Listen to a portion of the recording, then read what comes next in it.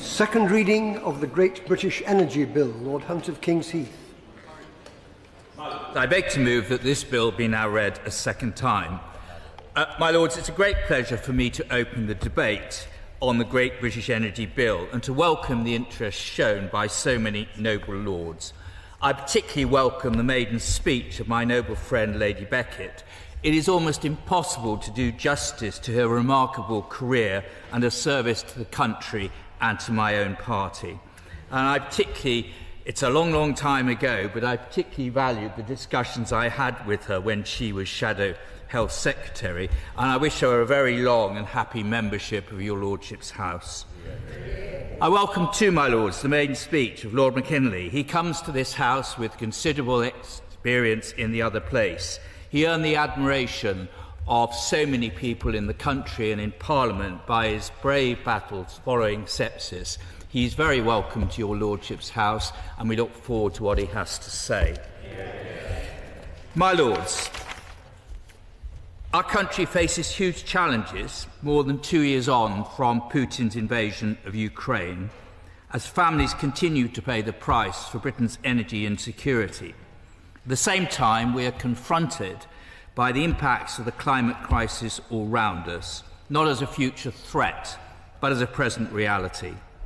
On climate change, human activity has already resulted in warming above 1.3 degrees Celsius, above pre-industrial levels, leading to widespread impacts on people and nature. And Professor Penny Endersby, Chief Executive of the Met Office, has made it clear that if we do not limit temperature rises to 1.5 degrees Celsius, we will see many more weather and climate extremes, including loss of food, water and energy security, leading to increased global conflict. So, my Lords, we have to act fast to reduce emissions to get to net zero, and the pace of the reduction is as important as the eventual date when net zero is achieved, because it is cumulative emissions which determine global temperature rises. And as the Committee on Climate Change has said, the faster we get off fossil fuels, the more secure we become. And that, my Lords, is why the government's mission is to make Britain a clean energy superpower, delivering a decarbonised power sector by 2030 as part of an acceleration to net zero. And in the first 4.5 months of the new government, we've lifted the ban on onshore wind, consented some major solar farm developments, agreed major developments in carbon capture, usage and storage, signalled our support for the role of nuclear power as an essential baseload to our electricity generation, conducted a hugely successful allocation round which delivered a record number of new clean energy projects, announced funding of carbon capture utilisation and storage, signal reforms to the planning system and the grid to speed up consent connections, and launch Great British Energy. And we see Great British Energy as a new way of doing things at the heart of our clean power mission. It's a new, publicly owned and operationally independent clean energy company designed to drive clean energy deployment, to create jobs, boost energy independence and ensure UK taxpayers, bill payers and communities reap the benefit of clean, secure, homegrown energy. Headquartered in Aberdeen, with branches in Glasgow and Edinburgh, it will own, manage and operate clean energy projects across the country, generating abundant homegrown electricity and accelerating the energy transition. Backed by a capitalisation of £8.3 billion of new money over this Parliament, Great British Energy will work in partnership with the private sector, local authorities and communities to spread skilled jobs and investment across the country. We've published Great British Energy's founding statement and announced Great British Energy's first major partnership with the Crown Estate to exploit our offshore wind asset. And progressing Great British Energy Bill to Royal Assent is the next stage of GBE's journey, giving it the statutory footing needed to deliver on our ambitions. My Lords, the bill itself draws on best practice from previous pieces of legislation, including the Great British Nuclear provisions in the Energy Act of 2023 and the UK Infrastructure Bank Act, which have set up successful government companies. The bill is deliberately drafted to give GBE the flexibility and independence it needs to carry out its functions, achieve its objectives over time, giving it space to develop and grow. And the bill is focused solely on making the necessary provisions to support the company, provide the finance, set the appropriate guardrails to ensure it delivers on the government's ambitions. And the bill underpins the wider programme needed to deliver both Great British Energy and our wider mission to establish the UK as a clean energy superpower. And the founding statement for GBE confirms the company will have 5 key functions to support this. First, project investment and ownership, investing in energy projects alongside the private sector, helping get them off the ground. Second, project development, leading projects through development stages to speed up their delivery while capturing more value for the British public. Third, local power plans, supporting local renewable energy generation projects through working with local authorities, combined authorities and communities across the UK. Fourth, supply chains, building supply chains across the UK, boosting energy independence and creating jobs. Fifth, Great British Nuclear, exploring how GBE and Great British Nuclear will work together. It will be accountable to Parliament. It will be overseen by an independent board and benefit from industry-leading expertise and experience. And the appointment of Jürgen Mayer, the former CEO of Siemens UK, our startup chair, exemplifies this, bringing a wealth of experience to the GBE board. And his background, in a variety of roles across sectors, positions him to drive GBE's mission to innovate and to expand the UK's clean energy capabilities. My Lords, the case for GBE is simple. It will speed up delivery of the clean energy we urgently need. The only way to protect families from the risk of future price shocks is to accelerate the transition away from volatile fossil fuels towards clean energy. It will mobilise and crowd in investment from the private sector. It will invest in technologies such as wind, solar, tidal, hydrogen, nuclear and carbon capture. In October's spending review, the Chancellor announced £25 million to establish the company, with a further £100 million of capital funding to spend in 25-26, so GBE can get to work. And by backing clean energy projects up and down the country, it will help build a new era for energy independence, firmly establishing us as a clean energy superpower. Second, GBE will ensure investment in clean energy and create good jobs across the country. We've made progress on the rollout of renewables over the last 2 decades, but the reality is we've undelivered on the jobs that should have come with it. And GBE will help support our plan to create the next generation of good jobs with strong trade unions and decent wages by joining forces with our National Wealth Fund and the British Jobs Bonus, working hand in hand with industry to build supply chains up and down the country and driving the reindustrialisation of Britain. Third, my Lords, Great British Energy will generate a return for the taxpayer and will own, manage and operate clean energy projects around the country. Let me, my Lords, then briefly go through the details of the bill. Clause 1 allows the Secretary of State to designate a company as Great British Energy, provided that the company is limited by shares and wholly owned by the Crown. A company has already been incorporated for that purpose, so it can be designated as soon as the bill has received royal assent. My Lords, Clause 2 ensures that Great British Energy is not regarded as a servant or agent of the Crown and will be subject to the law in the same way as any other company. Clause 3 restricts the objects of Great British Energy, providing the framework for it to carry out the functions I mentioned earlier. And those objects are facilitating, encouraging and participating in the production, distribution, storage and supply of clean energy, the reduction of greenhouse gas emissions from energy produced from fossil fuels, improvements in energy efficiency, and measures for securing the security of the supply of energy. Clause 4 enables the Secretary of State to provide financial assistance to GBE. It's key to unlocking the £8.3 billion committed, and financial assistance to GBE will occur in line with its agreed financial framework and Her Majesty's Treasury's delegations. Financial assistance may be provided in any form, including grants, loans, guarantees, indemnities, and through acquisitions and contracts.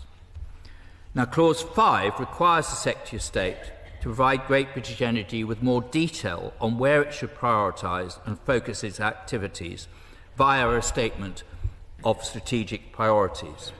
The clause also requires GBE to secure that its Articles of Association provide for the company to publish and act in accordance with strategic plans, which must reflect the Secretary of State's strategic statement, and for GBE to update those plans whenever the Secretary of State's strategic statement is revised or replaced. Clause 6 allows the Secretary of State to direct GBE, for example, in the interest of national security. The Secretary of State is not able to do so until they have consulted GBE and such other persons as the Secretary of State considers appropriate. Any directions given must be published and laid before Parliament by the Secretary of State. Clause 7 ensures GBE is subject to parliamentary and public transparency by requiring its annual reports and accounts to be laid before Parliament. Clause 8 sets the territorial extent and the date it will come into force, which is immediately once passed, to enable GBE to start delivering benefits for the people of this country. So, my Lords, the bill will help ensure every part of the UK has a role to play in delivering energy independence for our country. With GBE, we will harness the UK's clean energy potential and ensure we will never again at the mercy of volatile global fossil fuel markets. It will speed up delivery and drive investment. It will create good jobs and build supply chains. It will protect family finances and ensure energy security and reaping the benefits for all. My Lords, I commend the bill to the House. I beg to move. The question is that this bill be now read a second time. My Lords, I thank the noble Lord the Minister, Lord Hunt of King's Heath, for so ably introducing this debate on a bill which relates to one of the most critical issues this country must address, energy security. And I very much look forward to the maiden speech of my noble friend Lord McKinley of Richborough and that of Baroness Beckett. A very warm welcome to them both. This bill gives the Secretary of State total power to establish the publicly owned Great British Energy, which will receive £8.3 billion of the British taxpayers' money. The purpose of Great British Energy will be to assist the government in ramping up renewables, which will always be naturally unreliable, to achieve their unachievable target of 100% clean energy by 2030. I'm fully in favour of ambitious targets, but this is a target driven by political ideology, which industry experts have described as aggressive, unrealistic and expensive, requiring far more than the allocated £8.3 billion of funding. Yet the bill contains little detail on how this will be achieved. We have not seen a business plan or a framework agreement, nor do we understand how the Secretary of State and Great British Energy will be held accountable. Over the past month, as was the case both this time last year and in March, we have seen another Dunkelflauter. Indeed, in March, the capacity factor, the measure of how often turbines generate their maximum power, failed to reach 20%, and for the past 2 weeks, it has been virtually zero. And the UN's Intergovernmental Panel on Climate Change predicts that the average wind speeds in the UK will decline and that wind droughts will become more frequent. Relying on new interconnectors to Belgium and Holland will not offer energy security if either their wind farms suffer the same weather conditions as ours or their country's needs are greater than ours. Indeed, it's possibly only Xlink's proposed HVDC cable bringing solar and wind-generated energy from Morocco to the UK, which comes close to offering baseload power as well as exclusive supply. Throughout the election campaign, the government repeatedly promised that Great British Energy would cut household energy bills by an average of £300. A similar claim was made by at least 50 MPs, as well as both the Science and Work and Pensions Secretaries of State. The Chancellor herself said Great British Energy, a publicly owned energy company, will cut energy bills by up to £300. And in an interview in June, the Secretary of State himself claimed that Great British Energy would mean to a mind-blowing reduction in bills by 2030. But the quotes in the weekend press from the wind farm industry are damning. The rush to deliver by 2030, they say, would create very short-term resource constraints, spikes in prices, and the consumer risks losing out. A fear also expressed by the recent NESO report that supply chain pressures might add a whopping £15 per megawatt hour to the price of our electricity. I therefore express my deepest concern that in the other place the government voted against a Conservative amendment to make cutting energy bills by £300 a strategic priority for Great British Energy. My Lords, by doing this, the government voted against an amendment that would hold them to their word and to their election promise. Can the noble Lord the Minister confirm by how much they anticipate energy bills to fall by 2030? The pledge to cut household energy bills by up to £300 was not the only promise the government made. The government also promised that Great British Energy would create 650,000 jobs, yet this too was defeated from becoming a strategic objective of Great British Energy and is absent from the government's explanatory notes on the bill and the Great British Energy's founding statement. Why? These are not trivial matters. They are promises that are important to people, and the government has already put 200,000 jobs at risk through their plans to shut down North Sea oil and gas. The Secretary of State has made huge promises which greatly impact people's energy bills, their business and their jobs.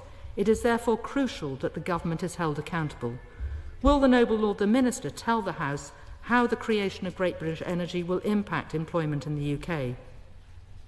The government has said that Great British Energy is part of their plans to ramp up renewables, which they say will result in cheaper energy and greater energy security.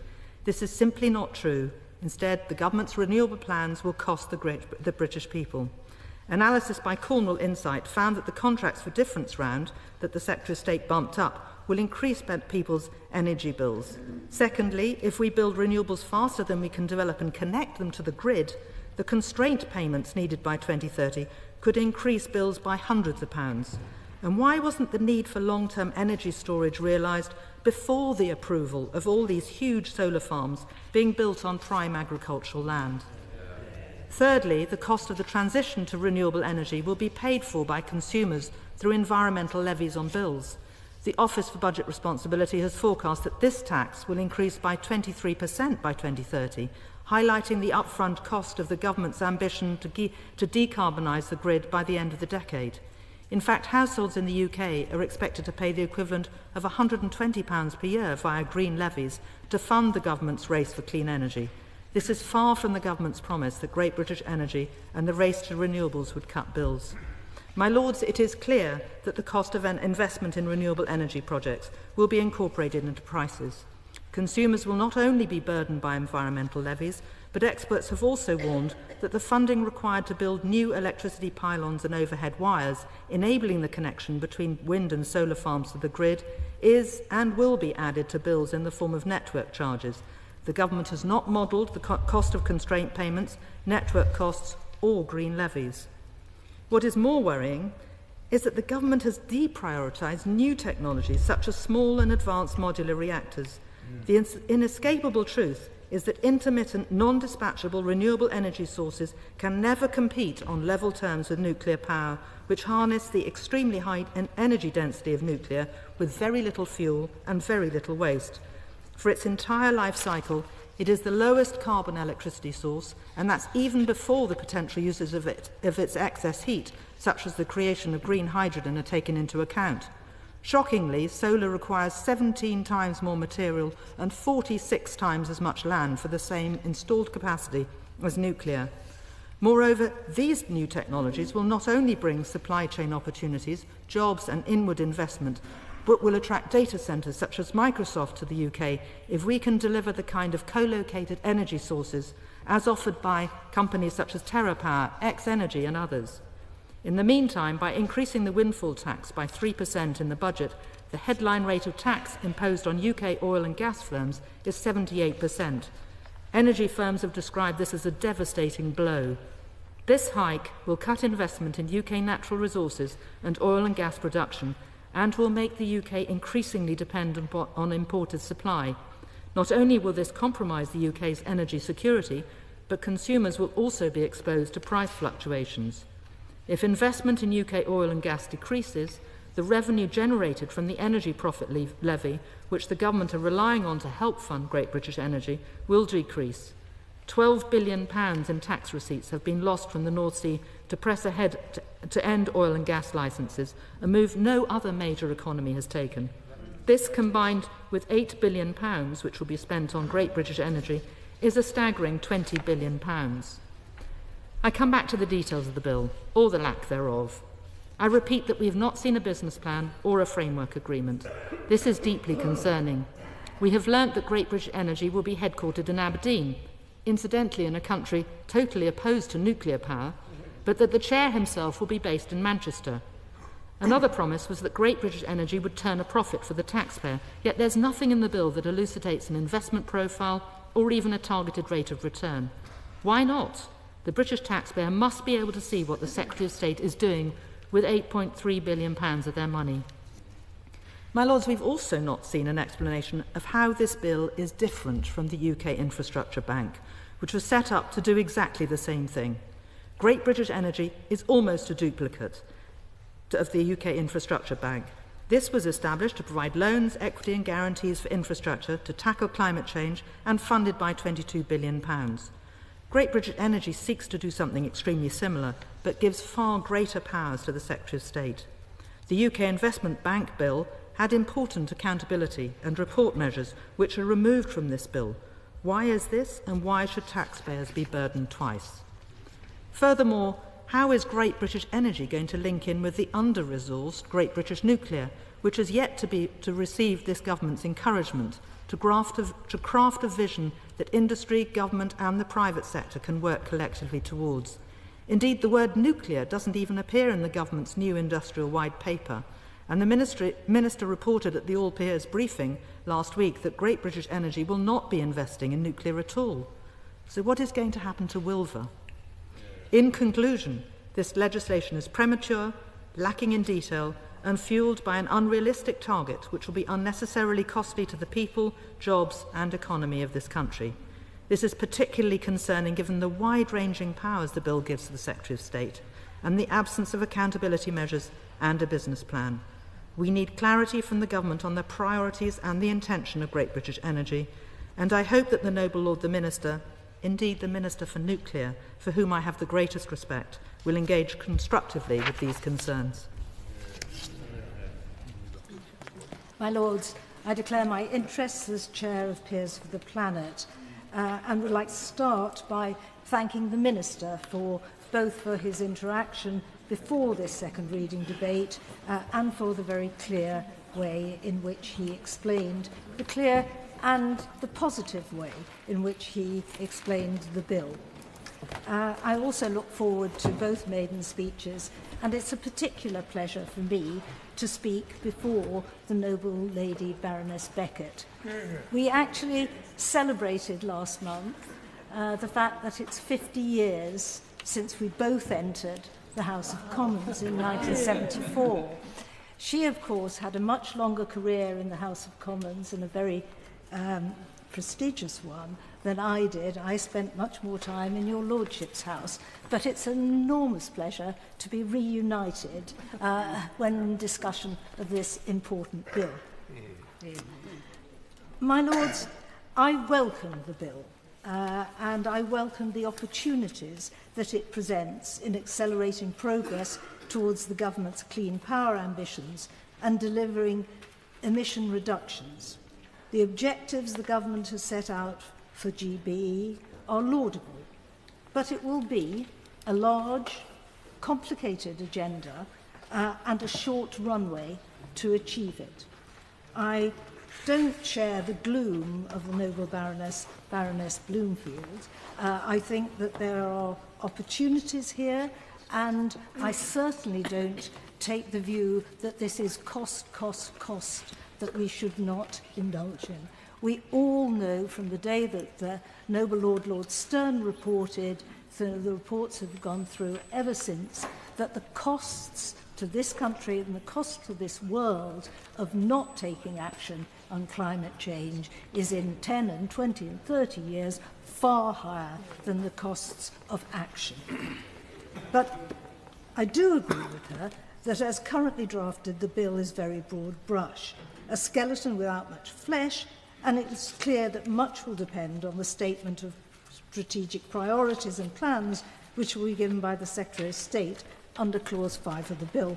So I hope that as the bill progresses through your Lordship's House, we will have been able to see the draft statement of strategic priorities. We do need to have clarity here, as there will undoubtedly be some difficult decisions and some difficult trade-offs to make as we progress. My Lords, the Climate Change Committee said in its 2024 progress report that in order to make greater progress in decarbonising energy, British-based energy, renewable energy, is the cheapest and fastest way. And the faster we get off fossil fuels, the more secure we become. So it's really important that the projects that GB Energy participate in, facilitate or encourage, in the words of the bill, are those which will be most effective in helping to deliver emissions reductions and decarbonisation of energy. And at present, it's not clear how projects will be assessed and prioritised. And despite what the noble Lord the Minister said at the beginning, the accountability to Parliament that he suggested was there is in fact very thin indeed. It consists of the Secretary of State having a responsibility to publish the report and accounts submitted to the Companies House by GBE. Frankly, my Lords, I don't think that is good enough for such an important issue. And apart from consulting with the devolved powers, which is in itself, of course, welcome, there's no requirement for the Secretary of State to consult with any of our expert bodies, such as the CCC, the NESO, or the wider energy sector in producing the Statement of Strategic Priorities. I have no doubt at all about the intentions of the noble Lord the Minister or the Secretary of State, but I would gently ask them to reflect how they would have approached a bill as skeletal as this one when they were in opposition. We need to set up GB Energy to be an organisation that is future-proofed, robust, sustainable over the next 50 years, not just the next 5. Turning to its funding, it's of course welcome that GB Energy is to receive £8.3 billion of government funding in this Parliament. But the crucial question is how will this be split between the different objectives?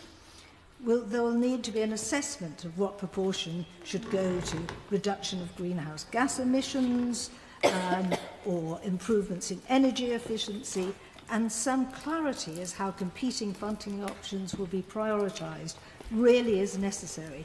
£8.3 billion sounds like a lot of money. It is a lot of money, but it can be very quickly spent, and there needs to be some hard-headed discussions on how it's spent.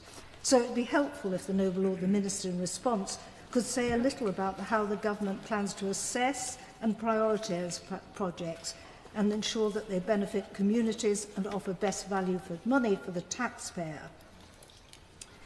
My Lords, Energy UK has highlighted that it's important that GB Energy avoids conflicts of interest and market distortions by crowding in to areas where the private sector is already active. There's a real issue as to whether, if there are projects which can be easily attract private sector funding, it would be appropriate for a government-owned company essentially to compete. To ensure that it delivers additional emissions reductions, it will need to prioritise areas which are more nascent, need greater investment to scale up, and will be less likely to happen without government partnership and support. Equally, it would be a real missed opportunity if, say, a large proportion of the £8.3 billion were to find its way to fund projects which are already receiving significant public subsidy. I turn to a few issues that are not mentioned in the bill. We know, my lords, that it's crucial that we take the public along with us on the journey to net zero. And one of the ways to do that is to give the public a real stake in progress. This is precisely what community energy projects do, or I should say could do, if there was a proportionate and fair playing field for them to operate in. I'm sure that other noble lords will raise these issues, which were debated at length during the passage of the Energy Act 2023, and I hope that the noble lord, the Minister, will be able to give some detail tonight about how GB Energy will be able to help remove the blockages which currently exists. My lords, in his opening remarks, the noble lord, the Minister, made clear that the government hopes that GB Energy will bring in its wake new highly skilled jobs across the UK.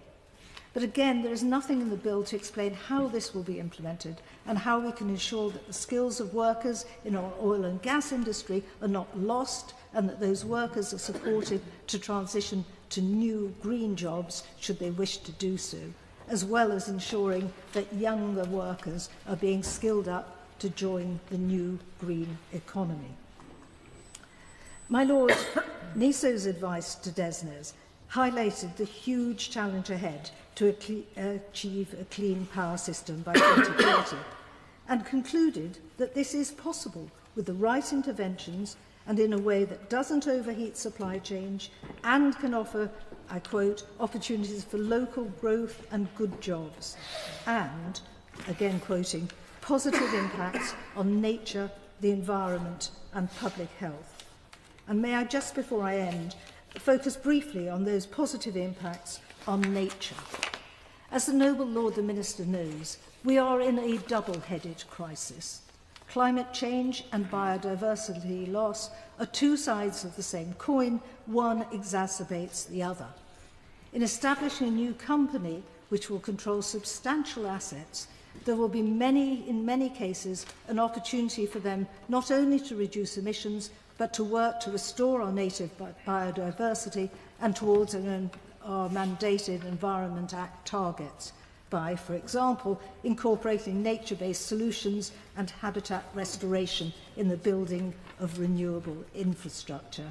Again, I'm sure this is an issue which other noble lords will wish to debate during the passage of the bill. My lords, this bill and the creation of GB Energy offers real opportunity to move forward on the aspiration of achieving a zero-carbon grid, freeing us from the volatility and unpredictability of fossil fuel prices.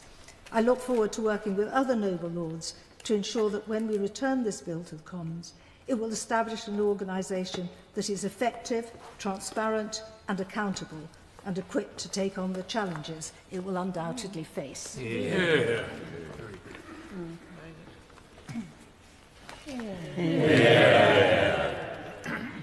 My lords, I hope noble lords will understand and perhaps even sympathise when I say that it's with considerable trepidation that I rise to address your lordship's house for the first time. For one thing, as Baroness Hayman pointed out in her kind remarks, I'm not used to being new here. And also I'm very mindful that this noble house will have courtesies and conventions of its own with which I am as yet unfamiliar. So perhaps I should say at once that if I'm found to be in breach of any such courtesies or conventions, it will only be by inadvertence or misadventure and never through deliberate disregard. But the trepidation to which I made reference is tempered somewhat by the extraordinary courtesy and kindness I've been shown here ever since my introduction. That commenced, of course, with Black Rod and her officers and staff and the assistance and support I have received from them, but it's been faithfully followed by officers and staff at literally every level in the House, and not least by members themselves. I was conscious from the outset of having members I regard as friends in every section of this House, not least because among the great good fortune I've experienced over the years has been the considerable privilege of chairing a joint select committee of both houses, namely the select committee that scrutinises the national security strategy. And in that context, I've been lucky enough to work with some of the most distinguished and senior members of this House. And of course, among the most long-standing and closest of my many friends here are my two distinguished sponsors, Lord Kennedy and Baroness Merron. This is only the most recent of the many debts of gratitude I owe them for the friendship they've shown over the years, both to my husband and to myself.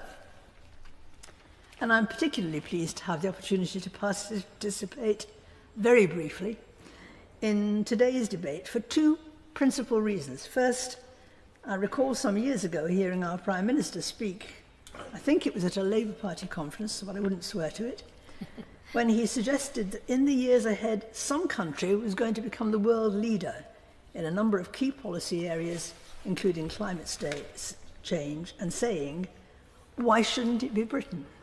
Why shouldn't it be us? A challenge I strongly welcomed then as now. I hope the bill we debate today, and I recognise the concerns raised by some, including the party opposite, will help to shape our approach in the future, facilitating the spread of clean energy. And my second reason for welcoming this debate is that the issue and the impact of climate change has formed the background and context of a substantial part of the work I've been able to undertake hitherto. When the then Prime Minister invited me to preside over bringing together the Departments of Agriculture and Environment to form the basis of DEFRA, one of my reactions was to think that's reform of the Common Agricultural Policy and the follow-on to the Kyoto Protocol. This is going to be a lot of work, as indeed it proved to be. That was my second reaction. As I recall, the then Prime Minister had first told me that the scientific modelling of the then raging foot-and-mouth outbreak indicated that it would continue and perhaps even strengthen, and told me that my first duty was to work to bring it to an end. So my first reaction was, I think, the words hospital pass sprang for the first time, but not for the last time, at once into my mind. But I'd like to take this opportunity to pay tribute to the world-class civil servants and experts with whom I had the great good fortune to work, respected as they were and are across the world. It's my hope we still have in this country practitioners of that quality, so that Britain may find itself once again among the major contributors to addressing threats of such importance and relevance to us all. Indeed, the two main issues on which I hope to engage in future in your Lordship's House are the two great threats of nuclear weapons and of climate change. It was a former Chief of Defence Staff and a member of this House who I heard years ago refer to nuclear weapons as, quotes, the greatest threat to the continued existence of the human race, second only, and those are his words, to climate change. I confess to a slight feeling of irritation when I hear, no doubt well-meaning people, talk as they sometimes do of the threat we collectively pose now to the planet. The planet will be fine. It's the human race, along with the rest of life on the planet, whose continued existence is at risk.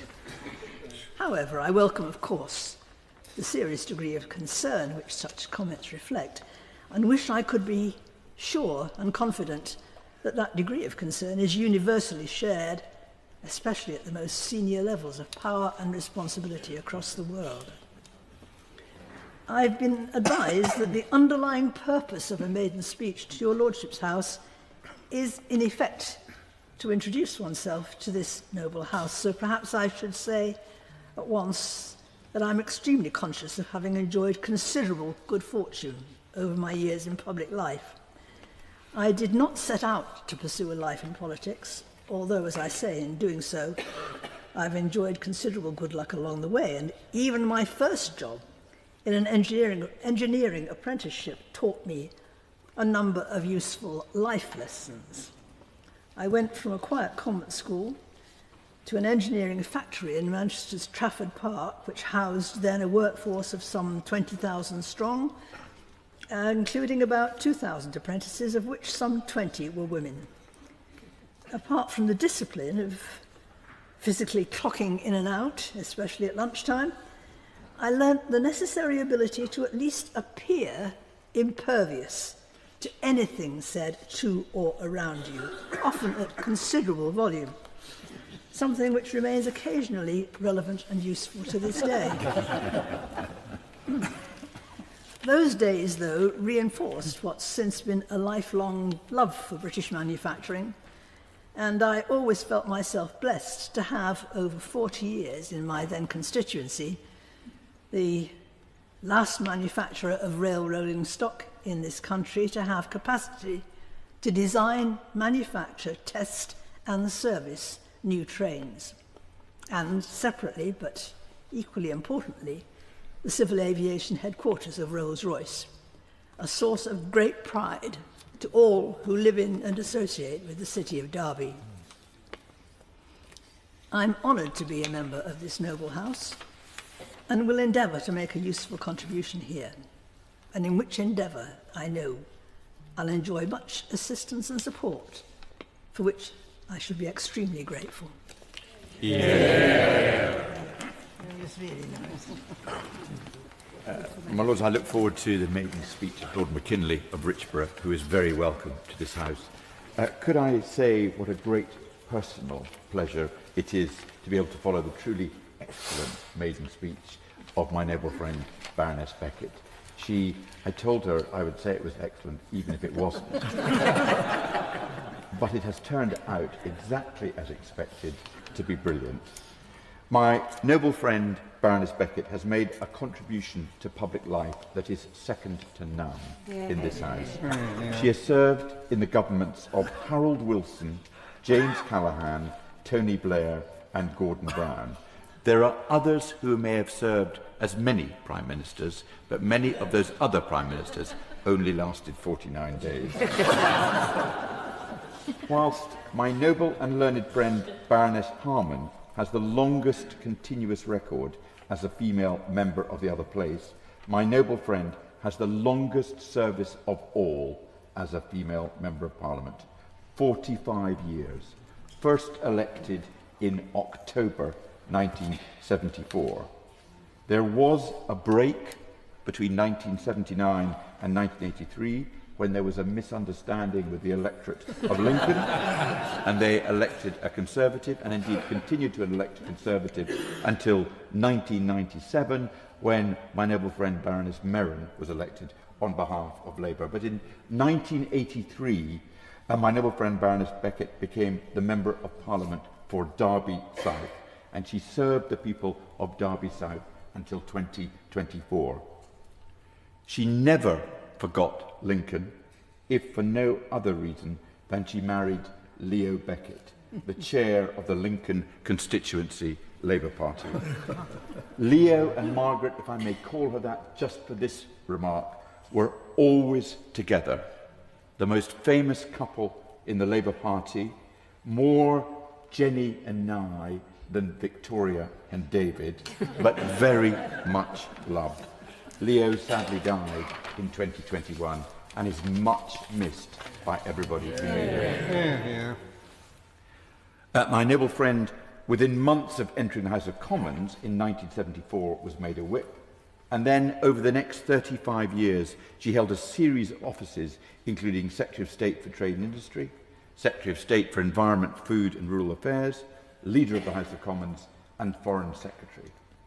But a description of my noble friend's distinguished career does not adequately describe those characteristics which will make her so important and valuable a contributor to this House. She is wise.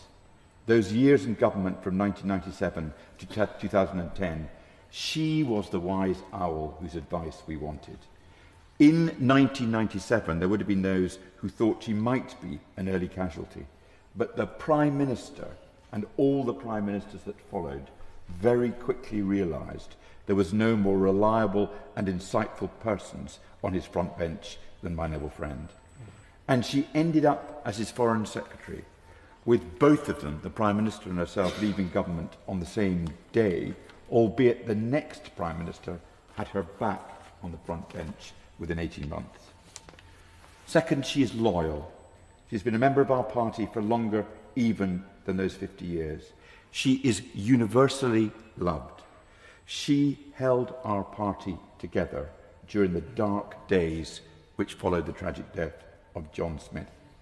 When she announced her retirement, the East Midlands Labour Party gave her a dinner which was massively oversubscribed and was a love fest that few politicians in either party could have inspired. And above all, she is trusted. Her commitment to our party will not prevent her saying when we're on the wrong track. She is a great public servant with profound loyalty and commitment to our country. Her words are always worth listening to. She is seldom wrong in her judgments. It is particularly good that Baroness Merron, my noble friend Baroness Merron, now on the front bench, was a successor to my noble friend Baroness Beckett in Lincoln in 1997, when finally it was won back after 18 years. The current Member of Parliament for Lincoln is my son, Hamish. He could not be more proud to be one of my noble friend Baroness Beckett's political children. My noble friend is so very welcome and will hugely enhance the deliberations of your Lordship's House. Turning to the bill we are debating today, I thank the noble Minister for his clear and helpful exposition of the bill. I greatly welcome this bill. I was unable to determine from the noble Baroness Bloomfield's contribution whether she was in favour of the bill or not. I took the view that probably not, but it wasn't clear.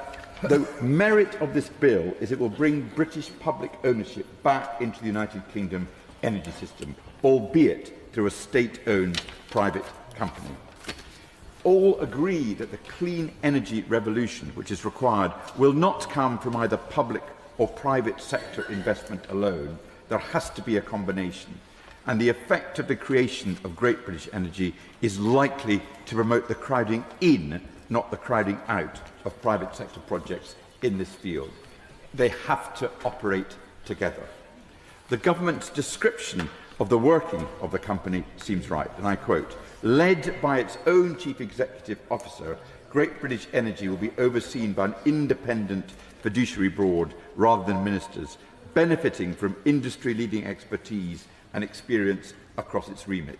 Trade unions will have a voice and representation within Great British Energy." End of quote. The creation of Great British Energy right at the start of this government, coupled with a commitment of £8.3 billion for Great British Energy to invest, shows both the urgency with which the government addresses the issue and the fact that the government has hit the ground running on it. I strongly welcome the early partnership with the Crown Estates in the area of offshore wind power. This is exactly the sort of drive and leadership which Great British Energy can give. Could I also welcome the early appointment of Jürgen Meyer to have secured the services of a serious, successful figure in the private sector. Mr. Meyer's stature does indeed show the depth of the commitment and the likely ability of GB Energy to deliver results. I completely understand the wisdom of setting up a company in private company, setting up an entity in private company form, albeit wholly owned by the state. It imposes the private sector disciplines on the company, including the need for a sensible return on investment, but in a way which allows this company to pursue the overarching aims of the government to deliver on the aims of clean energy. I also underline the point made time and time again by the Secretary of State that the promotion of our clean energy agenda will also be a major contributor within the creation of a whole new infrastructure, the creation of community energy projects and the widespread retrofitting of the built environment to growth upon which the future of our economy depends. I thoroughly welcome the bill and what it demonstrates about the government's readiness and commitment to addressing the climate emergency. I have two questions on which I would welcome assistance from my noble friend the Minister. The first is how this bill fits in with the state subsidy and competition regime in law. There are limits on what state subsidies may be given by the state, in particular in the context of competition law, which prevents the states the state subsidy warping a minister. Could the Minister say a little bit about what limits there are on the subsidies? First of all, that the government can give to Great British Energy, and then what limits are there on the subsidies that Great British Energy can give to third parties? And my second query, the bill does not address the strategic objectives of Great British Energy, which is to come from a statement from the Secretary of State. We are well acquainted with the aims of this Secretary of State, but would it be better from a constitutional point of view to incorporate the strategic aims in the bill so that they cannot be subverted subsequently without parliamentary approval?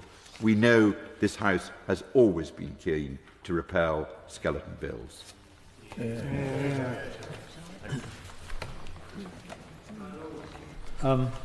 I declare my interest in energy-related companies, institutions and organisations as in the register, and I join most heartily in the comments that have already been made in the one Maiden speech we've already heard in this debate by the noble Baroness Beckett. She seems to have held an enormous portfolio of high offices over the years.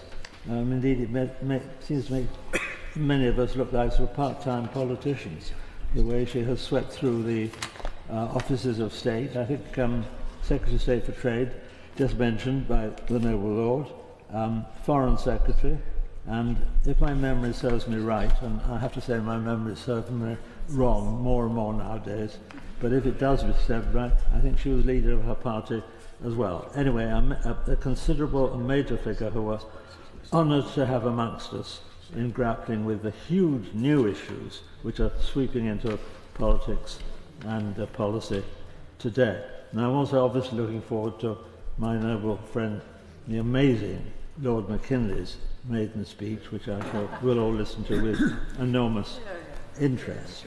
My Lords, an entirely new politics of energy is taking shape at the moment at a very rapid rate. I'm not just referring to the prospects of President Trump.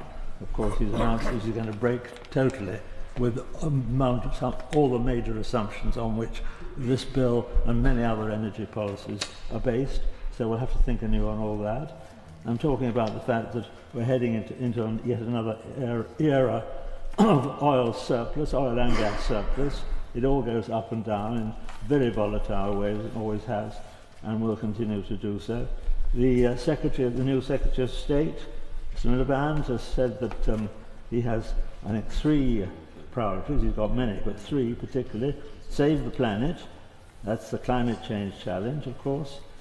Create jobs, that's certainly right, because we're heading into a bigger change in world energy than the Industrial Revolution itself, considerably bigger, and obviously there'll be a huge shift in the pattern of jobs, the pattern of training, and the pattern of education behind them.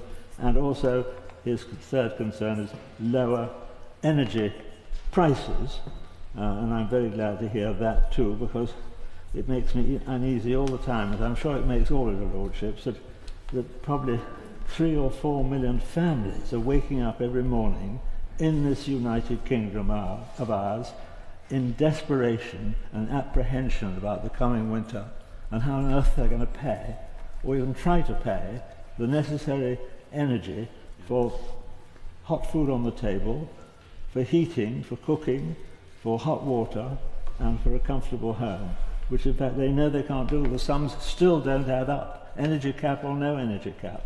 They are impossible prices for millions and millions of households in what is supposed to be a mature and rich country in which we look after our citizens.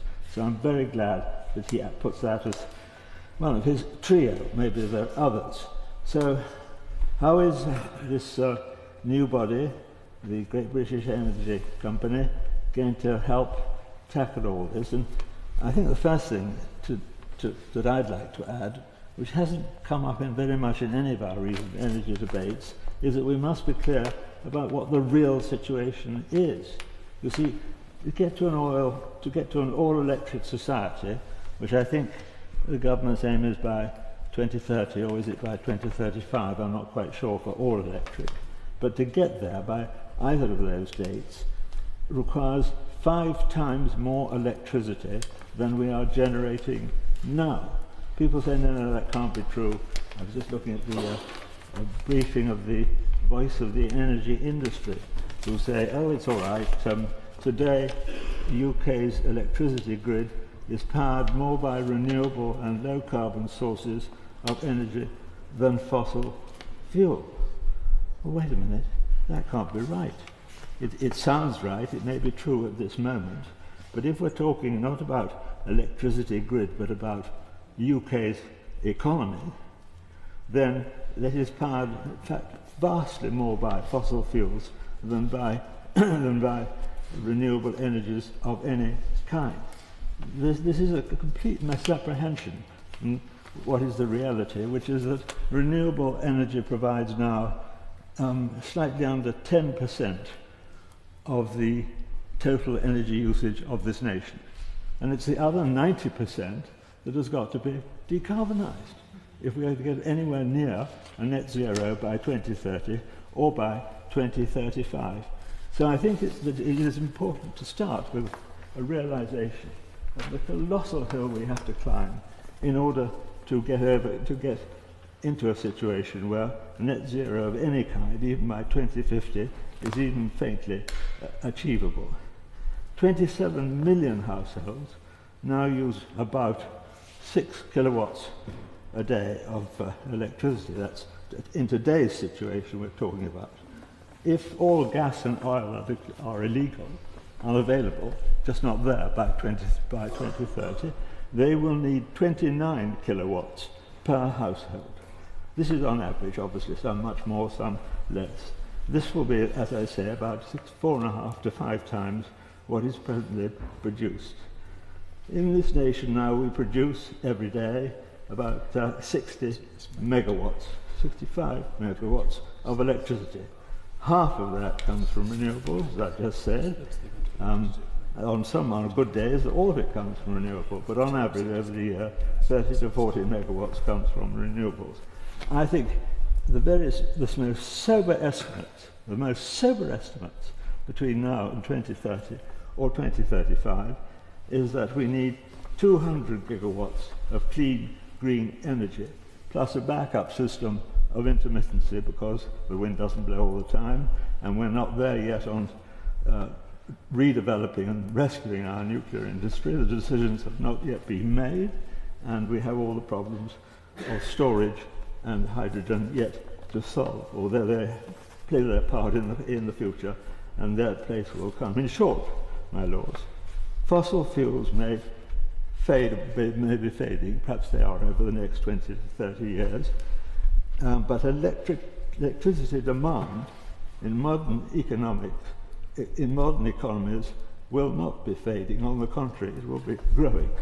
And although there are mitigations, which I'll come to just in a moment, they will not help the fact that we have to produce vastly greater amount of electricity, and the question is, who will pay? There are good things in this, in what the Minister has said, and what others have said, that this government is anxious to, or realises, that being short of money, it's going to have to rely on the private sector. But I would like to hear much more about the ways in which the private sector, which, if we're talking about sovereign wealth funds or pension funds with 3 trillion, or insurance funds or other international sources of investment, they've got the money, and the government has got the challenge and the need to finance this colossal energy transition. So somehow we've got to think of new ways in which these two sides are brought together, possibly, as it were, the grandson of the private finance initiatives at the end of the last century. Something, at any rate, to face up to the fact that very large new sums of investment are required. Will they save the world, as the Energy Secretary wants? Well, we produce about 1% of emissions at the present time. That's a tiny little bit. Will they, the emissions, carbon emissions are rising faster than ever. Methane emissions, 80 times as vicious in global warming, are rising faster than ever. Carbon capture and storage to captured the carbon that we're still going to be producing, because obviously we're going to go on burning gas or electricity for many years to come. These schemes are beginning, but haven't got very far, and we haven't heard much about them. Meanwhile, the wider world, of course, is still dedicated heavily to coal.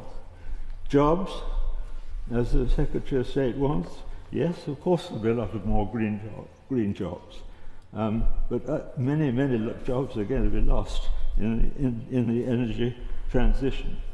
Thousands, obviously, in oil and gas, and in many other parts of industry as well, particularly where high industry energy costs mean that our competition is undermined and we lose exports. Lower bills, I just can't see it. The consumer is going to have to pay somehow, some way, for the huge transition. Why are we, far from being a world leader at the moment, far from being a world leader, as several people have suggested, why in fact are we falling dangerously behind? That is the difficulty. Just let me have a drink before I enumerate the real reasons why we are in serious difficulty.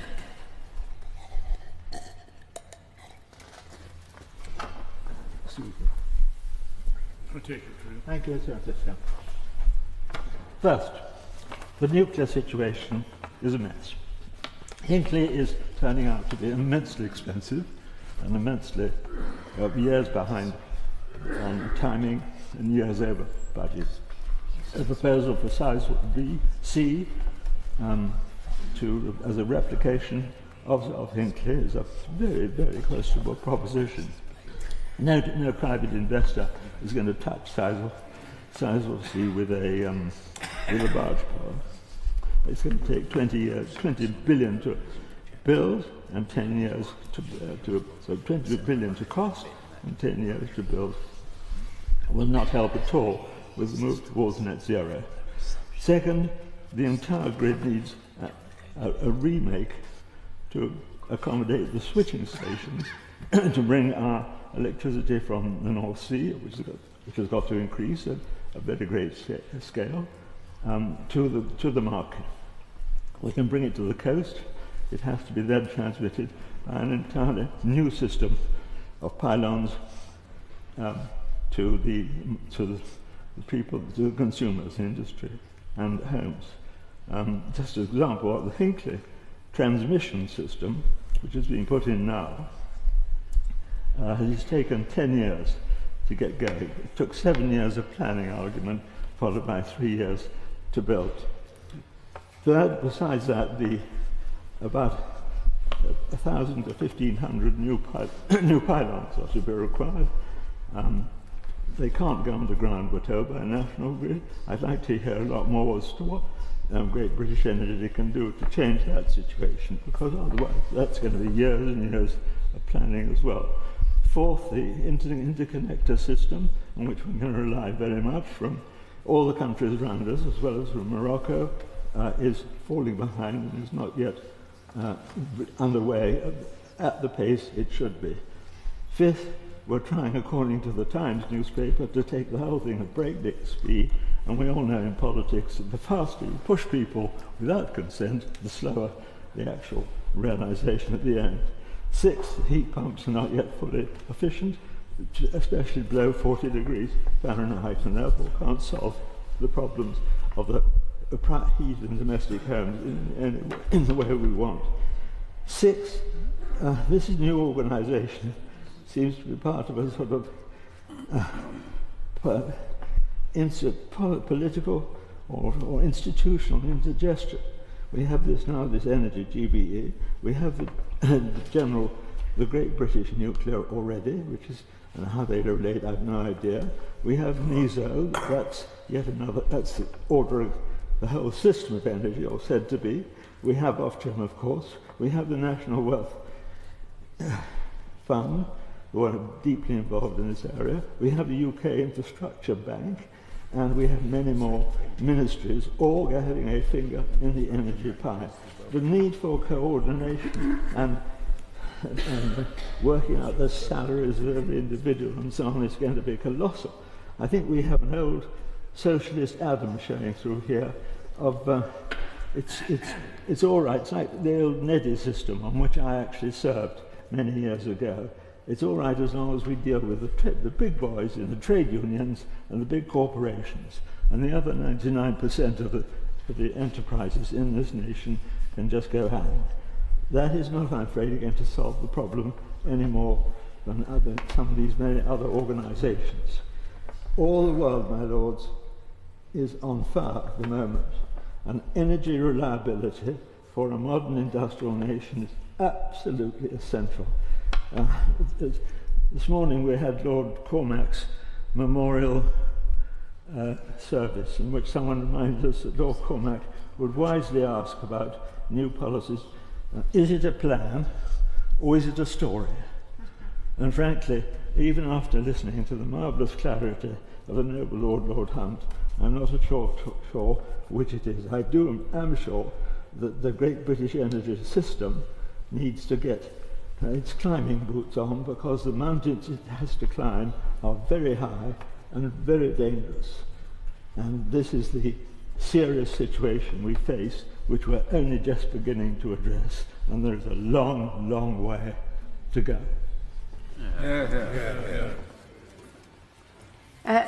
My lords, it is a pleasure to follow the speech of the noble Lord Howell of Guildford, who demonstrated his long-standing interest and expertise in this area. And, of course, it was a huge privilege and pleasure to have been here for the maiden speech of my noble friend Baroness Beckett. Her speech once again demonstrated why she is such a towering figure in the Labour movement. My noble and learned friend Lord Faulkner of Thoroton expressed perfectly why we are so lucky in your lordship's house to be able to benefit from the noble Baroness's experience and wisdom. But I want to add my thanks to her for all the kindness she has shown to me and the advice she has given me over the many years I have known her, and I'm sure I speak for many members of this House, not least those who came from the House of Commons, when I say that. Thank you. My Lords, I welcome this bill, not only because it fulfils one of the government's manifesto commitments to establish the first new national publicly owned energy company in our country for more than 75 years, but also because it is a key plank in our commitment to reach net zero. The company, as legislated for in the bill, has the potential to contribute to the UK's energy independence and climate goals, create good jobs directly and through its supply chains, support pathways for the oil and gas workforce, and deliver long-term revenue streams for the public. Of course, state ownership of UK energy assets is already widespread, especially offshore wind, but the unfortunate fact is that it is state ownership by the governments of France, Denmark, Sweden and Norway rather than the UK. Today, more offshore wind is owned by the city of Munich than by the UK public. Surely it is right for if it is right for the Danish, French, Swedish and Norwegian public to own our offshore wind and nuclear energy, then the British public deserve a stake as well. So I believe that GB Energy will make us stronger in an insecure world and will also provide us with a national energy champion. However, I do believe that it is essential that GB Energy has a sharp focus on creating quality jobs, both directly and through its supply chain. At the moment, the fact is that while the UK has installed more offshore wind than any other country than China, we lag far behind European countries including Denmark, Germany and Spain, in terms of supply chain and job creation. This has to change. China has begun manufacturing cheaper and bigger offshore wind turbines, and we cannot let a situation develop where we become as dependent on China for offshore wind turbines as we are today for solar panels. And if we do not see GB Energy playing a key role in delivering the government's industrial strategy, we risk a backlash to the clean energy transition, as touched on by Baroness Hayman. So we need GB Energy to have a strategy which includes long-term, proactive commitments, underwriting demand and using its procurement powers so it can build up the UK supply chain and deliver a just transition pathway for North Sea oil and gas workers.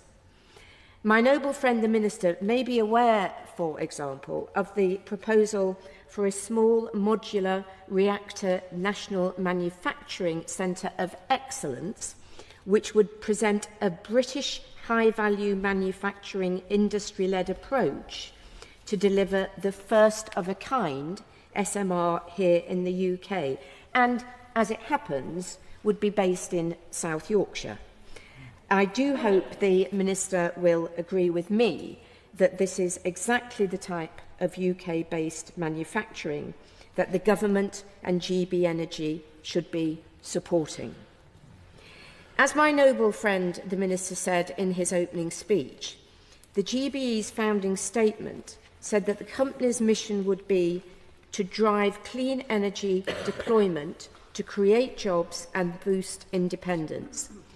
But would my noble friend the Minister consider the points being made by the TUC to strengthen the bill by adding a requirement, perhaps to the objects in Clause 3, that Great British Energy contributes to the UK's commitments to a just transition and to the creation and maintenance of quality jobs, so that this commitment is actually enshrined in legislation. And GB Energy needs to look across all areas, including wind turbines, small nuclear reactors, solar and clean hydrogen power, and be clear about how companies can access funding through GB Energy's £8.3 billion capitalisation. Again, my noble friend the Minister referred to carbon capture and storage in his opening remarks, and I'm sure he will be aware of the concerns of the Carbon Capture and Storage Association, that the bill defines clean energy primarily as energy produced from non-fossil fuel sources, which could inadvertently restrict investments by GBE in technologies like carbon capture and storage, reduce the potential for public-private projects, as Lord Howell referred to, and hinder the UK's ability to meet net zero targets. I know my noble friend Baroness Liddell has also raised this, and she is in her place today, and I hope the Minister will be able to comment on these concerns in his closing remarks. My Lords, this has been an extremely interesting debate so far. I am looking forward to hearing the maiden speech of Lord McKinley of Richborough. I see by his side he has Baroness Lang of Elderslie. And I don't know whether this is not language, but she was my old mucker in the Commons when she was chairman of Ways and Means, and I was first deputy chairman of Ways and Means. And we enjoyed lively exchanges at times with Lord McKinley. And I just want to say as well how much I admire his bravery, and I know many do here, in overcoming so many obstacles which have epitomised by him being here with us today. So I look forward to his speech and to hearing my noble friend the Minister's response to the points made on this very welcome bill. Hear, hear. My Lords, I live and work in Derby, so it's a particular delight to see the noble Baroness Lady Beckett make her maiden speech in the House. She's a living legend within the city of Derby, having served Derby South for 41 years, an incredible achievement. I'd first declare my interests, including as a chief engineer working for Atkins Realis and a director of Peers for the Planet. And I very much support the bill, as the Minister said, as a means of supporting more private investment into the industry, into the much-needed investment into energy within the UK. Although I would agree with the noble Baroness Lady Hayman on the benefits to the House of being able to see the strategic priorities and plans to allow us to assess those aims in more detail as it progresses through your Lordship's House. I wish to make three high-level points. Firstly, my Lords, cost, which was put across very well, I thought, by the noble Lord Howell. And it's at times like this when I sometimes regret the inability to use visual aids in your Lordship's House. But if I could use visual aids, I would have projected a graph there on one of those screens showing the changes in industrial electricity prices over the last 5 years by country. And what that would show is that in Italy and Germany, industrial electricity prices have increased by around 50%. In France, the figure is 93%. And in the UK, 124% increase in industrial electricity prices over that period since 2019.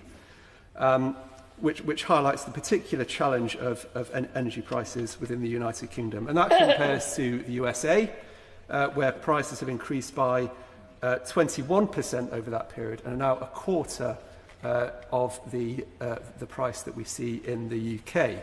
And besides the obvious effects on bill payers for households and businesses, this has a real effect on the number one mission of the government, the highest priority mission, which is getting economic growth going again within the United Kingdom.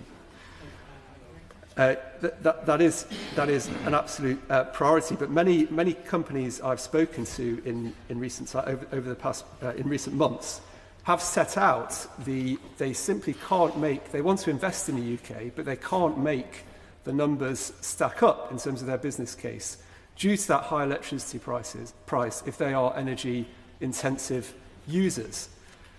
So that really needs some focus. But the reason I mention it in the context of this bill is that looking at the objects of Great British Energy, we see set out quite clearly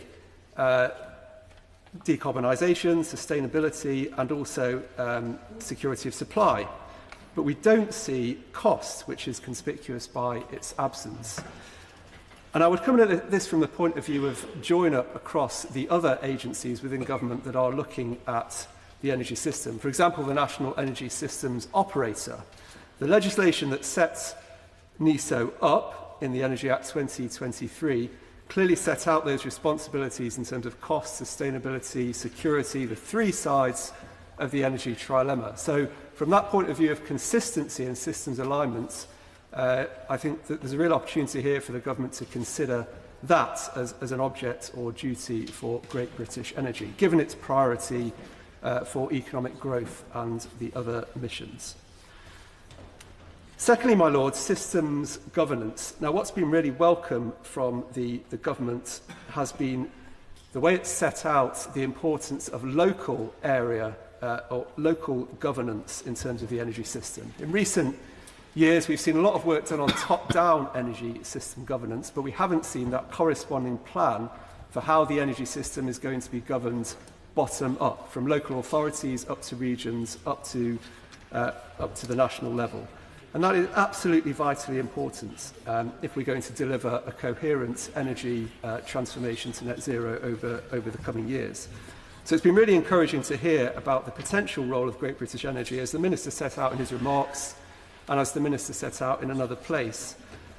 the role of Great British Energy in local power plans and potentially in local area energy planning as well. And the issue we've seen over recent years with local area energy plans is the patchwork nature of those plans, of varying levels of quality, varying levels of robustness in how those plans are set out within local authorities. But they are absolutely essential in delivering that scale of investment that we need for net zero. So I would really urge the government to use the bill as an opportunity to more clearly set out how that local governance structure is going to work, particularly in the context of NESO, who are responsible for the regional energy strategic planner role. And if we've got Great British Energy having a separate role within the energy system, that energy governance needs to be set out, I believe, more clearly within the bill. Thirdly, my lords, on to nuclear. And in the other place, the Minister set out quite clearly, and I think the Minister has in his remarks, the need for separation between Great British Nuclear and Great British Energy, which I think is absolutely the right way to go. There needs to be Great British Nuclear needs that clear role in terms of stakeholders on its board, which have that expertise in nuclear. But I think we do need to see it more clearly set out, the roles and the split in responsibilities between Great British Nuclear and Great British Energy. So I would welcome that clarity as well. To finish, my lords, with a few final questions. So going back to the objects, one of the objects is the distribution of clean energy. So can the Minister clarify what the role of Great British Energy is in relation to NESO in this respect, in terms of the distribution of clean energy? And secondly, my lords, security of supply. There is an object around security of supply, but clearly that can encompass many things, from reliability through to fuel security, physical security, cyber security. So can the Minister perhaps say how the government would define that security of supply within the bill? I very much look forward to working with the Minister and his team as this bill goes forward to committee. My Lords, I express my admiration of the maiden speech that we have already heard, and I look forward to the one which will follow immediately. This bill seeks to establish the parameters and the rules affecting a new government-owned clean energy company that will pursue the objectives of a transition to clean energy. The name of this enterprise conforms to those of Great British Nuclear and Great British Rail, and these are boastful and grandiloquent titles that tend to conceal a lack of substance. It's too early to pass judgment on Great British Energy, but so far we've had scant information regarding its programme. Some indication of its purpose can be gathered from a policy paper titled Great British Energy Founding Statement, published in July of this year. Here we learn that Great British Energy seeks to clear a path for emerging technologies that would revolutionise the energy sector. And examples that are given in the document concern floating offshore wind turbines, tidal power, hydrogen generation and storage, and carbon capture and storage. And there is also mention of nuclear power that falls under the auspices of Great British Nuclear. And it is yet to be determined how the functions of Great British Nuclear can be aligned with those of Great British Energy. However, a clear impression is conveyed that nuclear energy is to be regarded as a secondary consideration. GBE, Great British Energy Project, seeks to redress the failures of the privatised energy industry. And at present, the government has little leverage over the privatised companies that dominate the energy sector. It cannot easily guide them towards its vision of the future. It's unrealistic to propose that this can be achieved by renationalising the UK electricity generating companies. They are controlled by foreign energy conglomerates and by international financial consortia, which remit to their owners substantial dividends and interest payments. The considerable financial resources that will be required in order to renationalise the companies and to compensate their owners are not available to the government. Prior to privatisation, the supply of electricity was governed by the Central Electricity Generating Board, and the profits of the industry were fungible.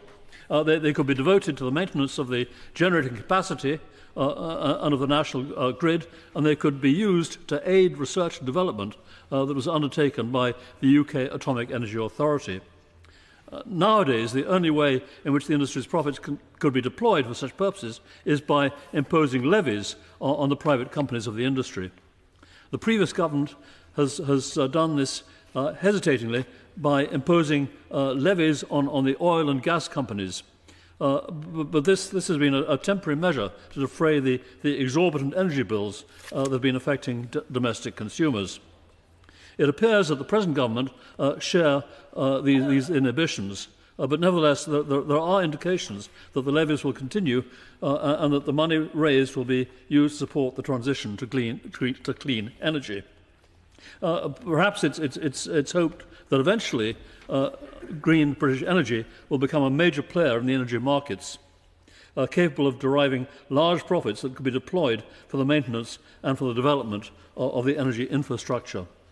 The government will be sustained by a grant of £8.3 billion for the duration of the current Parliament, and it will be encouraged to pursue joint enterprises with private industry and to seek capital funds from institutional investors. It's been declared that the Secretary of State will be the sole shareholder of the company. This seems to impose a limitation on its ability to raise finance.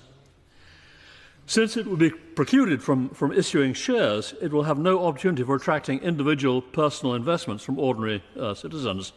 And if it were able to do so, then this might be one way of avoiding the danger of its falling into the hands of institutional investors intent on reaping excessive returns. I feel that it is appropriate now to broaden the discussion to consider more generally the strategy for a transition to a carbon-free economy and to question what appear to be some of the government's assumptions. I'm perplexed by the lack of attention that's being paid to the intermittence of the so-called renewable sources of energy, which are the energies of wind and of the sun and of the tides. And the energy from the tides should be described as variable as opposed to intermittent, but at present the energy contributes very little to the total supply. In electricity generation, the intermittence of renewable energy is redressed by activating gas-fired power stations that are on standby.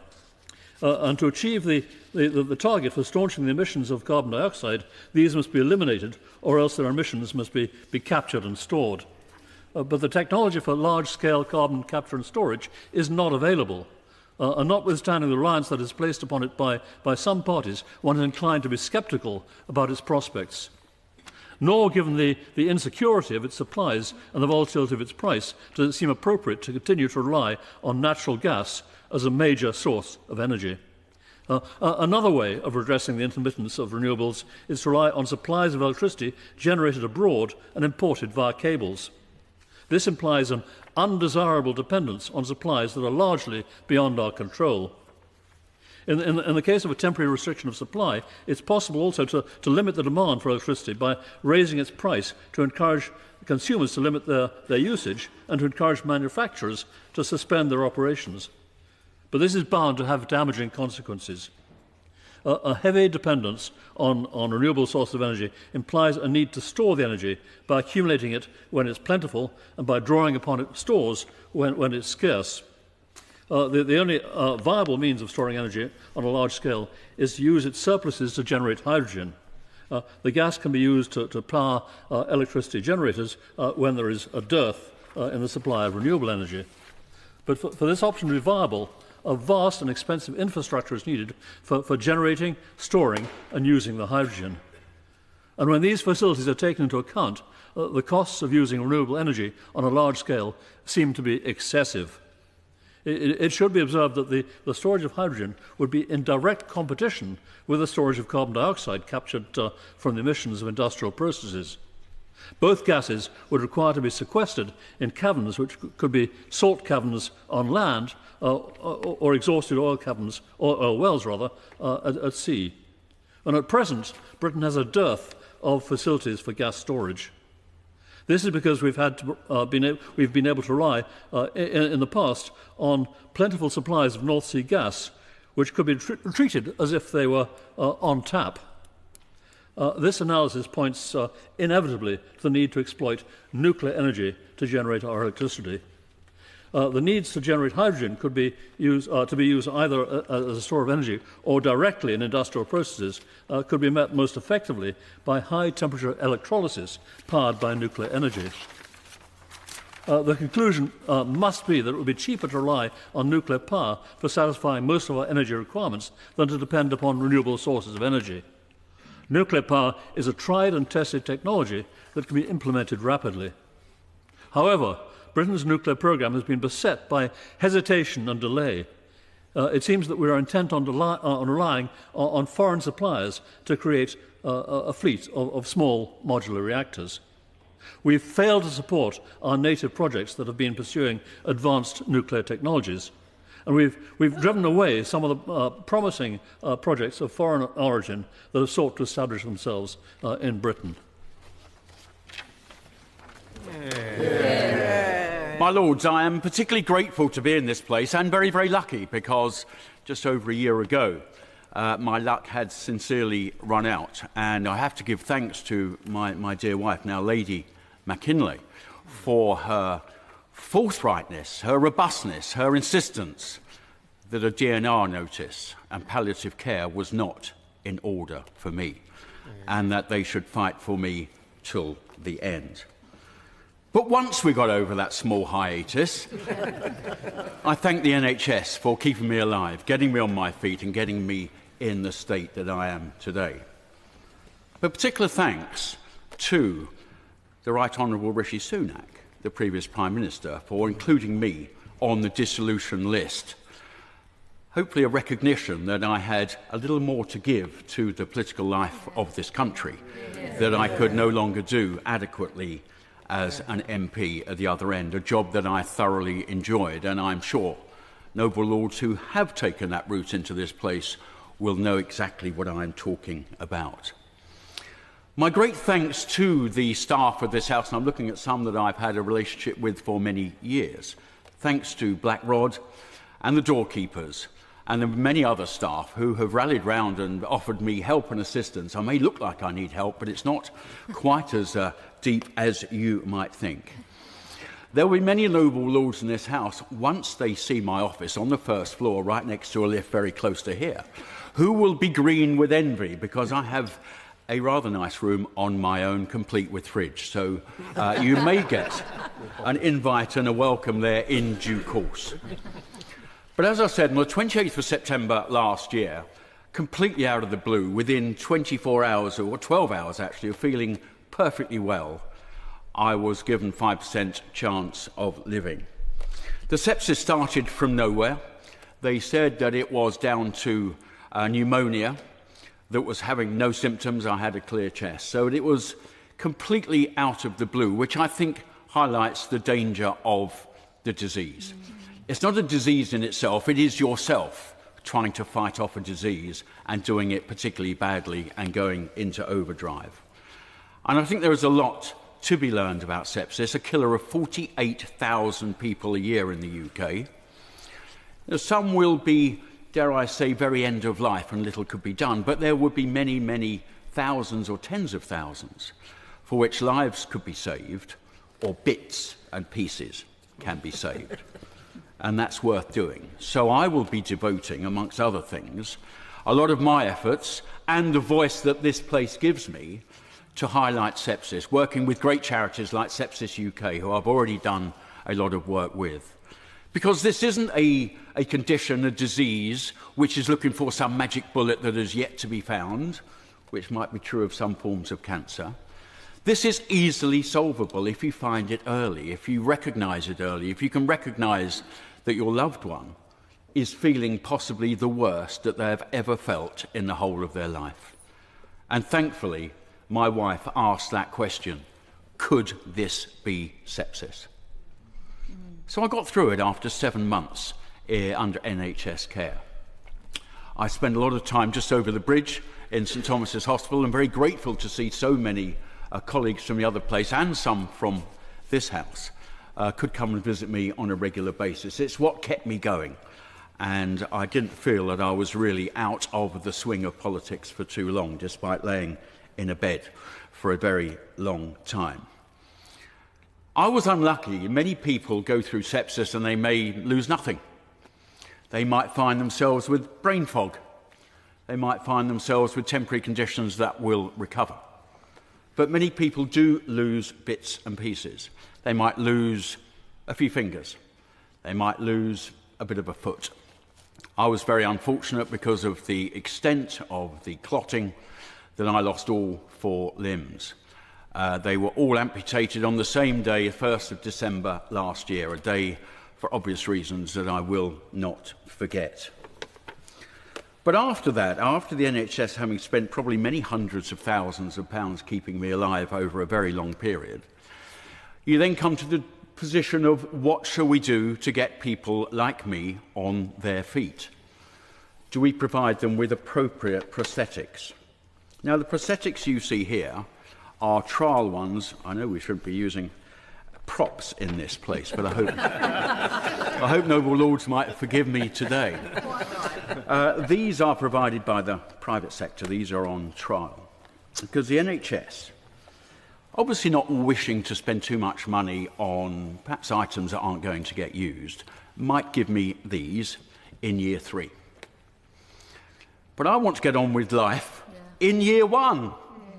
And I'm doing that with these type of prosthetics. So, to his great credit, the new Secretary of State did have a meeting with me and many other multiple amputees last week to discuss this very point, whether the NHS could please adjust their way of doing things so that it is focused around the patient rather than focused around a menu and a page of what we usually do. This in year 1, this in year 2, and yes, this in year 3.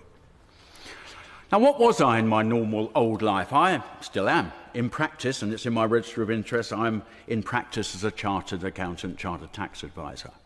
Not many across both houses, so you will be not surprised to hear that finance bills have always given me great interest. Now, very sadly, in the last few years of being in the government at the other end, I didn't have too much good to think about many of the finance bills, so I used my mother's great saying, if you've got nothing good to say, best to say nothing. That doesn't apply now, does it? Because I'm over on this side. And if you want to hear my thoughts on various aspects of the current finance bill that will be before us, I know we don't have too much influence at this end, but I did write what I thought on X, Twitter, about the IHC APR position over the weekend, and much support it has had. Because that 20% rate of IHT isn't really true if you have to extract money out of a cash-poor business, and then CGT, dividends or income tax has to be paid to get the wedge of cash required to pay the 20% IHT, but that is straying into another field. Why the name? Why did I choose McKinley of Richborough? I'm looking round the place. Many ex-MPs have taken the name of their dear constituencies that they represented for so long, and I thought, for me, that too was the right thing to do. I had an unusual constituency, South Thanet. It went from Cliftonville in the north right the way around through Broadstairs and Ramsgate, through the Bay of Sandwich, into Sandwich, and then into the hinterlands of Kent with some beautiful villages. But right in the middle of the north bit and the south bit is a place called Richborough. Not many people quite know that. They don't know the significance of it. It is a hugely significant part of this country. It was where the Romans first came ashore. And there is a very substantial Roman fort. I won't go into the history of that Roman fort. That's very easily available by looking up English heritage, Richborough Fort, and you will find more about Richborough Fort than you ever probably wanted to know. Additionally, in the First World War, there was a very major port there, a proper working port, long since not used because of silting up. But it was the site through which much of the apparel for the First World War passed through. It was hugely significant in its day. Nobody lives there, to my knowledge, now in Richborough. There might be the odd farm cottage, but it is not a site where anybody particularly lives. But the reason, one of the reasons that I thought Richborough was such a good name, it used to have a very major power station. A power station fired by good old Kent coal from the Kent coalfields, and it was significant in the provision of energy. That has long since been blown up, gone, and about 2013. The cooling towers could be seen from North Kent. I was a very keen sailor, and you could see it from off of Whitstable, miles and miles away across the flats of Thanet. So that's long gone. It's now been replaced with proposals for a battery farm, a huge battery farm, which will be part of the mix of renewables into the future. It is the site where interconnectors from Belgium, Germany and France come in to make up the difference when the renewables we're discussing today fail us. We'll be probably using energy on the back of German coal, but never mind that. There will be, and there is, a massive solar panel field nearby and a bigger one proposed, and even there is a biogas facility. So all around that area of Richborough is the past, the present and the future of potential energy provision. And hence why I took the name. Because this is going to be the subject of the future. I fought all of my years since 1991 to extricate Britain from the European Union. I know this isn't a day of contentious speeches, and I will stay clear of contention a little. But energy will be the discussion point for the next 10, 15, 20 years.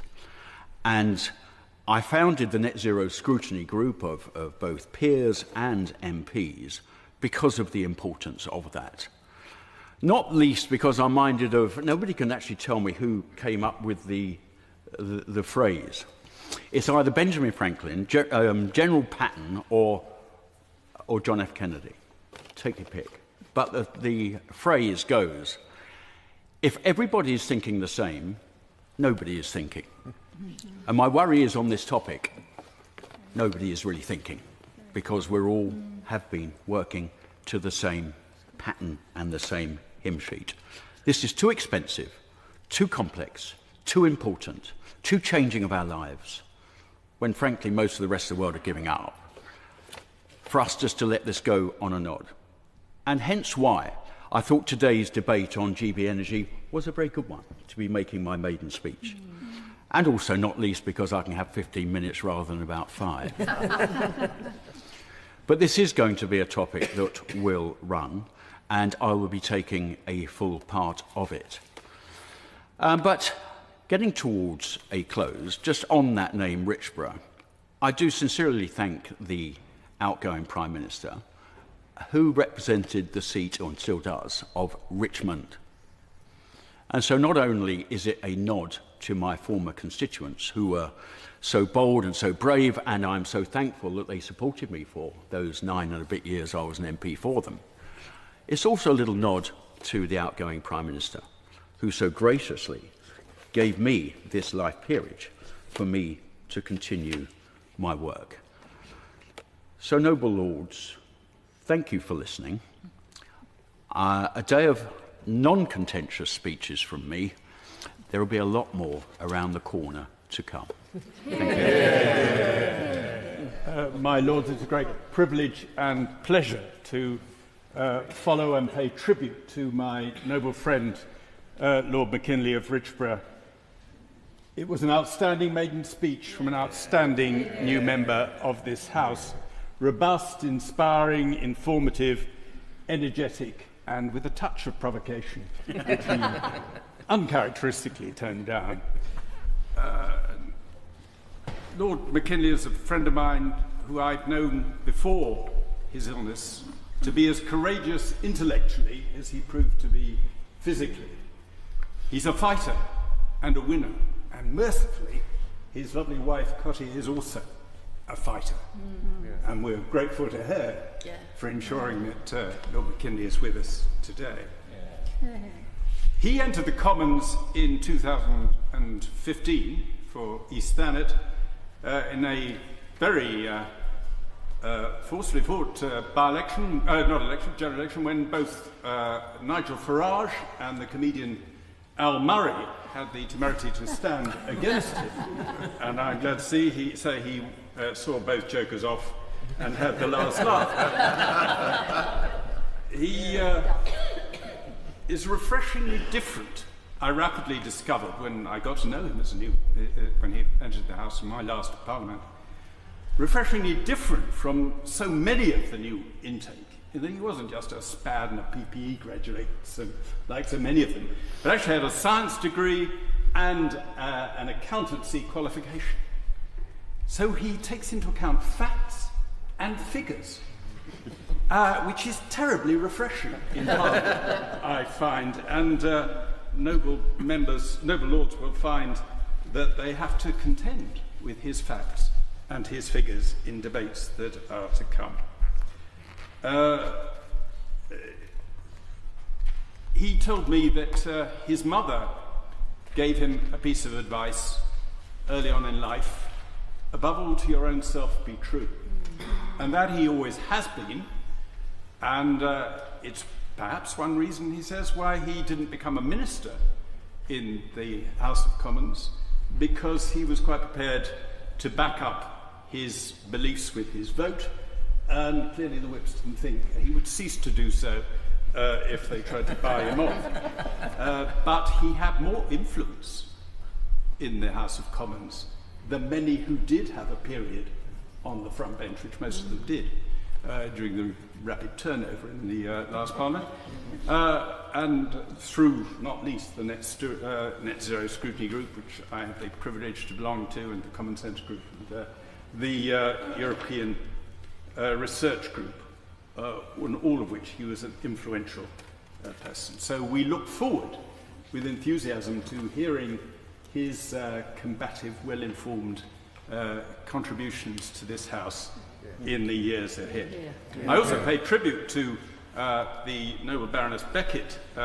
She, like me, was President of the Board of Trade, and we presidents must stick together.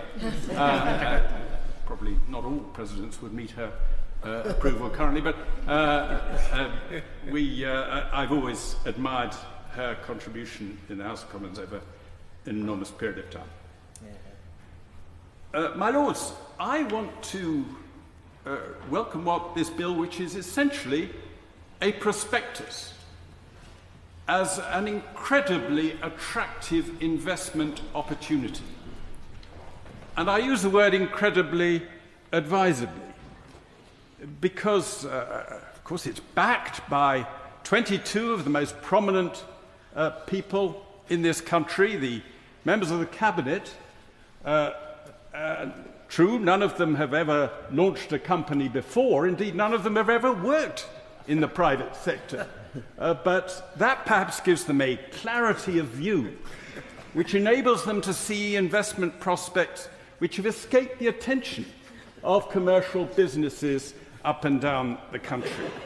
And the principal promoter of the bill is, of course, the Secretary of State, Ed Miliband, and it can be said that no company he has been involved with has ever failed, because he's never been involved with any company.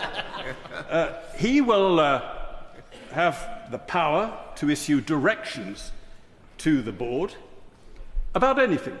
There's no limitation on what he can direct them to do or not to do in the bill, but he said he will use that power sparingly, which will be a disappointment to the board, that only rarely will they have his superior wisdom to guide them on the true path. We're asked, of course, to endorse this prospectus before the priorities and strategy of the new company have been published. They will be in due course, but they haven't yet. Now, investors may be concerned, I urge them to put aside their concerns, they may be concerned that the government is putting up costs in the sector in which all the investments are to be made, and says the prices are going to come down by some £300 per family. And they might think, well, how on earth is it going to make a profit with rising costs and falling prices? But don't worry. The government has abandoned its promise to cut prices by £300 per family and rejected all amendments in the other place which would have made that part of the duties of the company as promised by the Labour Party at the last election. Anyway, as a nationalised company, it will clearly bring the cost control of HS2 and the profit-making capacity of the post office to the businesses in which it invests, and that must give us all great confidence for the future. Now, I don't see noble lords reaching for their chequebooks to invest in this, though clearly the Baroness Winton and Baroness Hayman will be, and indeed noble Lord Faulkner have all welcomed it, and they'll be putting their money in, or they would if they could. But sadly, the government has concluded that they might not be able to attract equity investors into this rather strange company, which won't tell us quite what its priorities and strategy is going to be. I think the only previous company that ever was successfully launched like that was the South Sea Bubble Company, which said in its prospectus its purposes would be revealed at a later date. And it went on to have initial great success before the bubble burst. Setting irony aside, this government has said that even though they don't expect to be able to attract investors to put their own money into the company, they are going to take £8.3 billion out of the pockets of taxpayers and put it in. But more than that, they say, it's going to crowd in investment several times that amount into the sector. Will it do so? Yes, my lords, it will. And I'm not being ironic here. It will succeed in attracting other companies to invest alongside it. Because other companies will know that if they invest in projects in which Great British Enterprise has invested taxpayers' money, the politicians aren't going to let those projects fail. That's why they will be attractive to private sector, because they know the government will always come and bail it out because of the embarrassment of failure. And that's why, and the only reason why, a nationalised company like this can crowd in investment from outside. And I think we should all realise that that is the case. It's significant that the noble Lord the Minister, who spoke with great clarity and little conviction about this bill, did not give any examples of any similar nationalised concern which has ever met the expectations which were raised for it as have been raised for this. We know doing the same thing again and expecting a different outcome is supposedly the Einstein's definition of madness. I suspect that's what we're being asked to vote for today.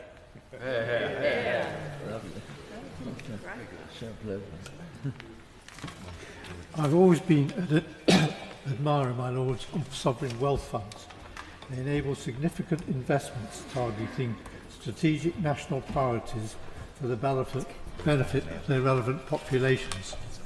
They can be consistent, long-term enablers of national plans for national leadership in their focus on their identified industries. So I very much welcome this bill wholeheartedly, and I also welcome my noble friend and commend the noble maiden speech of Baroness Beckett.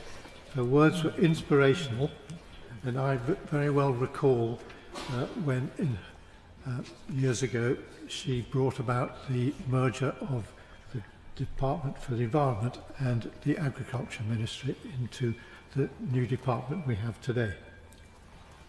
I also welcome the noble Lord McKinley today as well. I've been a long admirer of his courageous path back into the House today, and I look forward to both his future remarks and also for my noble friend.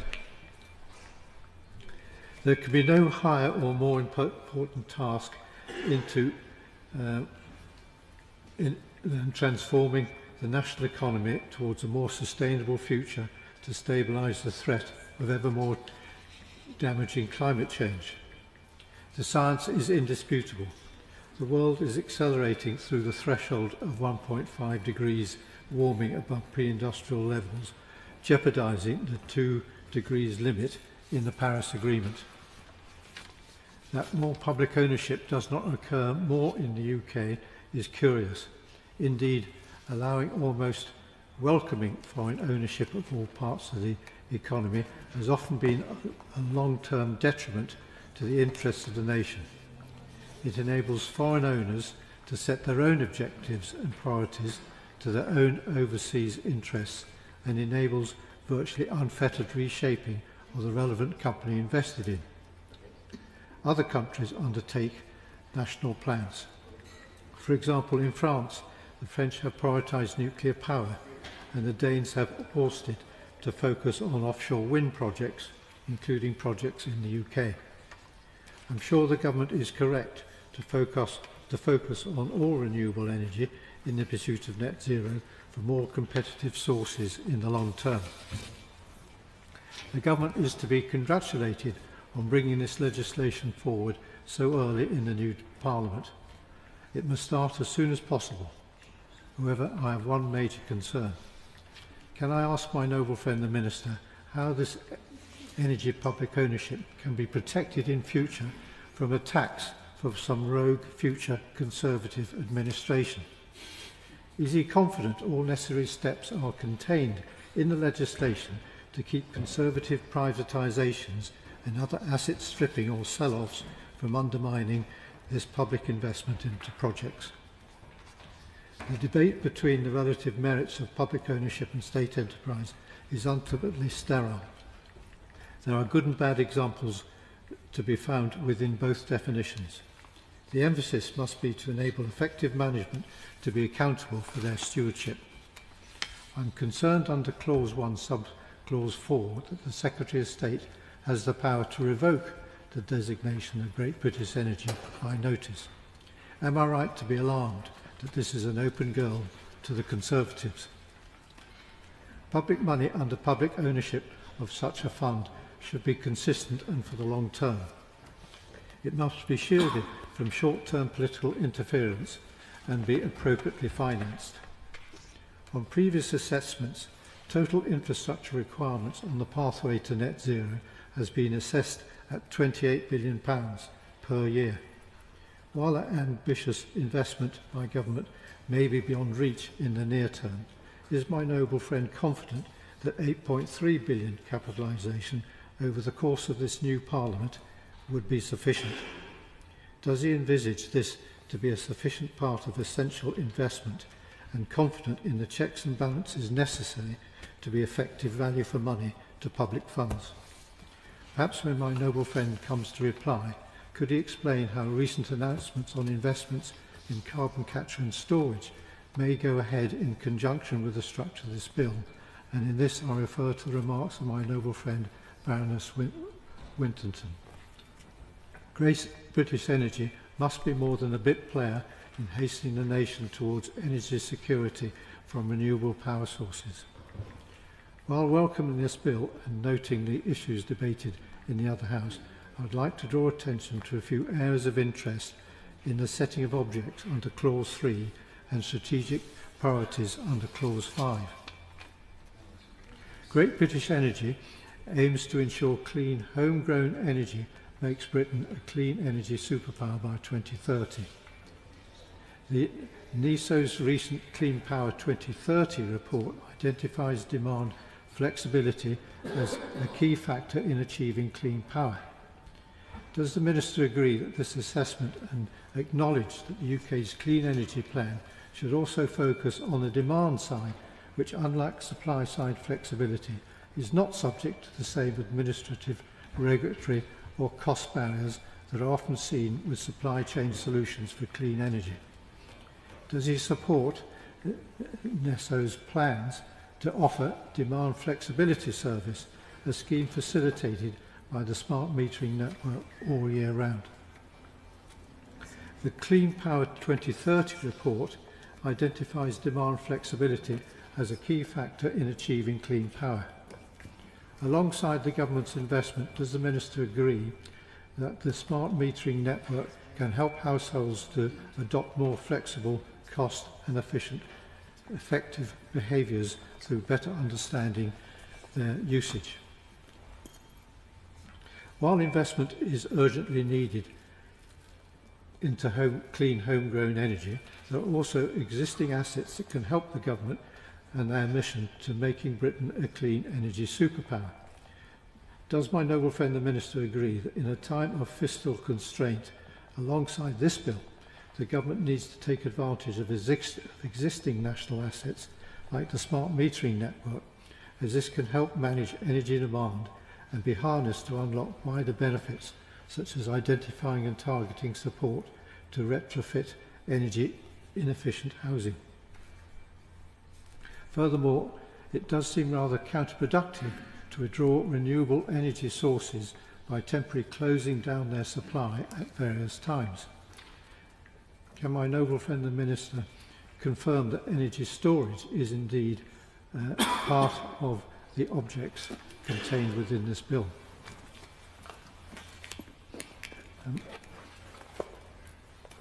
With GB Energy set to turbocharge production into renewable energy, all of which we will need on the grid, does my noble friend agree that maintaining grid stability and reducing balancing costs will be vital to hitting the clean power ambition and also to maintaining UK energy security?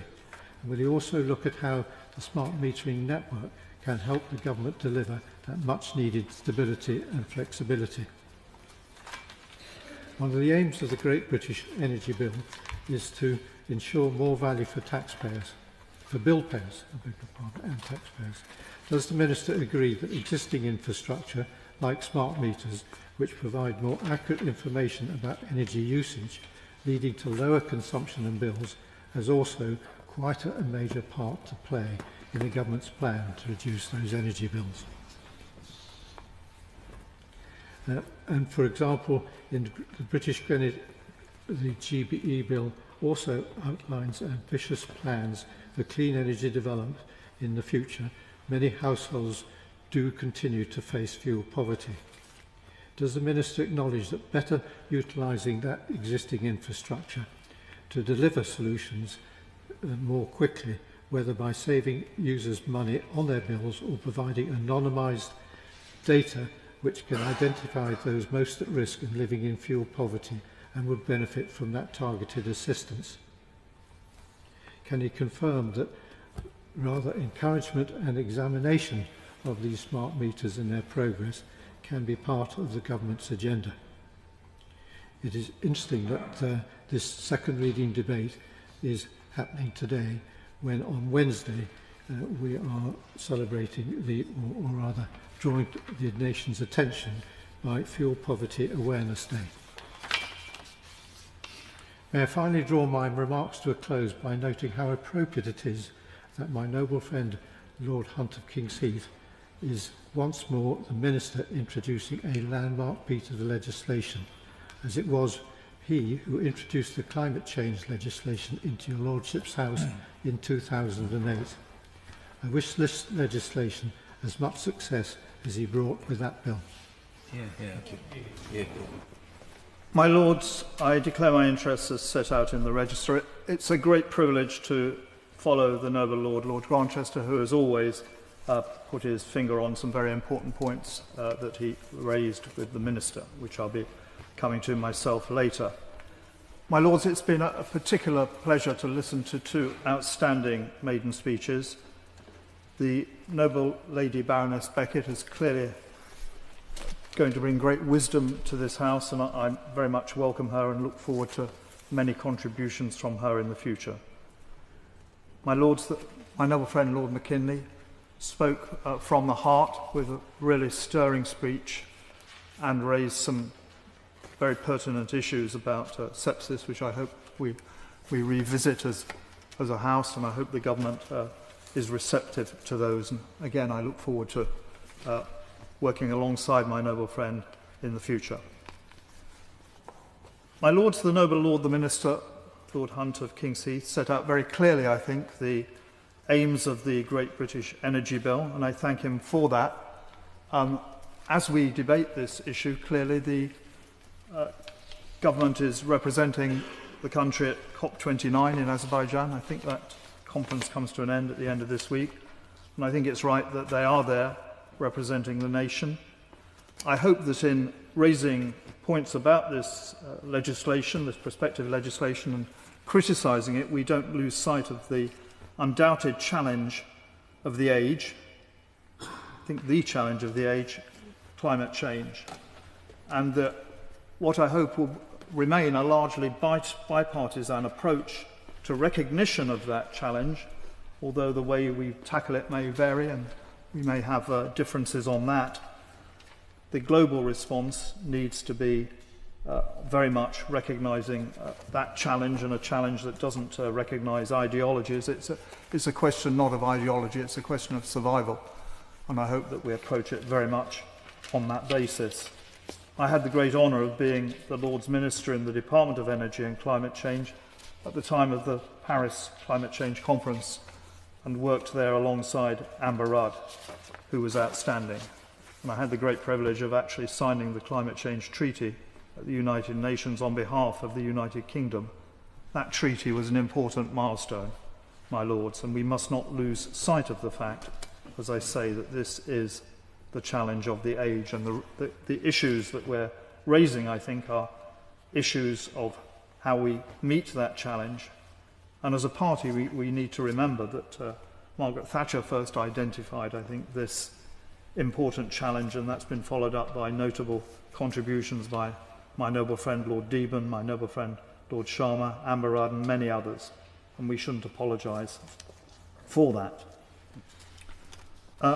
My Lords, this, as I say, is, I think, not an ideological issue, but there are certainly issues that we have been raising across, I think, the Chamber in relation to what is not a plan, it seems to be an aspiration. And there seems to be a lot of power concentrated in the hands of the Secretary of State, and I think we're right to raise questions about how that £8.3 billion of money, which is a lot of money, it's not a lot compared to the challenge, but it is a lot of money domestically, and we must make sure that not only is that helping to deliver energy security, not only is that helping to deliver green energy, but also that it's representing value for money. And I don't think we've heard enough on that so far, my Lords, and no doubt that is something that we'll be picking up as this legislation proceeds. But there are questions about that, and there are questions about the reduction in energy prices, which was made much of, I think, during the election campaign, of that £300 reduction in energy bills, which wasn't mentioned at all as the legislation proceeded through the Commons, not mentioned by the government, and again, not mentioned by the government today. Can we pin that down? What is this reduction going to be? And if not £300, why was that the claim made during the campaign, and what is the reduction going to be? These, I think, are issues that people will rightly want addressed. And then, my Lords, there's also the issue about the competing bodies, if at least they seem to be competing, how they mesh together, the Climate Change Committee, British Nuclear, the UK Infrastructure Bank. How are these all going to work together? These are things that necessarily, in a bill that is so brief, are not dealt with, I think, in sufficient detail. So I wonder if the noble Lord the Minister could pick that up in his closing speech and address those issues. And how is the performance of the bank to be reviewed? I think that, again, is something that is a fair question. So much power is concentrated in the hands of the Secretary of State, and no doubt, the Secretary of State has expertise in this. I don't think that's at issue. He tells us, and I'm sure we take it at face value, that he knows what he's doing, but that might not always be the case. How is that power going to be exercised by others? We need some system of review of that power, I think. And lastly, my Lords, I do have one other issue, and that's a much more specific one, and it's in relation to the siting of Great British Energy in Scotland. The Noble Lord the Minister mentioned headquartered in Aberdeen with sub-offices in Glasgow and Edinburgh, both in Scotland. And I realise this is a Scottish company, but I think there are going to be issues of ensuring that power is devolved around the country, where energy projects are going to be from around the country, and in an island nation such as ours, I think that's right. And I have, as you would expect, specific concerns about Wales, particularly in relation to the fact that we've just had the issue of the Crown Estate Bill, where Wales was, I think, in my mind, shortchanged. It's about to be shortchanged again. So I hope that the Noble Lord the Minister will be able to address that as well when he comes to sum up. But with that, my Lords, I look forward to the participating in this legislation as it proceeds through the House. My Lords, in congratulating and welcoming today's perfect pitch, well-judged and outstanding maiden speeches, can I scatter some stardust as well in the direction of the Noble Lord the Minister, Lord Hunt of Kingsheath, whom I admire and like. The government are fortunate to have him to drive forward their Great British Energy Bill. Lord Bourne was right to remind us that this relatively small bill carries a large ticket, some £8 billion of taxpayers' money, and rightly, as Baroness Bloomfield and my noble friend Lady Hayman said earlier on, it will be subjected to scrutiny and amendment in your Lordship's House. I support a mixed economy of ownership, partnerships between the public and private sector, and more community-owned energy, along with diversity of supply, everything from ever more resources for nuclear fusion technology to hydrogen, wind, solar and tidal barrages. During the 1980s and 90s, in another place, I founded and was chair of the all-party parliamentary group for the Mersey barrage.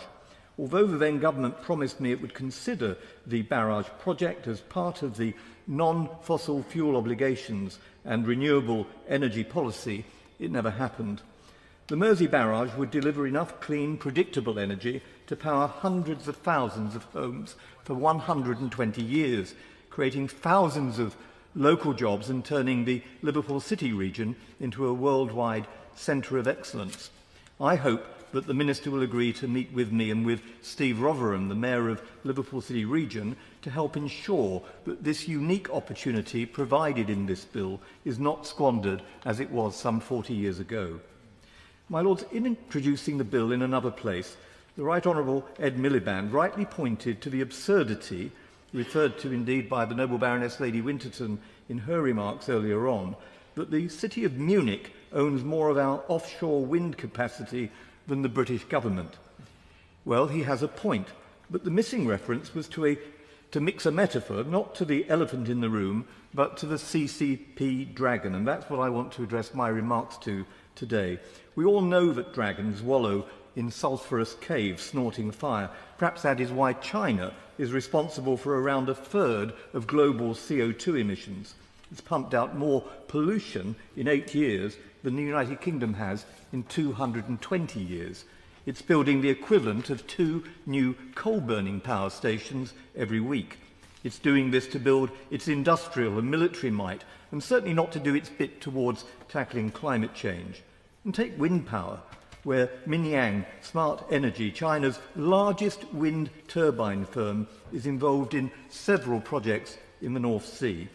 What are we thinking of in handing over such important capability in the net zero transition to an entity that comes from an authoritarian and hostile state, and doing so as the European Union is launching its antitrust investigation into Chinese turbine manufacturers?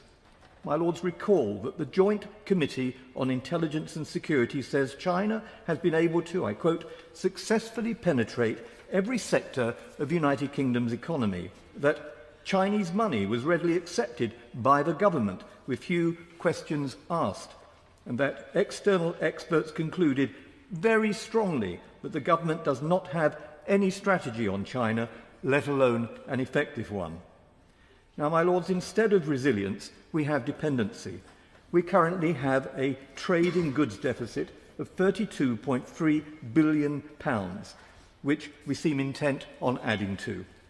A Civitas report documents over £140 million paid to United Kingdom universities by Chinese companies, some involved in military projects and some with links to institutions complicit with, facilitating or directly involved in the Uyghur genocide, nuclear development, military research, espionage and hacking.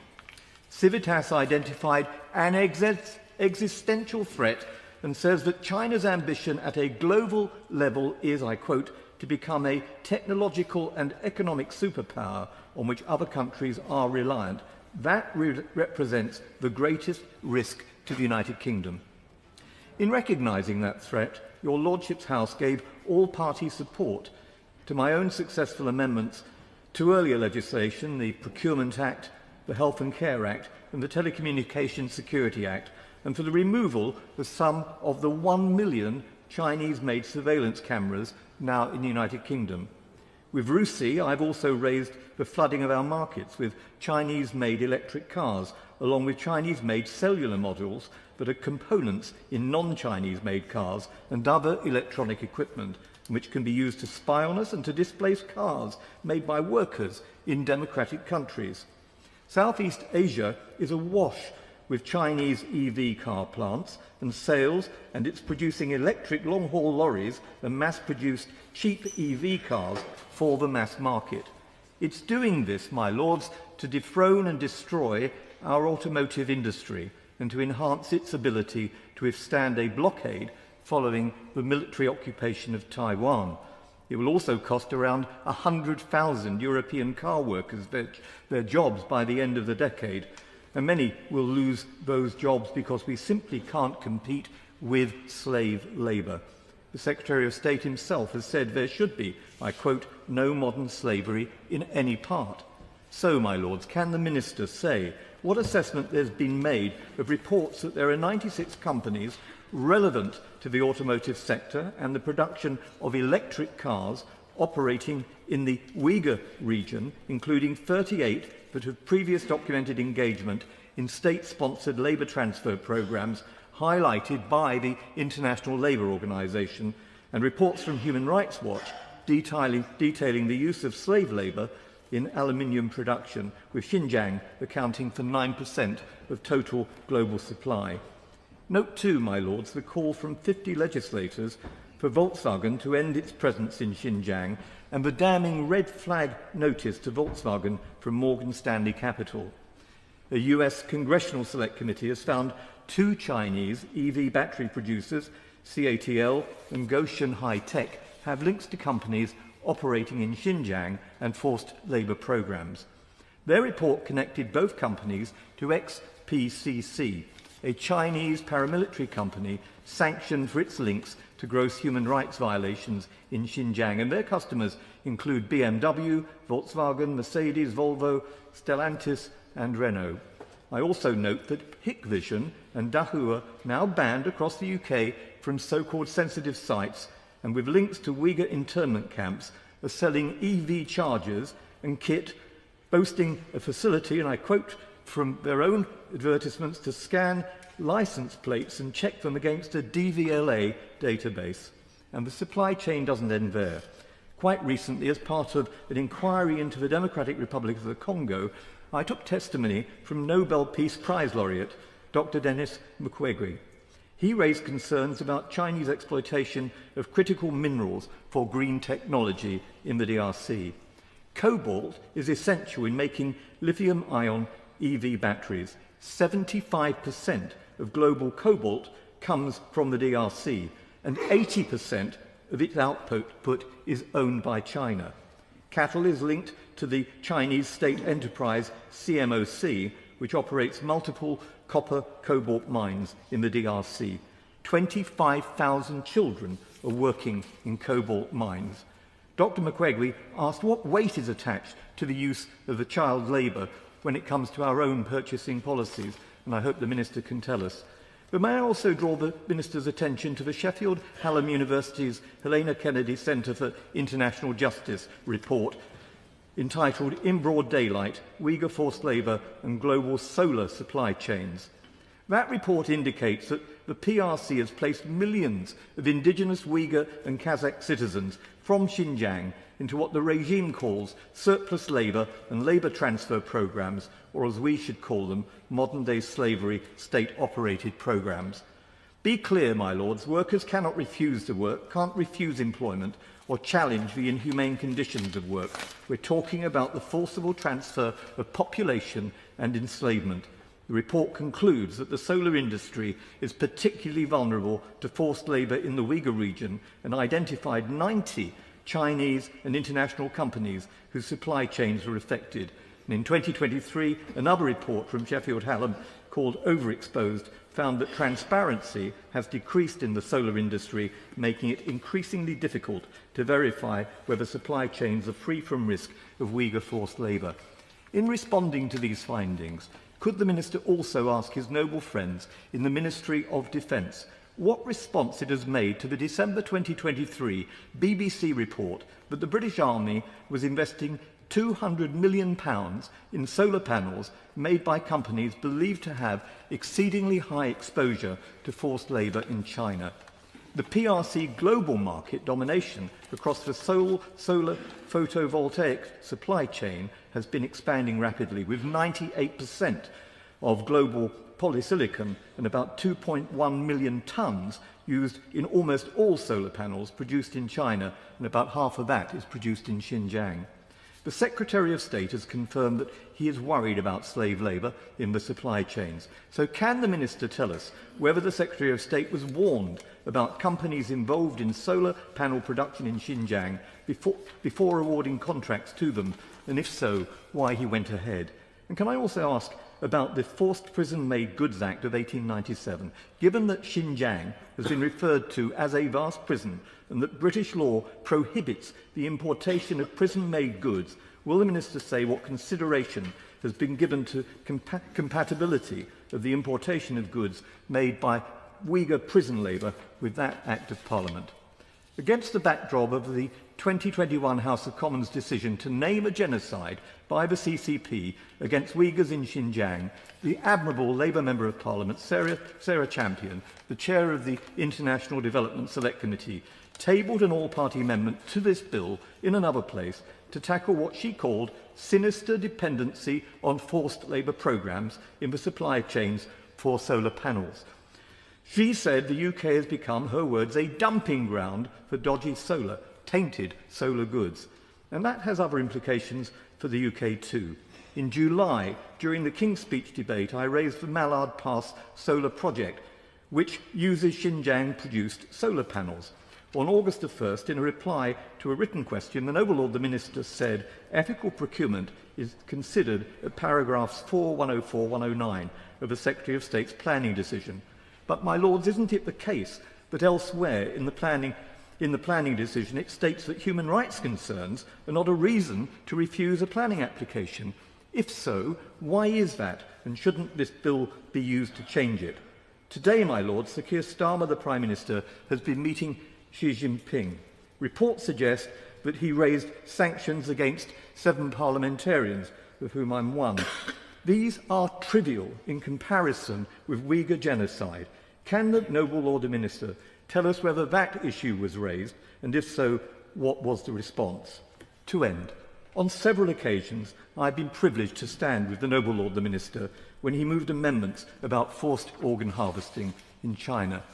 In a powerful speech, particularly relevant to this bill and to Uyghur slave labour in Xinjiang, he said this: "It is now a multi-million-pound commercial business in China," and the Noble Lord went on to say, "Millions of Chinese citizens are currently detained in labour camps. UN experts estimate that at least 1 million Uyghurs are being held in camps in the region of Xinjiang. Companies from the West are complicit in this.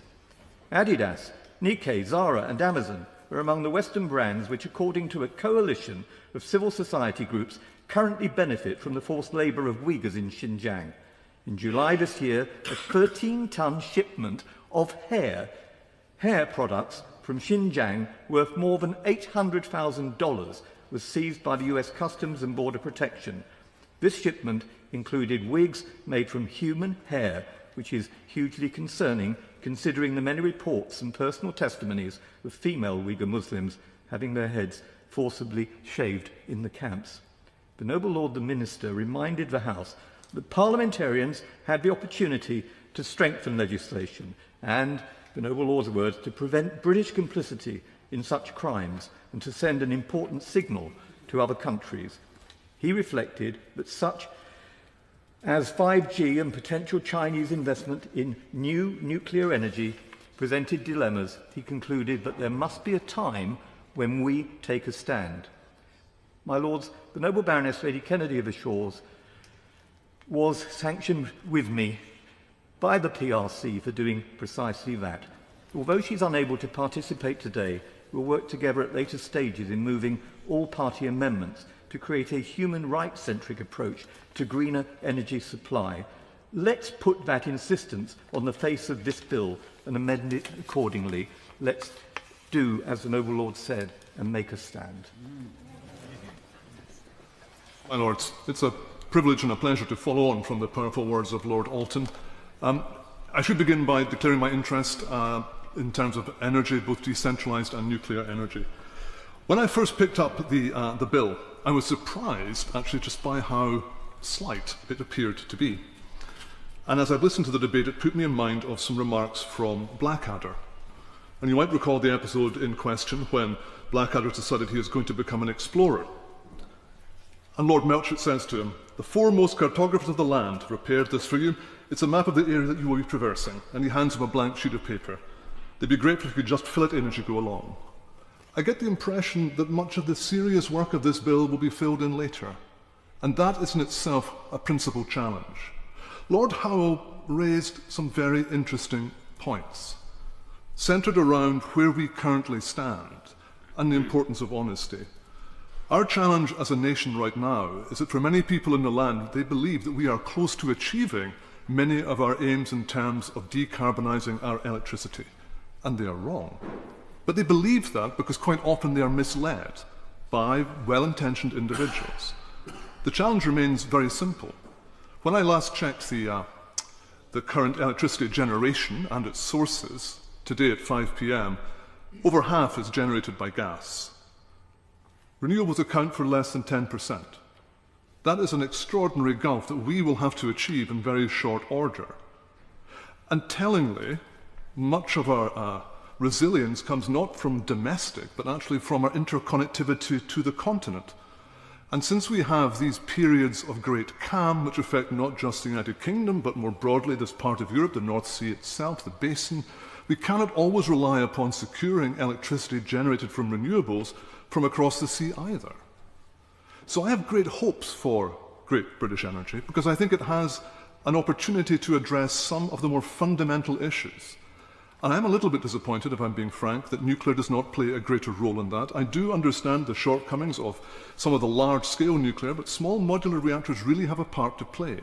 And I believe, given that baseload will become absolutely critical as we go forward and we become more reliant upon renewables, we need to be able to be ensured that when the lights drop, we can get them back on. The other revealing element when I was looking at the data today about generation, only 3.2% is from storage. And this is a key missing element from Great British Energy. We need to up our storage capacity. When I was a member of the European Parliament, I campaigned strongly to ensure that we did just that, and the European Union continued to turn its back on it. I do hope in the unfolding of this piece of legislation that we will see an opportunity for storage to have a much more significant part to play, because truthfully, renewables are by their nature intermittent. Now, if we have a wide enough array of them, yes, of course, we might be able to draw upon that. Yes, if we have interconnectors, they might be able to help us. But if we cannot store it, we are simply going to be reliant upon good luck at particular points. And sadly, as we enter into winter periods when we simply do not have the certainty within the renewable sector, we really have a problem. So I do hope the Minister will have something to say about that, namely in terms of how we might up our renewable storage going forward. I'm also struck, as I think about this, in terms of the honesty that I touched on at the beginning. I understand why the party in government now chose £300 and said bills will be reduced, because in elections you don't say bills will go up, you say bills will go down. That's a natural part of winning a campaign. The key thing, however, will be to live up to that. I'm not expecting the Minister to confirm that £300 figure today. I'm not expecting that at all. But what I do think will be important is that people who are confronted by ever-increasing bills have to be sure, going forward, that they can plan with certainty and affordability to ensure that they can stay warm during the challenging periods of the winter months. And that will be a critical aspect of the confidence which will be necessary for Great British Energy to move from being, as it is at the moment, quite a short bill, into being a flourishing opportunity for investment in the key elements that we require to move ourselves toward a net zero future. And I do take on board the points made by others that we alone cannot do that. We are generating and responsible for a very modest amount of carbon. But our leadership in this area, and I think this bill can offer some of that leadership, could well be powerful. It can then begin to demonstrate how we as a nation can decouple our economy and our electricity.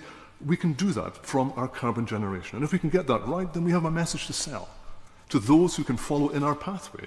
And equally, again, as we link this to other aspects of funding on a global basis, how we can then help fund others to join us on that journey. It will not be easy. It will be costly, and this back to the honesty again. No one is going to be better off because of this. This will involve a significant contribution of funds, and the government must be frank about that. But if we get it right, if we get focused, if we are careful, and if we recognise, as I've said already, the importance of small modular reactors and the necessity of storage, which I will come back to at the later stages of this bill, and I hope to meet the Minister for a brief chat just about some of those things, I think this has an opportunity to deliver. And on that, my Lords, I will stop. My Lords, I'm not entirely sure that it is a pleasure to follow the noble Lord, for reasons that will become clear in a moment.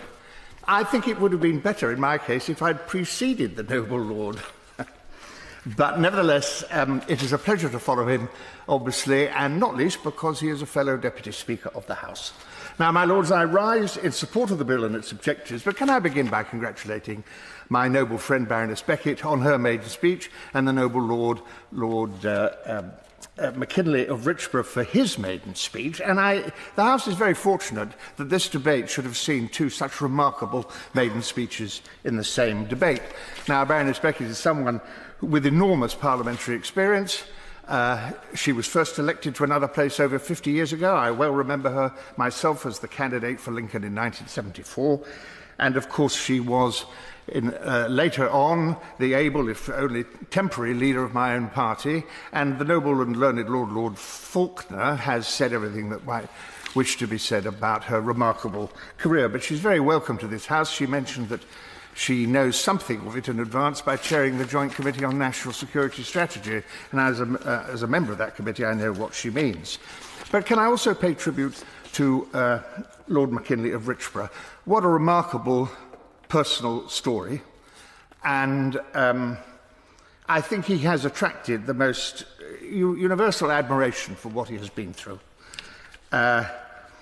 And I, for one, I don't know about other noble lords, will never forget the reception he got when he returned to another place just before the end of the last Parliament, which was itself remarkable. Now, my lords, this is a bill that's a centrepiece of the government's strategy to achieve net zero, and as such will pave the way for a wide range of measures in the years ahead. Now, noble lords have spoken about a wide variety of different aspects of energy policy, if I may say so. I thought the noble Lord Howell of Guildford, gave a pretty comprehensive description of the range of current relevant factors in the energy debate. And many other noble lords have used their speeches to focus on other areas. I suppose I'm directing my remarks to Clause 5, subsection 1 of the bill, because I rise to make one point that I wanted to bring to the House's attention. What a pity that the noble Lord Duncan has temporarily left his place, because I wanted to raise the issue of long-duration energy storage. Now, LDES is not exactly an acronym that trips off the tongue, but it is vital to the transformation to net zero which this bill hopes to promote. Now, your Lordship's Committee on Science and Technology, of which I am a member, looked at this issue earlier this year, and today is a relevant moment to bring our main conclusions to the attention of the House. Now, your Lordships may want to know what long-duration energy storage is. Well, there's medium duration energy storage, which refers to technologies best suited to storing energy between 4 and 24 hours, like batteries, for example, or up to a few days at most. But long duration energy storage applies to technologies that store energy across periods of multiple days, weeks, months, or even years. And in this country, my lords, we are going to need both medium and long, but in my short remarks today, I want only to refer to long-duration energy storage and the technologies that could provide it, because we're going to need government policies in support of long-duration energy storage in the UK and wider changes in the energy system required to facilitate its deployment. To reach the UK's net zero targets, our energy system, as other noble lords have mentioned, has got to be transformed. It's going to involve its substantial electrification, where fossil fuel use in transportation, heating and industry will need to be replaced by electricity in parallel with the expansion and decarbonisation of the electricity supply. This will replace fossil-fuelled electricity generation with low-carbon alternatives. Renewable energy, predominantly from wind and solar, is expected to play a major role in the UK. And of course, the Climate Change Committee, I think, forecasted that demand for electricity is likely to double by 2050 in its balanced pathway scenario. But of course, renewable energy from wind and solar will deliver a variable supply of electricity due to changes in the weather. And if noble lords want an example, they need look no further than what life was like in the UK 2 weeks ago. In fact, if we'd been holding this debate 2 weeks ago, think what the situation was. At the beginning of November, the UK experienced a period of what is called anticyclonic gloom, which occurs when an anticyclone of high pressure traps pockets of wet weather close to the ground. In turn, this creates a period of dull, grey and cloudy weather with a high chance of mist and fog. And as I say, if you just look back 2 weeks, my lords, the weather was dull, grim, grey, not remotely windy, and not sunny. In fact, at a place called Odiham in Hampshire, received 0 minutes of sunshine for the first week of November. By contrast, about a month earlier, just over half of UK electricity did come from zero-carbon sources, including solar, which briefly at that point during the day peaked at providing 83% of all the electricity being used that day. So I say again to my noble colleague, Lord Duncan Fairbank, that he's not the only person that looks up the amount of energy being used at any given moment. So now the balance between renewable sources and base load provided by nuclear and gas does and can change. It's just a fact of energy life. And the electrification of heating and transport means that the demand for electricity will be larger and also more variable over time. Climate change and its effects on weather will also impact renewable energy and demand. And the electricity system will need to be substantially expanded and made more resilient. Another word I'd like to emphasise to your lordships tonight, to ensure that it can deliver a secure power supply, whatever the load demands or weather systems we are experiencing. So it is this question of resilience that is the key factor that lies behind what makes long-duration energy storage so important. And energy storage technologies that allow energy generated by renewables to be stored over time and used when it's required are going to be increasingly essential to achieve net zero. And if I had one sentence I would like your lordships to remember tonight, it is this: I believe that a strategic reserve of stored energy is going to be indispensable a part of our future energy policy, and I think it will be for the body set up by this bill to deliver it, and I'd be interested to hear what the Minister says on this point. The Royal Society itself has estimated that a substantial volume of long-duration storage, enough to supply approximately 1/3 of current annual UK electricity generation, could ultimately be needed. And of course, there are facilities for this storage across that can fulfil different roles on the grid. Hydrogen is probably the leading candidate for long-duration energy storage over weeks and months. Low-carbon hydrogen can be produced, for example, from electrolysis, where electricity is used to split water into hydrogen and oxygen. And the hydrogen can then be stored under moderate pressure, for example, in underground salt caverns, mention has been made of this already, or converted depleted gas fields and later burned to produce electricity, or converted into gases that are easier to transport, such as ammonia. Perhaps my noble friend the Minister can give an updated response in the light of the new government's deadlines and targets and some of the key institutions responsible for planning, operating and regulating the energy system. You know, my lords, talking about the national grid used to be a subject that was considered so boring. I mean, people went to sleep if you talked about the national grid, but not now. On the contrary, now, how we use our national grid and how, for example, we enable the vast new wind power resources to connect to it from the North Sea is anything but boring. In fact, my lords, it's going to be pretty controversial, not least because of the need for more high-tension pylons to carry the electricity from where it's generated to where it's needed on shore. Now, to conclude, my lords, the scale of long-duration energy storage needed and the benefits to the grid are vital. And I'm going to quote from the Select Committee report. Domestic energy storage is not just about a resilient decarbonised grid, it is about the security and stability of the whole economy. The global energy crisis that began in 2021 has been an object lesson in the UK's vulnerability to global wholesale energy price fluctuations and the consequent effects on inflation. The UK had less storage capacity than comparator nations. And in his reply, perhaps my noble friend might give some indication of what role he sees for long-duration energy storage in the future, and can I gently remind him that the subtitle of the Select Committee's report, which was published earlier this year, was Get a Move On. Actually, it was Get On With It. Get on with it. So the Minister's response will be an important clue as to the scale of the task ahead and our chances of success. Paragraph 4.52 says that it is usual for a member making a maiden speech to be congratulated by the next speaker only on behalf of the whole House, plus the front benches if they wish. I should be complying with that paragraph of the companion. My Lords, this is a seriously flawed bill.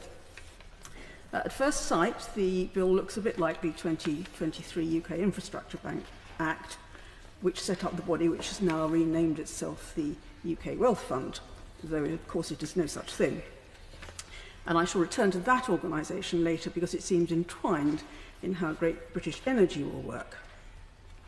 Now, the 2023 legislation is not something that I supported either in principle or in its detail, but it does at least have more substance than the bill before us today. Now, I shall be exploring that in committee, but I would flag for now that the 2023 Act sets out key governance requirements and also requires periodic reviews of the UK Infrastructure Bank's effectiveness and impact, which are mysteriously absent from this bill.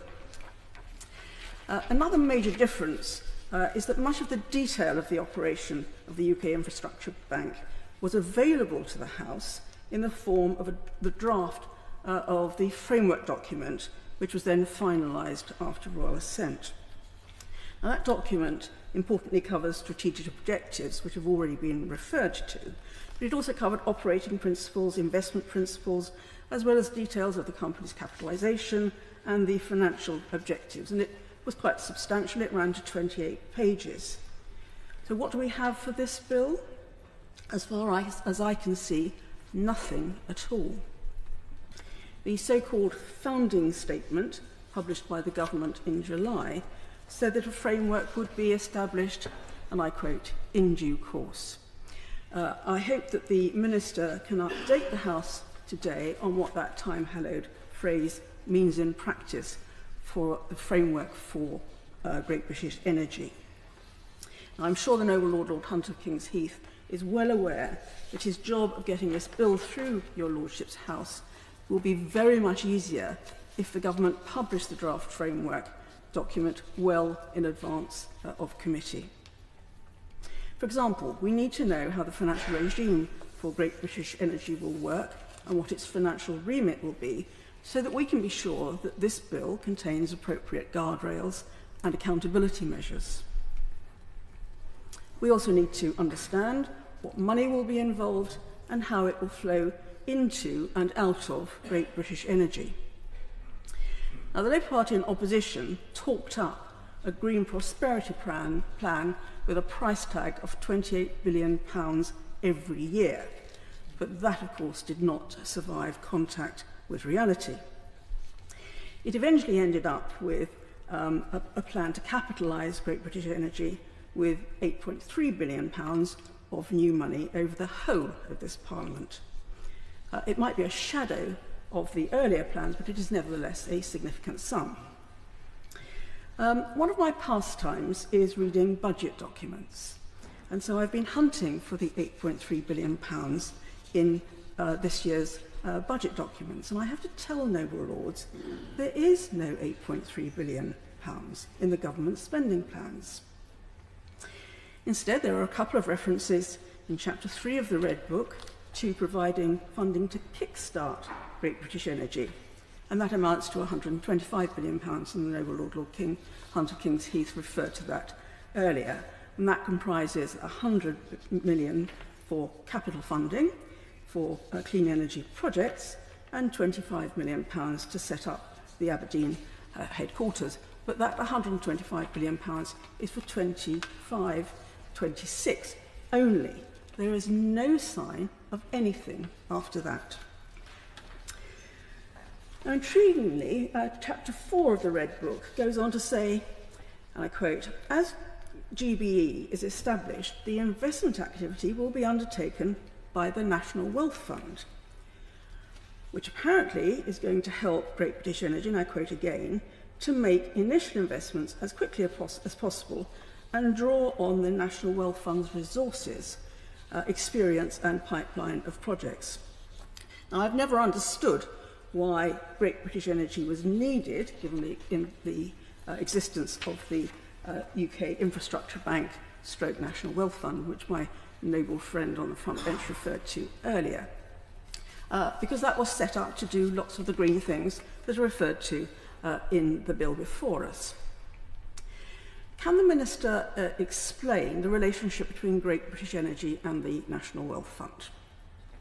Will the Wealth Fund's pipeline of investments be made by Great British Energy or by the Wealth Fund? Will they be funded from Great British Energy's £100 million, which only applies for 2025-26, or will they come out of the Wealth Fund's rather larger budget, which, by the way, is also rather hard to find in the budget documents? My Lords, this is all rather opaque, and that is before we try to understand what kinds of investments will be talked about. Will they be loans, or will they be equity investments? If they are equity investments, will they be controlling stakes or minority stakes? If they are loans, where will they sit in the creditor hierarchy? To what extent will the private sector be involved? We have answers to none of these questions. Now, the UK Infrastructure Bank, and I assume this will continue to apply to the National Wealth Fund, is supposed to make a financial return on its investments. And it's also required to adhere to the additionality principle so that it does not crowd private finance out. Do these apply to Great British Energy? We need answers to that.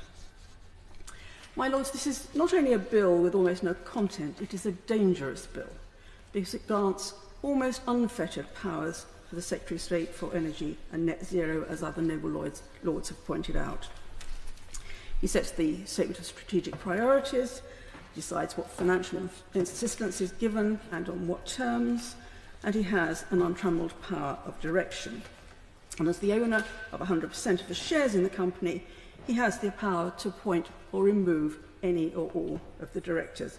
Parliament has no say in any of this, and as I mentioned earlier, does not even receive a periodic review of effectiveness and impact, as is the case with the UK Infrastructure Bank, also known as the National Wealth Fund. My Lords, I believe we need to look at all of these areas in committee, but I hope that when the Minister winds up today, he will explain what transparency and accountability arrangements the government see as ensuring that Parliament can effectively hold ministers to account. Lastly, my Lords, and this picks up a point made by the noble and learned Lord Falconer of Thoroton, can the Minister confirm that the 2022 Subsidy Control Act applies to Great British Energy? Assuming that the promised £8.3 billion actually finds its way to Great British Energy somehow, there would be limitless opportunities for Great British Energy to subsidise activities and to distort competition. It is clearly important that it is fully subject to the 2022 Act, and I hope that the Minister will confirm that. My Lords, I am not a fan of the big state or of the state involvement in commercial activities, nor do I worship at the altar of net zero.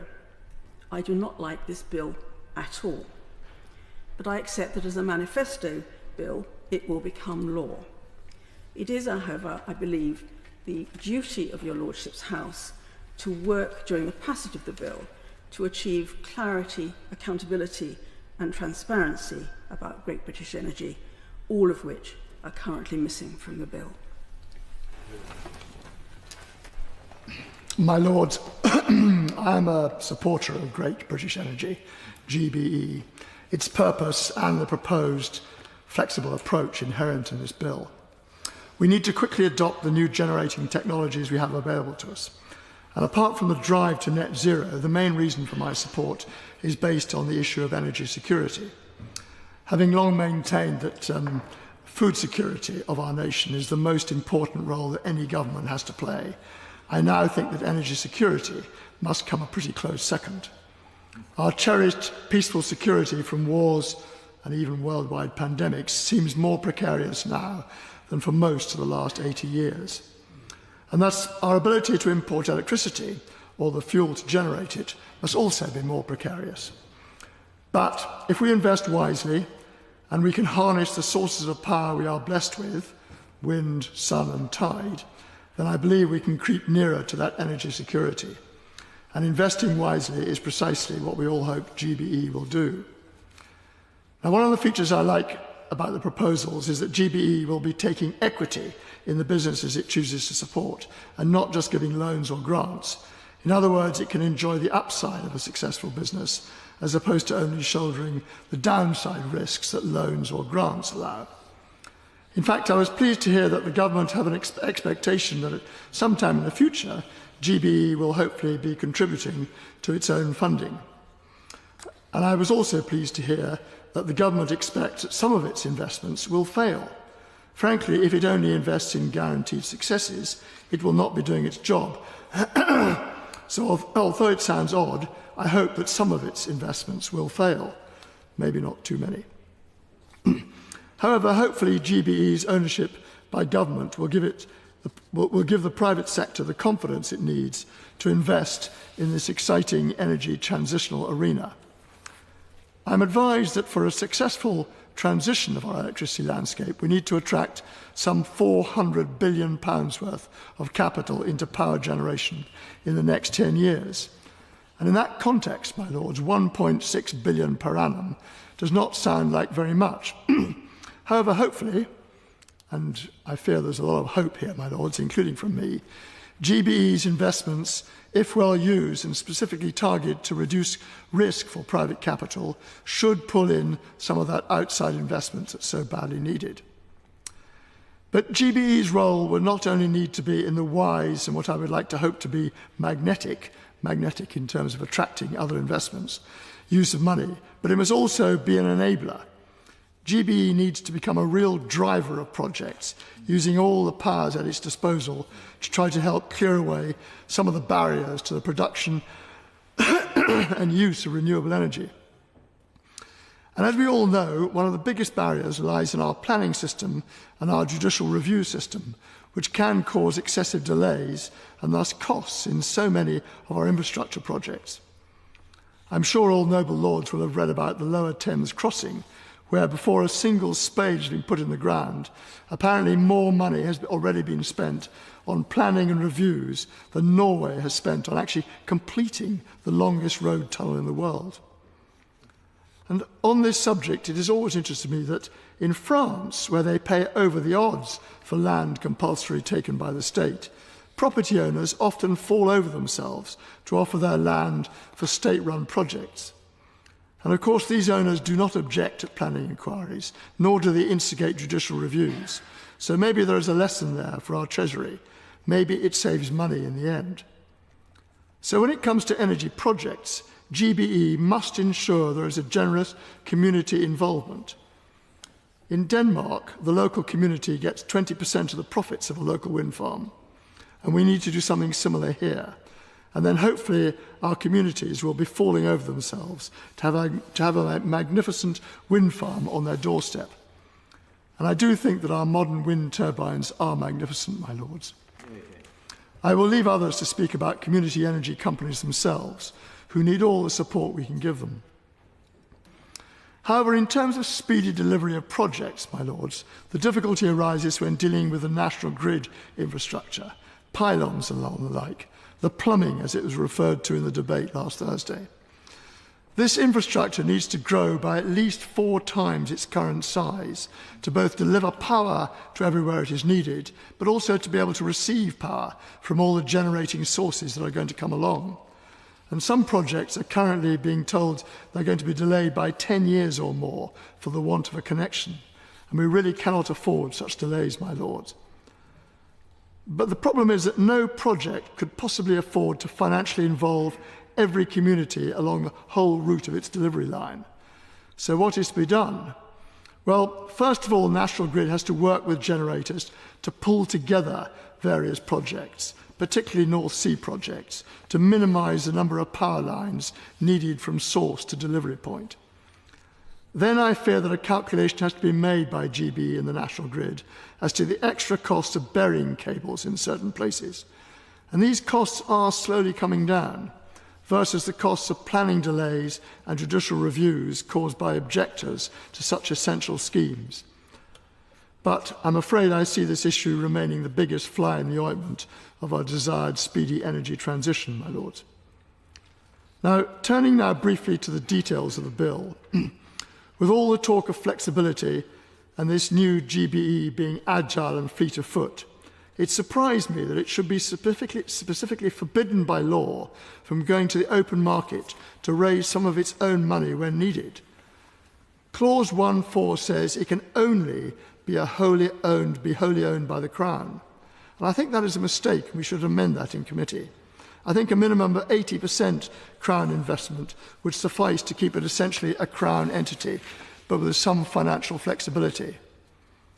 A small amount of private sector money, when needed, would not go amiss. Then I have to say that I bristle at the total power being given to the current and future Secretaries of State.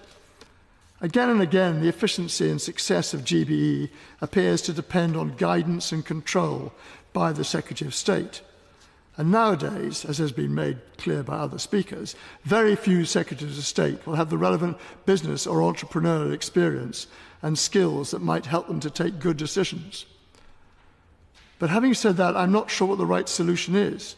GBE has to be a company that is independent of government and yet part of government in order to effectively exert the power that it needs to have.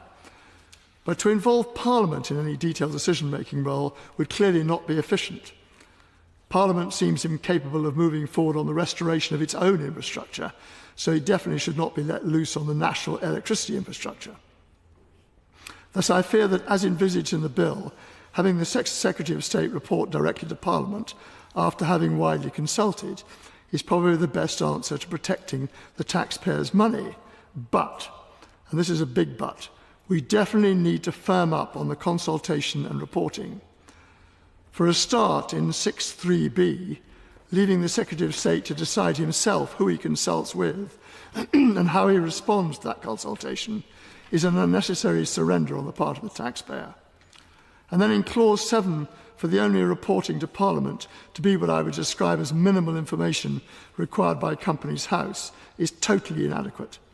The Secretary of State must present to Parliament his own detailed annual report as to how GBE is progressing with its mandate, both the how and the why. And I also like the idea, and this is the noble Lord Vaux's idea, not mine, of having an independent review carried out every few years, similar to Clause 9 in the 2023 UK Infrastructure Bank Act. And just two further points to end with, my lords. Firstly, the question of whether SMRs fit under the remit of GB Energy or GB Nuclear does need to be resolved very, very quickly, as others have said. These generating units are going to be vital to our electricity supplies over future decades, and we need to get their rollout underway as soon as possible. And secondly, my lords, I have great faith in the future of hydrogen. Apart from gradually helping to heat our homes, hydrogen can be used free of CO2 emissions in the production of steel, which production currently creates 8% of the world's CO2. But more importantly, hydrogen is going to be critical in the decarbonisation of our road transport system. In the UK, road transport currently contributes some 26% of our greenhouse gas emissions. And noble lords should know that a hydrogen fuel cell car battery can give a car a range of over 1,000 miles. And because of this characteristic, such batteries are really the only serious contender to providing a zero-carbon fuel for our HGV fleet. I have this theory that our current electric cars, with their low mileage range, their heavy weight, and their high use of rare earth metals, will disappear from the marketplace in coming decades, in the same way as fax machines and video recorders, both miracles of their time, have now both completely disappeared. I believe that hydrogen fuel cell cars have a much brighter long-term future if we can get the hydrogen. Which brings me to the point of mentioning hydrogen in the context of this bill. For a start, GBE needs to look favourably on any hydrogen projects that come before it. But I also believe that all wind farms on land or offshore and solar parks above a certain output should be obliged by law to have a direct connection to a hydrogen production plant. That way, whenever their power is not needed by the grid, in the middle of the night, say, for wind farms, they can be creating green hydrogen to decarbonise our transport system, or as a long-term generating fuel, as mentioned by the noble Lord Stansgate. The point being that no more should millions or even billions of pounds be paid to wind farms for not producing electricity. In times of excess production, or when the grid cannot accept their power, they should all be producing green hydrogen as a form of power storage, my lords. So, my lords, as you will have gathered, I am a supporter of this bill, and I look forward to working with the government to improve it in committee. My lords, we know that this challenge of the age can only be met by energy. We have before us this evening the vehicle to achieve that objective, Great British Energy.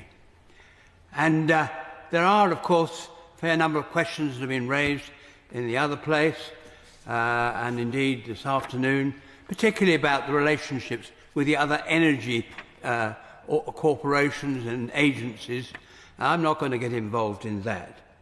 I don't want to duplicate that. What I want to say, though, is that whilst many of those questions are valid, I personally think that this situation we've faced does call for an independent vehicle such as the one we're debating in this bill.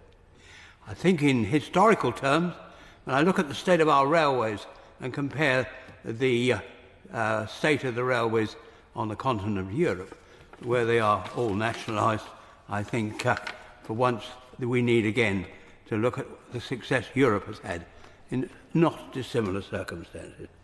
I want to raise 4 points to look at in more detail in committee, partially because some of them came up many years ago when I was on the Select Committee of Energy in the other place.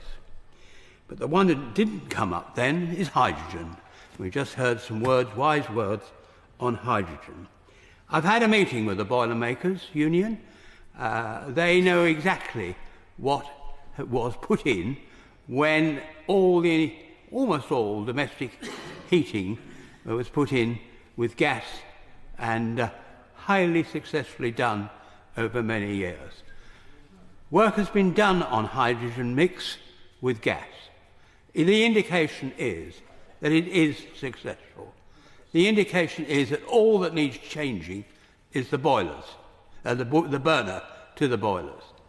Now, if that is the situation, that does save huge sums of money, the infrastructure for heating for the vast majority of the homes in the United Kingdom. Yes, we'll need heat pumps for certain areas, but no way can heat pumps ever, at this point in time, overtake this opportunity on domestic heating. And with that means within the bill, we do need to look at the definition of clean energy. And I will be putting down an amendment in the bill to that effect. Secondly, there's been much discussion about small modular reactors. Absolutely right. I had discussions with Rolls-Royce 2.5 years ago when they claimed they were just about ready to go forward. Now, that's not the fault of the present government. But if they were ready then, I cannot understand, and I've asked questions of my noble friends on the front bench when we were in government, why no decision? And we still don't have a decision. So I asked my noble minister, please, if I am right and Rolls-Royce are more importantly right, let's have a decision on that. Then there is the organisation called the United Kingdom Sustainable Investment and Finance Association. I've had some talks with them and had some briefings. I hope very much that the minister's had the same. If he hasn't, I'm delighted to hand over the briefing I received, and I'm sure he's had it. And therefore I don't need to go into great detail. But they raised 5 areas, and I think they should all be looked at very carefully. And then one area that nobody, as far as I know, and I've been sitting here all afternoon, has raised, and that is the situation in small countries around the world. Now, we have a Commonwealth, we have our own smaller countries groupings. I do think we need to recognise that we must help them deal with their problems, which will not be similar to ours in most cases. And I think we should be considerate and understanding, and after all, the Commonwealth is a family, and in that relationship we should help them.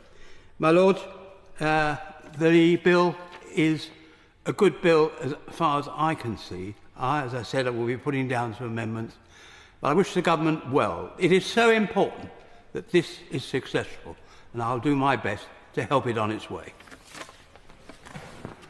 My Lords, I declare my interest, most especially as Honorary President of National Energy Action, and I do congratulate the Noble Lords Baroness Beckett and Lord McKinley on their excellent maiden speeches. They are both remarkable role models in their own right. I congratulate the Minister who I think has sat through all the speeches this afternoon, so it displays his staying power and his great interest in the subject, and I wish him well through the passage of the bill. The country is facing twin challenges of energy and food security. Both are extremely serious and should be tackled together. Specific points on this bill, I agree with all those who've said that the remit is extremely broad, too broad. I hope that we can seek through the passage of the bill to clarify. One of my concerns is this could be a potentially massive land grab. I'd like to explore the relationships with those affected by these decisions. How will those relationships be handled? There's talk of consultations, but there must be more joined-up decisions between the government, investors, local authorities, and indeed local communities and consumers. If you take the position of offshore wind farms, consent is currently given separately to the wind farm as opposed to the need for a substation to land the energy on shore, and then again, separately, planning permission is sought for the overhead power lines. These pylons to transfer electricity long distances, losing up to some 10% of the energy in transmission, are deeply unpopular amongst those in rural communities who have to live with them, recognising they have absolutely no benefit to those living there. Could the Minister explain and define the engagement process with interested parties, for example, farmers, fishermen, residents, consumers and industry? What form will that consultation take? Looking at the powers under the bill, it seems to be a blanket power to the Secretary of State to decide.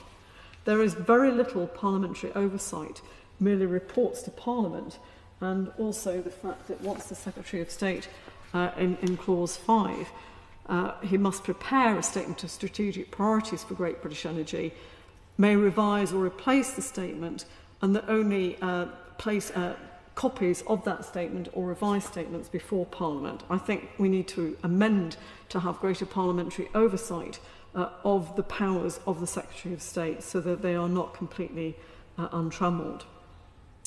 There does need to be the need for formal consultation with the interested parties before the decisions are made. I'd like to take the example of the spatial squeeze, which has raised very real concerns amongst the fishermen as to how their fishing grounds might risk being squeezed out by offshore wind. And I just wonder if the Minister has already had the opportunity to meet with the farmers and the fishermen, in particular their concern, the fishermen, of this spatial squeeze. What form does the Minister expect that the relationship with these interested parties will take? Not just farmers and fishermen, but also the intensive energy users such as brickmakers, ceramics and others in the manufacturing sector. What form of consultation will there be? The Minister did refer to the finance briefly and talked about some of the finance coming from the National Wealth Fund. He will be aware that the ABI has been closely engaging with the Treasury on the development of this fund, and I was very pleased to receive a briefing from them. They are hoping that the National Wealth Fund's success will be to unlock investment, deliver economic growth and create new green, high-skilled jobs. But current barriers they've identified could actually prevent this from happening.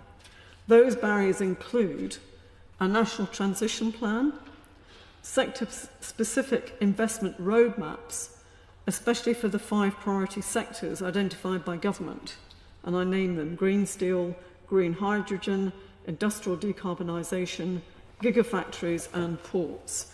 And finally, greater engagement between investors and local authorities to develop investable propositions. To ensure the success of Great British Energy, and indeed the funding from the National Wealth Fund, how does the Minister expect that these potential barriers, the current barriers identified by the Association of British Insurers, will actually be addressed? Turning to sustainable sources of energy, we had a little debate at oral questions last week on DRAX, and it raises the question, why are we importing wood chip from abroad when we could use more sustainable, locally produced willow coppice and miscanthus, easily meeting the government's own sustainability criteria? Equally, we should actually use the energy produced by offshore and onshore wind as close to the need locally as to where that energy is produced. That would reduce the need for pylons, which, as the Minister, I fear, will find out, rural dwellers do not accept them crisscrossing the countryside, bringing no benefit to them locally. The Minister did not mention energy from waste, and together with renewable energy, this is something that in Denmark, Sweden, Austria, Germany and other European countries is a very powerful strand of energy source. Energy from waste disposes of household waste and creates energy. What is the government position on this? And environmental levies of £2 billion are added to energy bills, primarily in the standing charge in every household and business, which goes towards future infrastructure. I asked the Minister to name any other utility or public service whose future infrastructure is paid for upfront by the consumer. Offshore generated wind coming onshore at massive power stations pose particular problems, particularly when transported long distance to the national grid. We are soon to see offshore floating to replace turbines at sea. I do urge the Minister to address these problems and to meet with the fishing fleet to avoid the dangers, not just to their grounds being squeezed, but also dangers to marine life, porpoises and dolphins from the constant buzz of turbines. Could I ask the Minister what happens to wind turbines and electric vehicle batteries at the end of their working life? How will these be disposed of? These two issues alone, amongst others, create real environmental challenges. By signing up to 80% reduction in emissions, which the Prime Minister has agreed to at COP24, this will impose a heavy burden on households and businesses alike going forward. While climate change-denying countries like the US, China and India, Brazil and others continue to pollute regardless to ensure that their own industry remains competitive.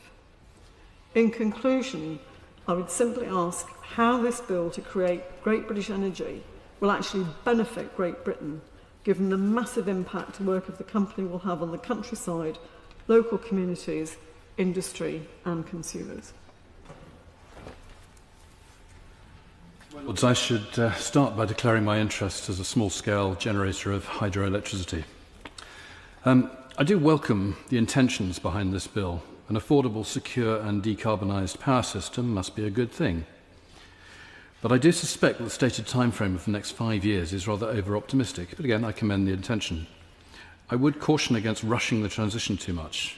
We must ensure that we don't undermine our energy stability. And rushing could create that risk and could also make it more expensive than it might otherwise be and could undermine the intention of reducing energy costs over the period. Again, the intention's good. However, the bill doesn't actually do anything beyond allow for the creation of the company and sets out only some very broad parameters as to what it may do. In that, it is quite similar, as we've heard, to the UK Infrastructure Act 2023. Indeed, whole sections of this bill do seem to have been copied verbatim from that act. And I suspect that we are going to have many of the same debates we had then. I did actually seriously consider taking my second reading from that Act and changing the name, but decided against that. However, there are important differences between this bill and that Act. Firstly, like the UK Infrastructure Bank, there's a requirement in Clause 5 for the Secretary of State to prepare a statement of strategic priorities for Great British Energy.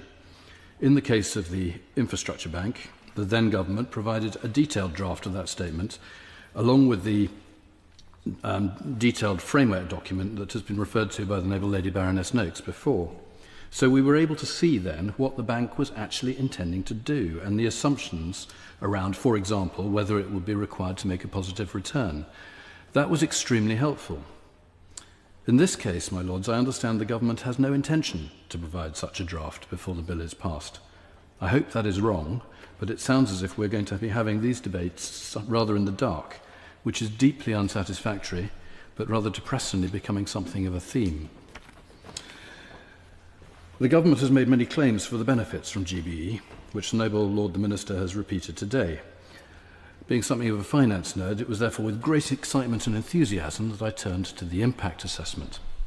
My lords, let me give you some highlights of that. The total net present social value from GBE, not applicable. The business net present value from GBE, not applicable. The net cost to business per year, not applicable. The CO2 equivalent change in greenhouse gases, which is its core purpose, guess what? Not applicable. In fact, every single section of the impact assessment says not applicable. But I read on, and it also goes on to say, and I quote, "The legislation is not expected to have any direct benefits associated with it," which I suppose is straightforward. So, we're being asked to scrutinise a bill where we're not going to be allowed to see the statement of strategic priorities and for which there is no meaningful impact assessment for what the government are planning to actually do. So that makes my next point even more important. Apart from a requirement to publish a report and accounts that simply complies with the Companies Act 2006, there is absolutely no reporting and accountability required for Great British Energy in the bill. Given that we know nothing about the strategic priorities, that has to be unacceptable. And it's in stark contrast with the UK Infrastructure Bank Act, where there is a whole section requiring an independent report to be laid before Parliament on the effectiveness of the bank in delivering its objectives and on its impact in relation to climate change and regional and local economic growth, and importantly, including the extent to which its investments have encouraged additional private sector investment, the additionality concept that the Noble Lady Baroness Noakes and others have referred to. With the UK Investment Bank, that report is to be laid before Parliament and is carried out initially after 7 years and then at 5 yearly intervals. I have to say it is surprising that the government doesn't feel that something similar should apply here, and that they actually actively excluded that clause from their copy and paste exercise. They've made all sorts of claims about what GBE will achieve, but seem unwilling to have the actual performance measured and reporting on. I confess to find that actually rather shocking. So could the Noble Lord the Minister please explain why the government felt it should copy the UKIB Act, but exclude all meaningful accountability aspects, especially actually given its own support in opposition for the independent review clauses within the UKIB Act. Something of a change of tune, I think. Infrastructure is by definition long-term, so the UKIB timeframes were long, 7 years. GBE is talking about completing the decarbonisation within 5 years, so it must be the case that shorter duration performance reporting periods should apply. Now, I go back to the impact assessment, which it does say, and I quote, all investment into and expenditure of GBE will be subject to future spending reviews and business cases, which will set out in detail the monetised and non-monetised impacts of GBE's and activities.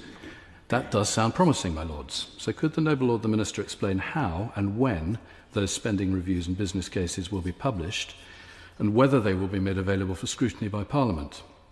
Perhaps more importantly, how will the actual performance of the GBE against those business cases be reported on and scrutinised? I'm absolutely certain we'll be having many more debates on this element, especially if we don't see the statement of strategic priorities. During the debates on the UKIB bill, we had many discussions about how important it was that the activities of the bank should be aimed at crowding in private investment and avoiding crowding out private investment. I said during the debates on the UKIB that if the bank simply ends up becoming a cheaper form of subsidised finance in situations where private finance is already available, we will have failed. Well, my lords, the same sentence applies with bells on in this case. The government keeps repeating the mantra that every pound of public investment will generate £3 of private investment. I wish it was that simple. If done badly, it can have the opposite effect. So it's critically important that the reporting I've said we need covers that aspect of additionality. It mustn't just be how much have we spent. Anyone can spend money, but how effectively have we spent it? What has been the real impact on private investment? Does the Noble Lord the Minister agree with that? Speaking of the UK Infrastructure Bank again, now rather misleadingly called, as we've heard, the National Wealth Fund, there's clearly quite considerable overlap between the activities of the two entities. Indeed, the UK Infrastructure Bank was set up originally to do quite a lot of what this entity is going to do. So could the Noble Lord the Minister please shed some light on how that overlap will be managed and how duplication between the two entities is going to be avoided? The UKIB Act also includes details on the composition of the board. This bill does not. So could the Noble Lord the Minister please explain what the government has in mind about the composition of the board of GBE? The bill also includes some very broad financial assistance provisions. We've heard that it's intended to provide equity finance of £8.3 billion over this Parliament. However, other forms of finance appear to be completely unlimited and subject to no obvious scrutiny. So could the Noble Lord the Minister please explain what is intended in that respect and what accountability and controls will exist around it?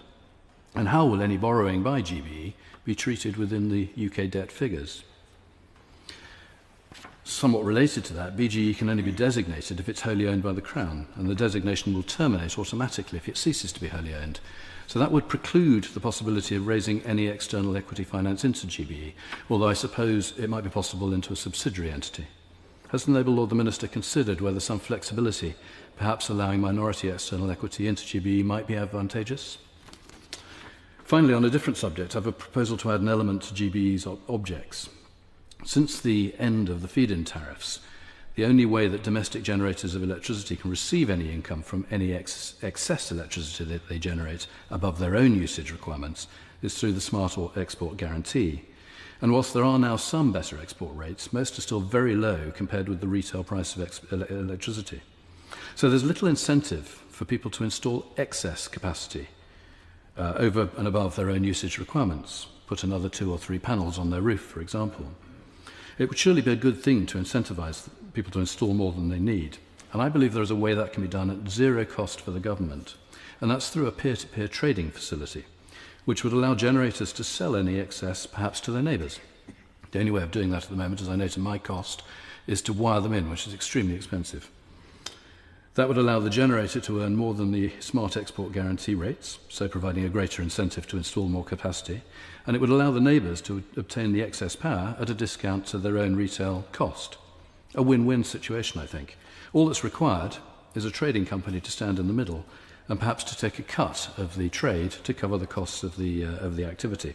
And that's a role I think that GBE could easily undertake, thereby incentivising people to increase domestic renewable generation at, as I said, no cost to the taxpayer. In order to do that, I think that trading should be added to the objects in Clause 3.2a.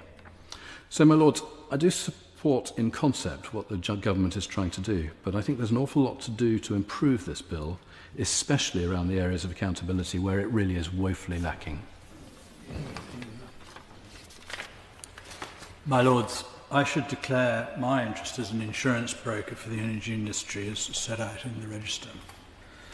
The bill before us, the creation of Great British Energy, has the laudable aim of decarbonising the power sector by 2030, an ambitious target, especially given the broader commitment for the United Kingdom to reach net zero by 2050.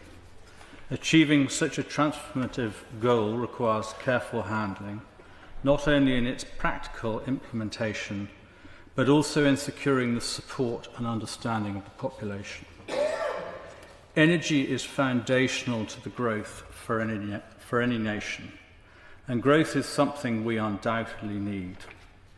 As outlined in the founding statement of GBE, published by DESNES on the 25th of July, the company's mission is to, and I quote, drive clean energy deployment, boost energy independence, create jobs, and ensure UK taxpayers, bill payers, and communities reap the benefits of clean, secure, homegrown energy. However, my Lords, such aspirational language does not appear within the bill itself, nor are there clear metrics by which Parliament might assess its ongoing success. Other noble lords, including noble Lord Vaux, has just addressed these omissions in great depth, and I'm not going to repeat them here other than to say that I agree. Instead, I'd like to turn to Clause 3 of the bill and the stated objectives of GBE. Electricity generation accounts for approximately 20% of the UK's overall energy demand. Our current energy mix highlights the challenges ahead. 31% from wind, 28% from gas, 15% from nuclear as a constant baseload, 8% from biomass, largely DRAX, whose environmental credentials merit scrutiny, and 5% from solar, with the balance met by interconnectors with Europe. The other 80% of UK energy is hydrocarbon-based. The bill envisages that most of the new clean power will come from offshore wind, onshore wind and solar.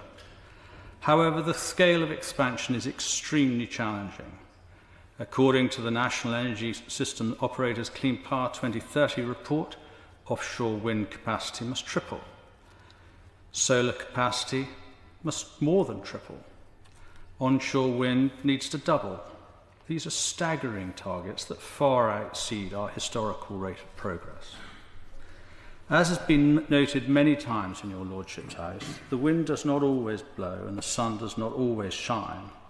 Consequently, gas, as the swing fuel, is frequently called upon, sometimes accounting for 60% or more. It's been 55 this afternoon, during lean or cold periods. Conversely, during periods of overproduction, typically when the wind blows too hard, surplus power must be shed, meaning that the producers are paid a curtailment fee to not generate. The situation will be exacerbated as more renewable power comes online. Hydrogen production, discussed by various other noble lords, which I will address shortly, has the potential to address this issue. While the construction of fixed wind and solar farms is well understood, it is unlikely that GBE will play a significant role in the technological development. I believe that they will need to deploy resources in the floating offshore arena, which is still in its infancy but has significant upside. In addition, GBE might contribute to solving the associated planning, environmental and conservation challenges by encouraging the integration of a clean energy production in all new infrastructure. Equally daunting are the upgrades to our grid infrastructure. As an estimated 40 million will be needed to be invested annually until 2030 to enable the increased generation targets. I'm afraid that collectively this dwarfs the 8 billion available to GBE. My lords, I'm all for ambition, but one must ask, are these goals realistic and achievable? Importantly, how does this correlate with the much touted £300 saving per household that was so widely discussed before the election? It seems increasingly elusive. My lords, it's certain that gas will remain a key component of our energy mix for years to come. Currently, the UK consumes nearly 1 billion barrels of oil equivalent annually for its energy. We are fortunate to have significant hydrocarbon reserves within our territorial waters. As at the end of 2023, the North Sea Transition Authority estimated 3.3 billion barrels of oil, BOE, in reserves, which are currently likely to produce 6.1 billion BOE in contingent resources, representing known but undeveloped assets awaiting regulatory or investment approval. 3.5 billion in mean exploration prospects, potential resources yet to be discovered. These reserves, weighted 70% towards oil and 30% towards gas, could meet over half of the UK's expected energy demand over the next 2 to 3 decades. However, production is falling at more than 10% annually, outpacing reductions in consumption and exposing us to increased reliance on imports. The 200,000 jobs connected to the hydrocarbon industry, which will decline rapidly as the industry is shut in, both directly and within the supply chain, are hugely significant. While some of these skilled workers may transition into the renewable power industry, we must ask ourselves, will it be all of them? Beyond employment, the economic contribution of oil and gas remains substantial. According to the Office for Budget Responsibility, revenues from offshore corporation tax, petroleum tax and energy profits levy raised 5 billion in 23-24. Although these revenues will decline over time, they remain significant. Furthermore, the Office for National Statistics reported that the extraction of crude petroleum and natural gas contributed 27.6 billion to the UK economy in 2023, accounting for 1.2% of the total economic output of 2.369 billion.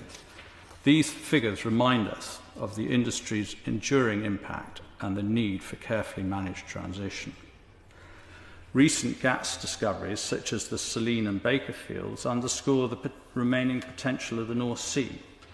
Yet these projects depend on competitive regulatory and fiscal conditions, which are not guaranteed. Projects already licensed, such as Jackdaw and Rosebank, essential to our ongoing energy security, are before the courts, resulting in further delays and obviously potential cancellation, which could put further strain on our domestic production. My lords, it cannot be right that we're importing increasing volumes of LNG to satisfy our gas needs when we have abundant resources of our own. Imported LNG is often produced under less stringent environmental controls and must be transported across oceans, increasing our carbon footprint threefold. Furthermore, my lords, are we not merely transferring the problems to others rather than addressing it ourselves? This does not reduce emissions, which is the ultimate goal, and it undermines our commitment to true environmental responsibility. I believe that this clearly highlights the need for the ongoing issuances of licences in our territorial waters.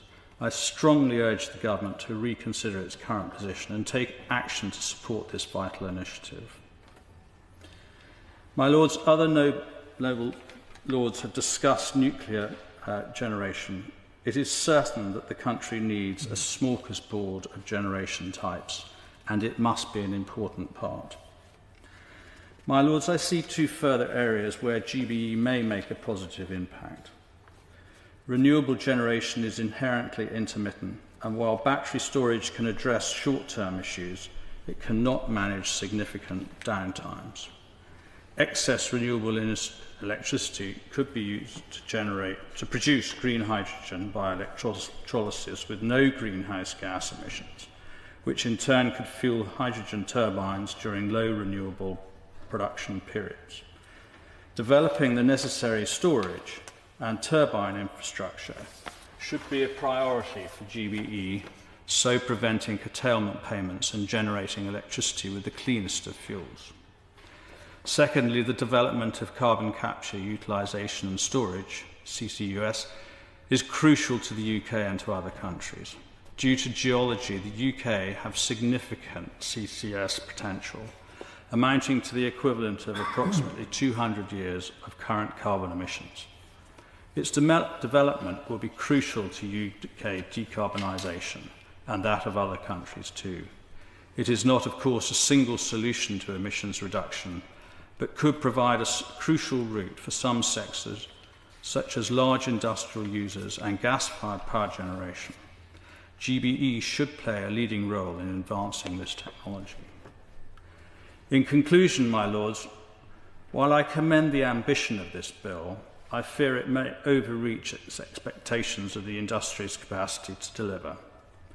Simultaneously, it underestimates the continued importance of hydrocarbon resource in ensuring our energy security. Without sufficient oversight or clear metrics, GBE risks becoming an unchecked entity with uncertain outcomes. Nevertheless, we must remain steadfast in our commitment to net zero by 2050. If managed prudently, we may even reach that target sooner, without jeopardising the growth and prosperity of our nation. My Lord, can I declare my interest as Chair of the Labour Climate and Environment Forum, and can I add my name to the commendations of the maiden speech of my noble friend Baroness Beckett. She was my boss when I was Chief Executive of the Environment Agency. She was a very scary lady, but hugely kind and incredibly supportive, and she taught me a tremendous amount. And our house will be a better and more thoughtful place for her presence and her wisdom. I welcome this bill. Seems like not many people do. And I welcome the opportunity that GB Energy will provide to use public money to leverage and create direction for private investment to tackle climate change and meet our net zero objectives. And unlike practically everybody else, I'm going to simply raise 5 points for my noble friend, the Minister, all of them which are absolutely about Great British Energy and all of which are absolutely about the content of this bill. First of all, community energy, already raised by the noble Baroness Hayman. The propaganda and the texts around GB Energy creation have all been very explicit about GB Energy playing a big role in supporting community energy. Community energy schemes are really important if we're going to persuade communities that the disruptions and downsides of renewables and rewiring the grid have got something in it for them by way of cheaper, greener, more secure energy. Local power plans, which include community schemes, I hope, are one of the 5 priorities for GB Energy in its founding statement. So if this is a real commitment for GB Energy to deliver community energy schemes, why not just put that requirement on the face of the bill? Can the Minister tell the House why not? Community energy schemes currently only generate around 0.5% of the UK's electricity, Studies by the Environment Audit Committee and others estimate that this could increase 20-fold in 10 years, powering 2.2 million homes and saving 2.5 million tonnes of CO2 every year, and create jobs, reduce local people's bills and boost local infrastructure investment. Now, lots of other nations have seen community-led renewable energy schemes growing over the last 10 years, but we stuck at the level that was the case when feed-in tariffs ended, and we've not grown since. So what is most worrying about the no statutory requirement on the face of the bill for GB Energy to support community energy is that Jürgen Mayer, who was much praised by the Minister as the chair of GB Energy, is already on record as saying at a parliamentary hearing that he didn't believe that community energy had the potential to generate gigawatts. Well, this is totally at odds with the assurances given by the government and if both in the manifesto from Labour and during the passage of this bill in the other place. So if we're going to have confidence of investors and communities and not have confusion as to what the role of GB Energy will be in this area, we need community energy on the face of the bill. The second point I want to make leads from that to some extent, and that's the Secretary of State's statement of strategic priorities. It's important that we see this in draft, at least during committee stage, and community energy would only be one issue that we'd want to see in that. But without sight of the statement of strategic priorities, we're being asked to buy a pig in a poke to some extent. So can the Minister tell us when we might see the Secretary of State's statement of strategic priorities? The third issue I want to go on about is in my capacity as a long-playing record. There are many noble lords around this House who can remember what a long-playing record is, whereas there are vast quantities of the great British public who haven't a clue what you're talking about. But I am a long-playing record in this respect, and that is that though GB Energy's clearly got excellent net zero objectives, because that's what it's there for, but as the noble Baroness Lady Hayman said, this is a twin crisis we're facing, climate change and biodiversity recovery.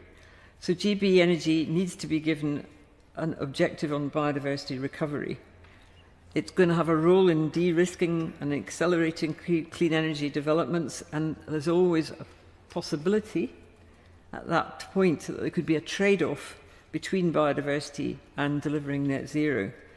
But it's not about either or, it's about both and. We need to be smart, and the objectives that GB Energy needs to be given on both net zero and biodiversity recovery need to complement each other. Of course, there is a quick way around this, and that is we could actually support Lord Krebs' private members' bill, which would give the twin objectives of climate and biodiversity all public bodies that were relevant. And I think it is important that we do have these twin objectives for GB Energy, because there are lots and lots of examples of similar, though not quite the same, entities established virtually independent of the state, but sponsored by the state and wholly owned by the state, where they kind of lose the plot. The Forestry Commission plants trees, but it doesn't do very much to plant trees for biodiversity and climate change.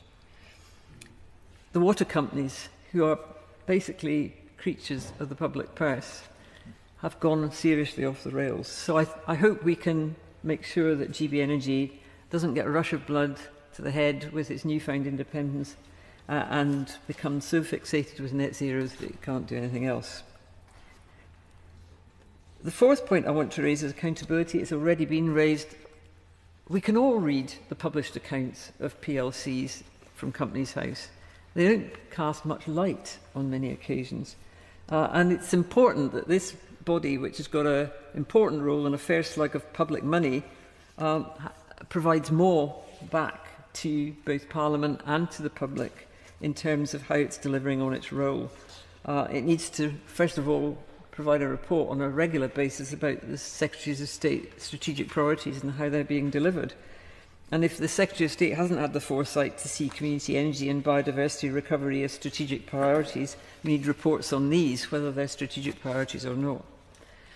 I don't want to see some of the inflexibility that I've heard described tonight around the House in requiring more and more burdensome reports from this company.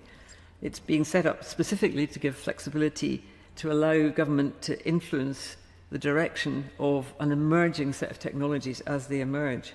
So we don't want to strangle it at birth with reporting requirements, but there needs to be a happier medium between that and simply the Companies House report. Last but not least, you couldn't expect me to do a speech in this House without talking about land use. Great British Energy will inevitably be engaging with spatial issues like new grid infrastructure and other energy development locational issues. Any planning role or role that engages with land use and spatial issues will need to complement the existing work that both the private and public bodies, including the National Electricity System Operator, are involved in currently in producing the Strategic Spatial Energy Plan. Spatial energy issues are really important, but they need to be resolved in the context of all the pressures on land. For example, other infrastructure types other than energy, housing, flood risk management, food production, biodiversity, forestry, carbon sequestration, to name but a few. Now, the government, Conservative past government, promised me publication of a land use framework for England as a Christmas present for last Christmas. Can I thank the new Labour government for its commitment to producing a land use framework for England? I know it's there in draft. I had hoped we might be out to consultation by this Christmas. That would be a nice Christmas present to have. So can the Minister confirm that the government sees the importance of setting the Strategic Spatial Energy Plan in its broader land use context and framework? I think it's called Joined Up Government. And if so, when the land use framework consultation might emerge. Finally, can I wish good luck to the Minister in responding tonight? The discussion has been amazingly wide, right across the energy policy agenda and beyond, for a very, very, very tiny bill doing a very, very specific purpose. It's going to be a bit like summarising the entire works of Proust in 21 seconds. Good luck. Noble Lord the Minister for introducing this bill today. I declare my interest as a member of the Advisory Board of Penultimate Power UK Limited and as a consultant to Japan Bank for International Cooperation. First, I too congratulate the noble Baroness Lady Beckett and my noble friend Lord McKinley of Richborough on their excellent maiden speeches. In the debate on the King's Speech, the noble Lord Hunt of King's Heath explained the government's aim to make this country a clean energy superpower. He told your lordships that the government are focused on achieving clean electricity by 2030 with a system based on renewables and nuclear power, and then building on that momentum to achieve the ultimate goal of net zero by 2050. It is not widely understood that the electricity grid only provides around 1/5 of our total energy consumed. The noble Lord the Minister said that the Great British Energy Bill, put forward in the gracious speech, will establish a publicly owned company to spearhead our mission to become a clean energy superpower. Although he mentioned nuclear power as well as renewables, it appears that His Majesty's government has little interest in nuclear. In his briefing on the bill, the noble Lord said that GBE for now will invest solely in renewables. That will disappoint the noble Baroness Lady Winterton, who asked if GBE could fund an SMR factory in South Yorkshire. Can the noble Lord the Minister confirm that he agrees that nuclear power provides energy that is just as clean as that from renewables? Could he also confirm that there is a compelling need for firm baseload power which does not suffer from intermittency? Large-scale affordable energy storage is still decades away. My Lords, it is surprising that the government have introduced this bill to set up GBE without clarifying how GBE is going to relate to Great British Nuclear, GBN. GBN's remit is not sufficiently clear, but But if the government properly recognised our need for new nuclear and the huge contribution it could make to achieving clean energy, surely the two bodies should be combined or at least work together. I was pleased to hear the Minister say the government will explore how GBE will work with GBN, but there is nothing at all yet in the bill about this. The Noble Viscount Lord Hanworth expressed similar concerns in his well-informed speech, with all of which I am in full agreement. There is, of course, as my noble friend Lady Bloomfield well explained, a third government body in this space, the former United Kingdom Infrastructure Bank, now known as the National Wealth Fund. Its website explains that it will continue to make private sector investments against a clear set of priorities, with a focus on crowding in private finance to sectors and technologies which are critical to the UK's clean energy and growth ambitions. Clause 3 of the bill before us today states the objects of GBE, of which the first is the provision of clean energy. Another object is improving energy efficiency, but pursuing a dual system of renewables and gas which you only use when there is not enough wind is inherently inefficient and leads to excessively volatile and unnecessarily high prices. These objects are substantially the same as several of the objectives of the National Wealth Fund, contained in Clause 2 of the UKIB Act. The NWF is set to be capitalised with £27.8 billion, compared with £8.2 billion for GBE, and that only within the course of this Parliament. GBN is clearly the poor cousin, as it doesn't have any money to make investments. It has only the £342 million of net assets showing on its balance sheet at 31st March 2023. This again shows the low priority which the government gives to nuclear power. How is GBN going to make a contribution to funding the procurement of at least 2 SMRs as declared? My Lords, in January this year, the former Secretary of State designated the former British Nuclear Fuels Limited as GBN under the Energy Act 2023. According to Companies House, the Secretary of State referred to in the Act as the person of significant control is the Secretary of State for Energy Security and Net Zero, Ed Miliband. Can the Noble Lord the Minister tell the House what ambitions the Secretary of State has for nuclear in the next 5 years? Could he tell the House if the last government's 24 gigawatt target for nuclear, which many think too low, is still in place?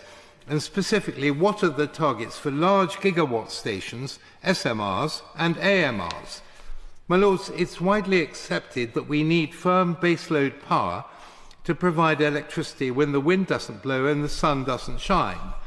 My noble friend Lord Frost, in his excellent speech on the 14th of November, drew attention to the fact that in the week from 3rd to 10th November, wind accounted for a mere 10% of electricity generated.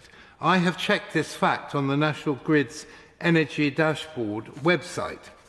What that means, my Lords, as so well explained by my noble friend Lord Howell, is that wind power provided only around 2% of the country's energy consumption during that week. As noble lords are well aware, we have not seen much sunshine lately. In the same week, solar power accounted for 0.7% of electricity generated. That is 0.14% of total energy consumed. During that same week, gas-fired power stations accounted for 52.2%, nuclear for 14.3%, and electricity imports for 11.3%. Even that more than the contribution from wind. And what do imports do for energy security? Do these facts not suggest that we absolutely cannot rely on renewables to continue to decarbonise the grid, or even begin to replace our much larger industrial energy consumption, which is still dependent largely on oil and gas? Even those of us who are not convinced that the slight increase in the proportion of carbon dioxide in the atmosphere in recent years, from 0.037% in 2000 to 0.042% in 2024, controls nearly all aspects of climate, strongly support the development of clean energy. But if we need firm baseload energy, as shown in the week of 3rd November, why don't we prioritise nuclear power now? The government has said they will work with the private sector to double onshore wind, triple solar power and quadruple offshore wind by 2030. They will invest in carbon capture and storage, hydrogen and marine energy, and ensure we have the long-term energy storage our country needs. My Lords, that would all be prohibitively expensive, and we already are losing our remaining manufacturing competitiveness because our electricity is already among the most expensive in the world, twice as much as in Japan and more than twice as much as in the United States. My Lords, the OBR's economic outlook forecasts that subsidies to gas providers to maintain a fleet of power stations, just in case, will have to quadruple. Is it not true that the government continues to push the 2030 net zero agenda harder and faster than ever, but without any proper cost-benefit analysis? My noble friend Lord Frost has queried why, if the real cost of offshore wind really is £44 per megawatt hour, as suggested by NESO, well below current market prices and the prices agreed in auction rounds, why we need subsidies at all. Onshore wind projects have been subsidised since the first wind farm at Delabole in Cornwall in 1991. Why are we still subsidising them? Why are electricity consumers forced to pay much higher prices for their electricity because a significant part of the charges they pay are subsidies for renewables? That has and continues to distort the market. The proposal to transfer renewables electricity subsidies to gas bills does not solve the problem. It merely delays it for another day. But if subsidies are justifiable, why is the consumer not subsidising nuclear technologies too? Can the Minister justify continuing to force the consumer to pay for wind but not nuclear? The government has provided a tiny amount of financial support to developers of nuclear technologies, compared with other countries such as the United States and France. France generates around 2/3 of its electricity from nuclear power. The United States, by 2018, was generating half of its emissions-free electricity from nuclear sources. GBN is concentrating on selecting winners in the SMR competition. There are 4 companies still in the race, of which 3 are American-owned. Only Rolls-Royce represents British industry and technology. There are other technologies, some of which were invented here, such as the high-temperature gas-cooled reactor technology, invented at Winfrith, Dorset in 1965 by the UK AEA. The IP is owned by the Japan Atomic Energy Agency. The Japanese government, which is still constrained in the domestic development of nuclear power since the 2011 Fukushima disaster, has wanted to collaborate with overseas governments, especially the UK, in supporting the commercial development of this technology. The demonstrator has been running in Japan for more than 10 years and is inherently safe. The heat energy produced by an HTGR at 950 degrees Celsius enables the decarbonisation of many industrial processes, including the production of green hydrogen at scale. Unless the government changes course very soon, we will miss the chance to become the manufacturing and distribution hub for EMEA for this invaluable technology, which is now languishing in Phase B of the government's AMR competition. It has committed a mere £55 million from the Future Nuclear Enabling Fund to be shared between 2 successful bidders. But there is no commitment that this competition will continue, and its purpose is only to construct a demonstrator by the early 2030s in time for potential AMRs to support net zero by 2050. My Lords, we will have missed the boat by a country mile. We have the chance to put together a public-private UK-Japan consortium to commercialise this technology now. We should press ahead with this and with Rolls-Royce's SMR technology, using homegrown knowledge and experience developed over 60 years of supporting the Royal Navy's nuclear fleet. New nuclear bills would support thousands of highly skilled jobs, both directly and in the supply chain, during construction and then for decades during operation, often in remote areas of the country, and would reuse locations where existing grid connections are in place. My Lords, this bill is very short and says little about the governance of the company. Some of it is similar to the UKIB Act, but it gives little indication of what the company will do and how it will operate. The government claims GBE will take a stake for the British people in projects and supply chains that accelerate technologies for the future. Yes, my Lords, the government should do this, but GBE, as envisaged by the bill, does not provide the answer. As my noble friend Lord Lilly said in his powerful speech, we need to know much more about the strategies and priorities of GBE.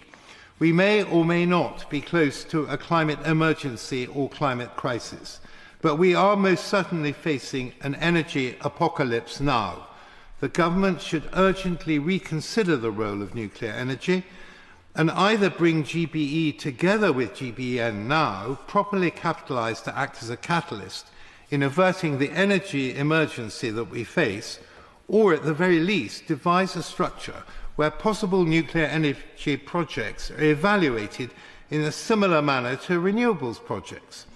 Furthermore, the bill gives the Secretary of State very great powers. He is required to inform Parliament of general or specific directions, but he is not accountable to Parliament at all in respect of his position of control within GBE.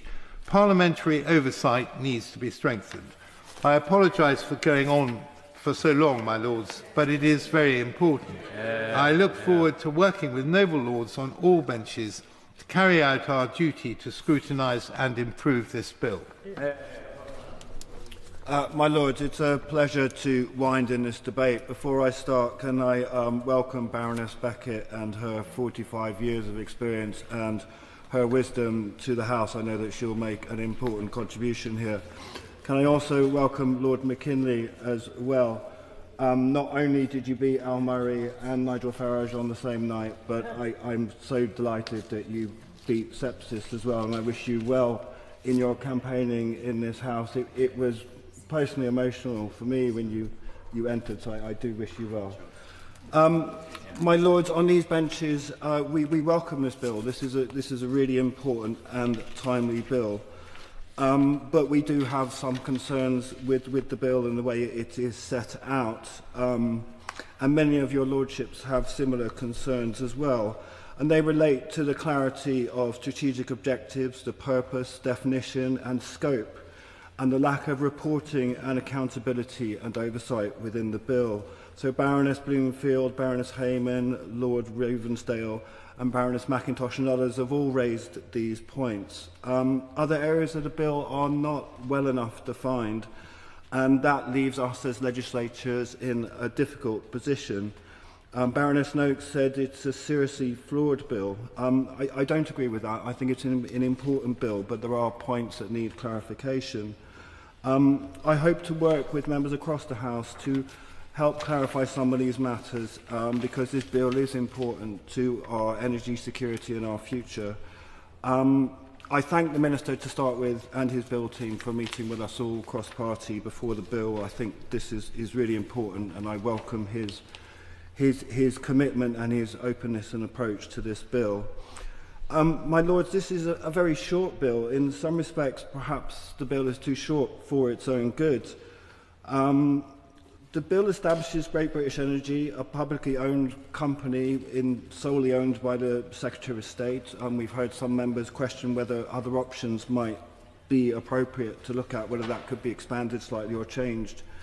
The bill fulfills a Labour Party manifesto commitment to achieve net zero and to make carbon generation clean generation by 2030. To quote from the founding statement, Great British Energy stems from a simple idea that the British people should have a right to own and benefit from their own natural resources, that these resources belong to all of us and should be harnessed for the common good. I mean, what is not to agree with that? We definitely agree with that. Backed with initial capitalisation of some 8.3 billion over this Parliament, the plan is that GB Energy will work closely with industry, local authorities, communities and other organisations to make progress on our energy independence. It should be noted that this funding does, however, drop to 125 million in 2005-26. GB Energy will invest in and partly own new projects, crowding in and not crowding out private finance. And this is key to the energy transition. But, my lords, this will be a difficult tightrope for that organisation to walk. That is a very small space.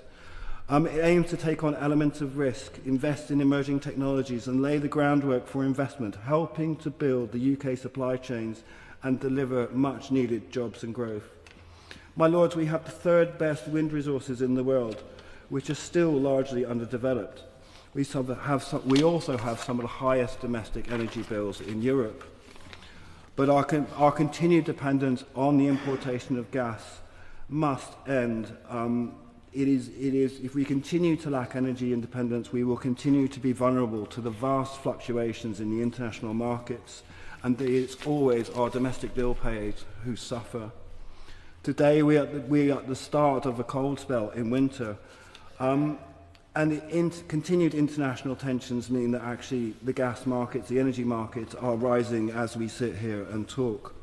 My lords, the cost of the energy transition will bring short-term costs, but they will bring long-term benefits, long-term security, and they will reduce bills permanently. Energy bill payers must be supported, though, and benefit from that transition process itself. Equally, there are huge costs that simply come from doing nothing.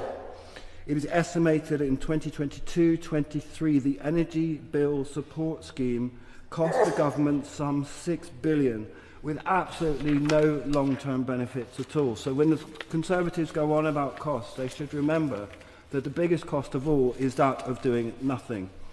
The promise is that GB Energy will save some £300 a year. I hope that it does, and I hope that that does happen soon.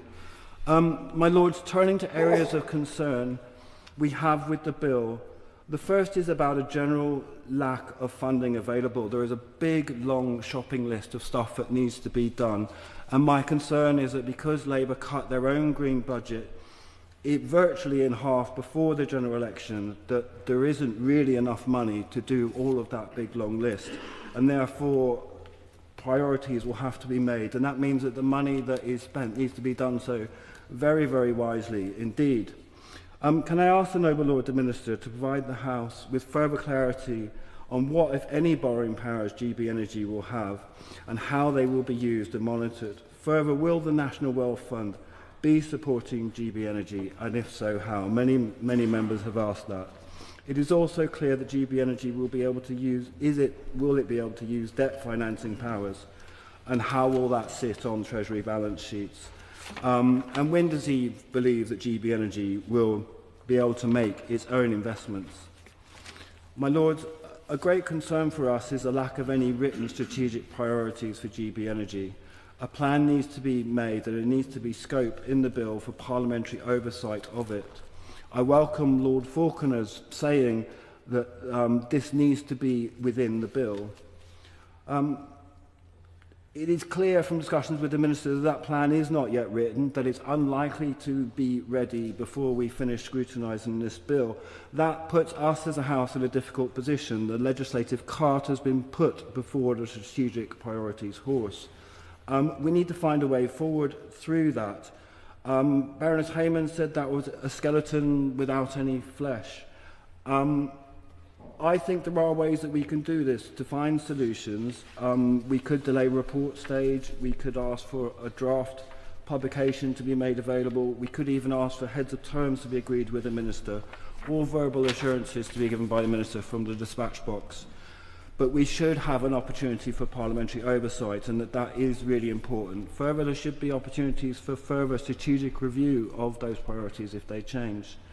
There is no over-reporting or accountability for GB Energy in this bill, and that is another area that other than the UK, what it does as a UK company, as every other UK company does to Companies House, there is literally no reporting. That is not good enough, and that needs to change. And again, many members have raised that in the House. We added a reporting duty in the Crown Estates Bill. My suggestion is that a similar thing is done here for GB Energy, and that could have agreed headings and things that need to be reported on. But reporting does need to happen. There does need to be parliamentary scrutiny. Another area for your noble lordships is what is the area for GB Energy. The bill has such inclusive and broad range of areas that it's impossible to know what's included and what isn't. It could virtually spend 98% of its money on nuclear energy, or it could spend 98% of its money on carbon capture and storage, despite the fact that that's already been given £22 billion. So there is no definitions at all, and I think, looking around the House, that worries your noble lordships considerably, because they don't know where that money will be spent and what the priorities are. So I think the House as a whole is asking for clarification on those issues. We understand that the government doesn't want to be restricted, and that a lot of this money will be seed money, it will be enabling money, and the government wants that freedom to do that work. However, that does need to be balanced against the needs to have some clarity for what we are signing up to and what we are approving. My Lord, there is also a need, I think, for a general environmental duty. We put one in the Crown Estates Bill, Baroness Hayman. I think that should be copied over. I welcome Baroness Hayman and Baroness Young's support for a nature recovery duty as well. We will be supporting that as well. I think that's an important duty, so I would ask the Minister to consider that. Clause 6 was raised by Lord Lilly and Lord Bourne. It does give the Secretary of State sweeping powers. I note that he has to consult with GB Energy beforehand, and he has to report to the House afterwards. Are those powers really necessary? Are they appropriate? Should maybe the Minister come to the House before using those powers and seek some kind of approval? I don't know, but they seem a little bit over the top for what is necessary. They're copied from the nuclear industry. I mean, we're talking about windmills and stuff here. Do we need that power? Other elements are missing from the bill altogether. Community energy is something that we on these benches will be concentrating on a lot. Community energy must appear on the face of the bill, and I thank Baroness Hayman and Baroness Young again for supporting this, and in the strategic objectives for GB Energy. The founding statement makes welcome claims, and the noble Lord the Minister gives his assurances. However, the reality is there is nothing that sits on the face of this bill. There is nothing in the strategic priorities. I think we all want community-led energy to succeed and to experience accelerated growth from its very small base of 0.5% of our energy. But this will only happen if those who invest in the growth to make it happen have the confidence that the government truly supports this as a way forward. Vague promises are not investment options. Real worth investment in this sector requires firm commitments from the government. So I will seek to work with the Minister to make sure that we have this written into the face of the bill and the strategic objectives, because I think without that it won't happen. And I also think it's really important. I think it's an important part of the energy transition. It's an important part of taking communities with us, and it's an important part of strengthening and decentralising our grid. In fact, I'd like to see a plug-and-play system designed for community energy, linking together planning, investment, and everything else that needs to happen across the piece, so that this stuff can really get off the ground. I also note the I ask really when this investment will come for community energy.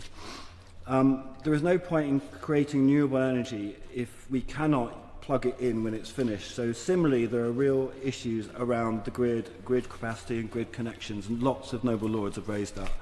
My understanding from the Minister is that the grid is not in or crucial to this bill. So I asked the Minister, where will the funding for grid connections come from, how that will be done. This is really important. Similarly, home heating, which accounts for 18% of the CO2 emissions in this country. I really call on the Minister to look at using GB Energy as a vehicle for helping to get heat pumps into homes. We need 600,000 heat pumps annually to be brought into our homes by 2028. There is no mechanisms, no promise of doing that at the moment. Lord Deedon suggested allowing people to borrow against their mortgages to pay for the cost of heat pumps. I suggest that GB Energy could be a vehicle to help make that happen, making it affordable to homeowners so that we can get this stuff done. Just transition, jobs and skills are really important as well. So Lord Ashcombe and other people have mentioned this. Skills and training, there wasn't much in the budget. The budget itself, despite all the investment, is not creating real long-term growth. So I really would encourage the Minister and this government to invest more in jobs and skills so that the green transition benefits people and brings benefits to them. Spatial planning as well has also been mentioned. My Lords, there's also a number of organisations that are being created here. The landscape is changing. We have NISO, Ofgem, Crown Estates, GBN, GBE. How do they all work together? These are problems that people have asked.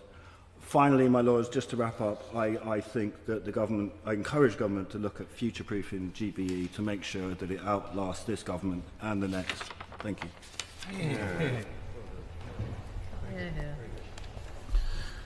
My Lords, may I begin by welcoming the Noble Lady, Baroness Beckett, and Noble Lord, Lord McKinley of Richborough, both to their place in this House, and to congratulate them on two magnificent maiden speeches. My Lords, we're debating a bill that grants the Secretary of State sweeping powers to establish Great British Energy, a publicly owned energy company, with an £8.3 billion allocation of taxpayers' money. With the government unilaterally accelerating the target for zero-carbon electricity to 2030, it's plainly obvious that this bill is ideologically fuelled, with energy analysts such as the LCP Delta stating there's zero chance that government will meet that 2030 goal. The substance of this bill is equally concerning. Despite its far-reaching aims, the bill is notably lacking in detail, pointed out by my noble friend Lord Lilly. There is no clear business plan, no accountability framework, and no specific roadmap for how the government intends to deliver on these unrealistic promises. In short, the bill seems more about political grandstanding at COP29 than perhaps practical solutions.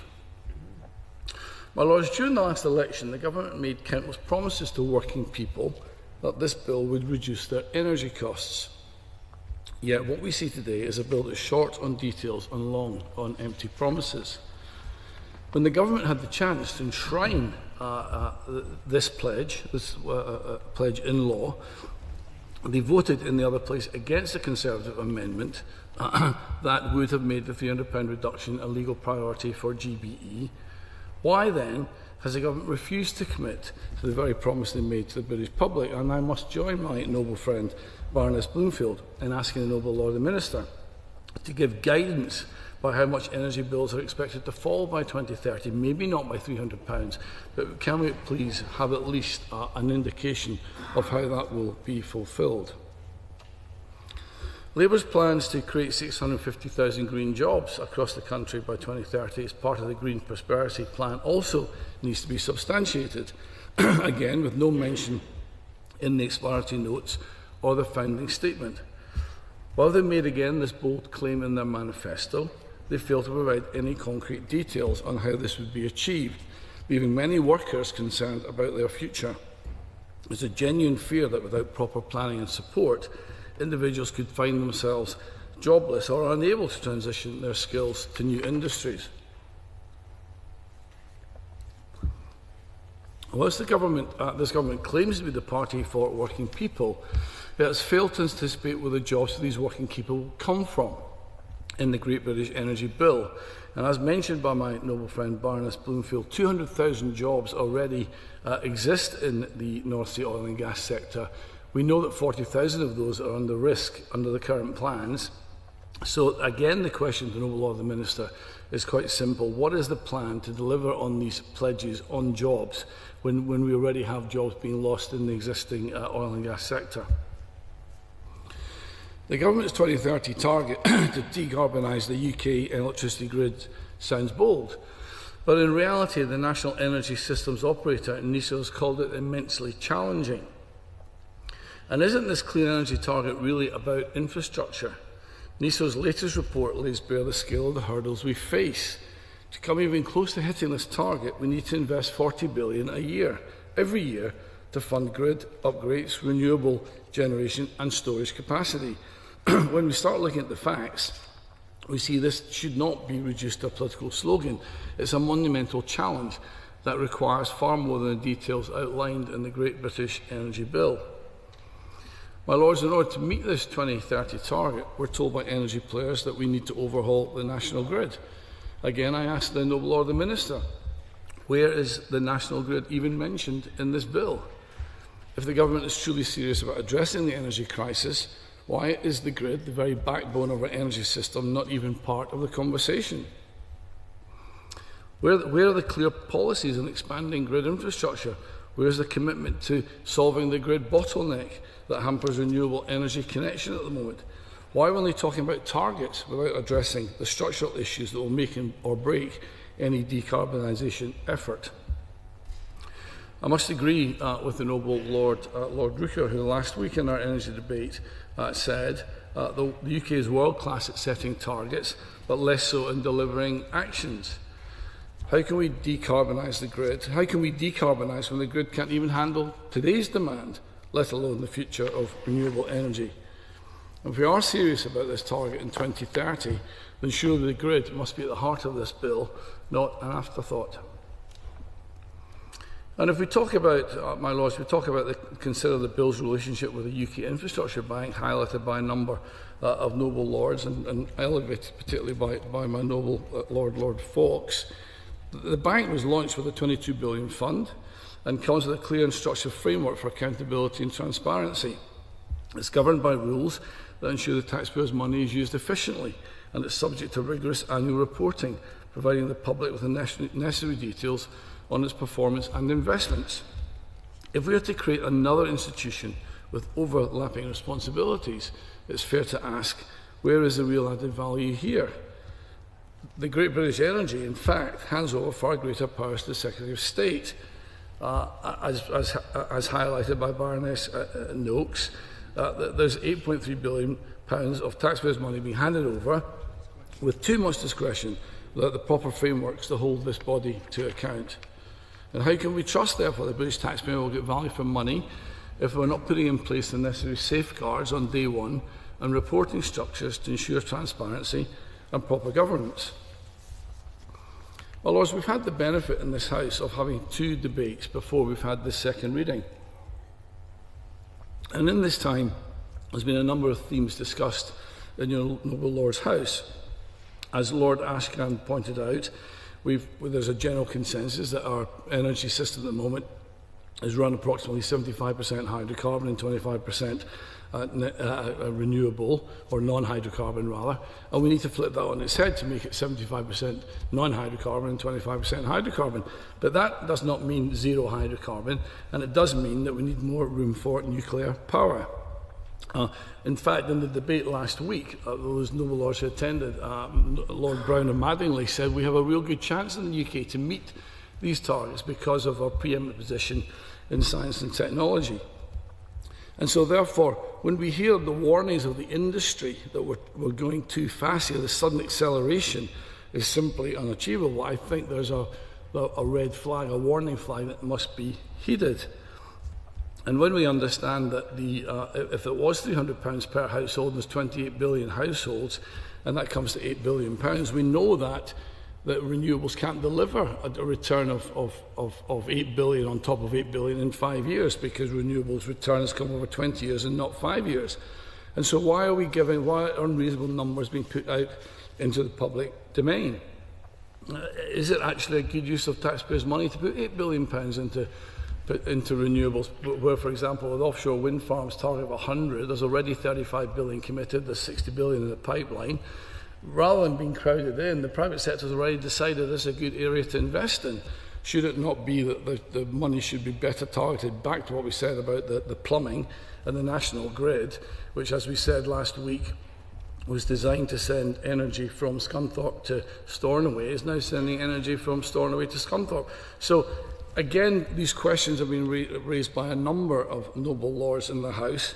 And of course, we have the issue of the North Sea oil and gas being shut down. If it's shut down too quickly, there will be a real knock-on effect for our net zero 2050 target, because at the moment, more than half the renewable investment comes from hydrocarbon companies reinvesting their profits, and the skills of the people required to do the transition exist in the oil and gas sector. So I think I would, to my noble lords, I would say that having had these two debates now in this second reading, we've given this a really good airing, and there are some real, I think, some warnings to the government to say that in accelerating this, that we can't just be in a situation where the government put forward bold targets and empty promises, but we must have details. I don't think it's reasonable that we take on trust that 8 billion of taxpayers' money will be well spent. I think that we need some transparency and accountability in this bill to ensure that these funds are used effectively. And turning just in conclusion, where we've heard grand pledges on lower energy bills, I think it's only fair that the government backs them up with some concrete actions, or at least some commitments. Again, with the promise of green jobs, we've yet to see any plans as to how those jobs are going to be protected, and that there are already workers facing job insecurity in the transition to this low-carbon economy. And as we've discussed, despite all the talk of decarbonisation, we still haven't addressed the major issue of infrastructure. So I ask, in conclusion, how can we trust the government's ambitions when the foundations for success are not set out more clearly in this bill? Where is the plan for infrastructure? Where is the commitment to accountability? Where are the protections for the British taxpayer? And most important of all, how will Great British Energy result in cheaper energy for UK consumers? Well, my lords, I'd like to begin by thanking all noble lords who've taken part in this, yet again, very interesting debate about energy, climate change and the future. My lords, I particularly welcome the maiden speech of my noble friend Baroness Beckett. Her emphasis on UK climate leadership was particularly welcome, and hospital passes are something I certainly know a bit about. I also was very moved by Lord Mackenzie's maiden speech. I just wanted to echo his tribute to Sepsis UK. I've worked with them in the past, and I'm glad he was able to meet the Secretary of State. I certainly agree with him about the importance of Parliament being able to scrutinise energy policy, and I look forward to his further engagement in these debates. I would say, though, he did make a reference to what was happening globally. I would just say to him that the IEA, the International Energy Agency, has shown very recently in their Renewables 2024 report that there's actually been there will be a massive increase, 2.7-time increase in renewables leading up to 2030. And it's clear countries are not turning away from it. I would also say, my lords, it's clear there is a global renaissance in nuclear energy in which the UK will be a full part. My lords, this is the fourth time I've said this, my lords, because Viscount Trenchard asked the same question each time. What more can I do to say, my lords, that nuclear is a very, very important part of what we are developing in the future in terms of low carbon and clean energy. My lords, I think my noble friend Lord Grantchester and the noble Lord Naseby really said it, that in this area government intervention is essential, and the link to climate change is absolutely critical here. And Lorne Bourne was so right. We are talking about the survival of the human race, nothing less than that. Well, we are, my lords. I think, my lords, okay, there is always going... yeah. I put down a question some time ago to the government asking whether they knew of any peer-reviewed science or any science collected by the IPCC which suggested there would be extinction of the human race if we did nothing worldwide. Not as much as we're doing now, but nothing. And they said there is no such peer-reviewed science. Why does the Minister rely on alarmism. Well, my Lords, I'm not alarmist at all. I do rely on a series of reports, report after report, showing the consequences. Shall we just turn to our own independent committee on climate change? I mean, he, my Lord, supported the Conservative government over a 14-year period. I didn't see that Conservative government disowning the independent advice it had received. He might as an individual, but I don't think his government did. And I think noble lords opposite, when they run down organisations like the Committee on Climate Change, or indeed the OBR, as they seem to now, they need to remember, my lords, that they actually listened and reflected on the advice of those bodies during that 14-year period. But, my lords, I agree with Lord Cameron that if climate change is critical, energy security is coming a close second. And that's, of course, what makes this debate, this bill, so important. So, my lords, I hear what noble lords are saying. Lord Offord, Baroness Bloomfield, Baroness Hayman, my noble friend, Viscount Hansworth, Lord Bourne, Lord Duncan Russell, a number of other lords as well, have commented on the structure of the bill with concerns about a lack of detail and questions about the accountability of GBE to Parliament, how it's to be reviewed, what is its relationship with the National Wealth Fund, Great British Nuclear, Crown Estate, indeed NESO, and Lord Bourne mentioned, in fact, the Committee on Climate Change. My lords, can I just say, by the way, to the noble Lord Bourne, the fact that GBE is going to be headquartered in Scotland does not, of course, inhibit its UK-wide responsibilities, and I've noted what he had to say about investment in Wales. My lords, I do accept that there are a number of organisations here, and I will take it upon myself to write to noble lords, setting out how we think the relationships will work together, as I think that will inform our discussions at committee stage. My lords, let me say about the structure of the bill. Noble lords will know this was laid in the Commons very soon after the election as an early priority of the government. Because of that, inevitably, we focused on the provisions that are fundamental to the establishment of Great British Energy, and clearly, my lords, we are still working through some of the policy issues that we need to come to a view, including, of course, my lords, discussing them with GBE and also the devolved governments. And that's why, my lords, the bill, to an extent, does not have the detail which noble lords wish to see. However, my lords, obviously, I listened very carefully. We will come to committee. I hope I can respond constructively to some of the issues that noble lords have raised. Equally, my lords, I do want to ensure that GBE is operationally independent and is able to make its own decisions within the structure of the bill and the strategic priorities laid down by the Secretary of State. But, my lords, we are listening very carefully to what noble lords have to say. My lords, obviously, I do fully accept, and I said this to the noble Lord Howell last week in our debate on energy, that, of course, our drive towards clean power by 2030 is but one aspect of decarbonisation of society in this country and the move to net zero, and that in relation to transport, heating and industrial processes, this is a huge challenge, one to which we're committed to achieving.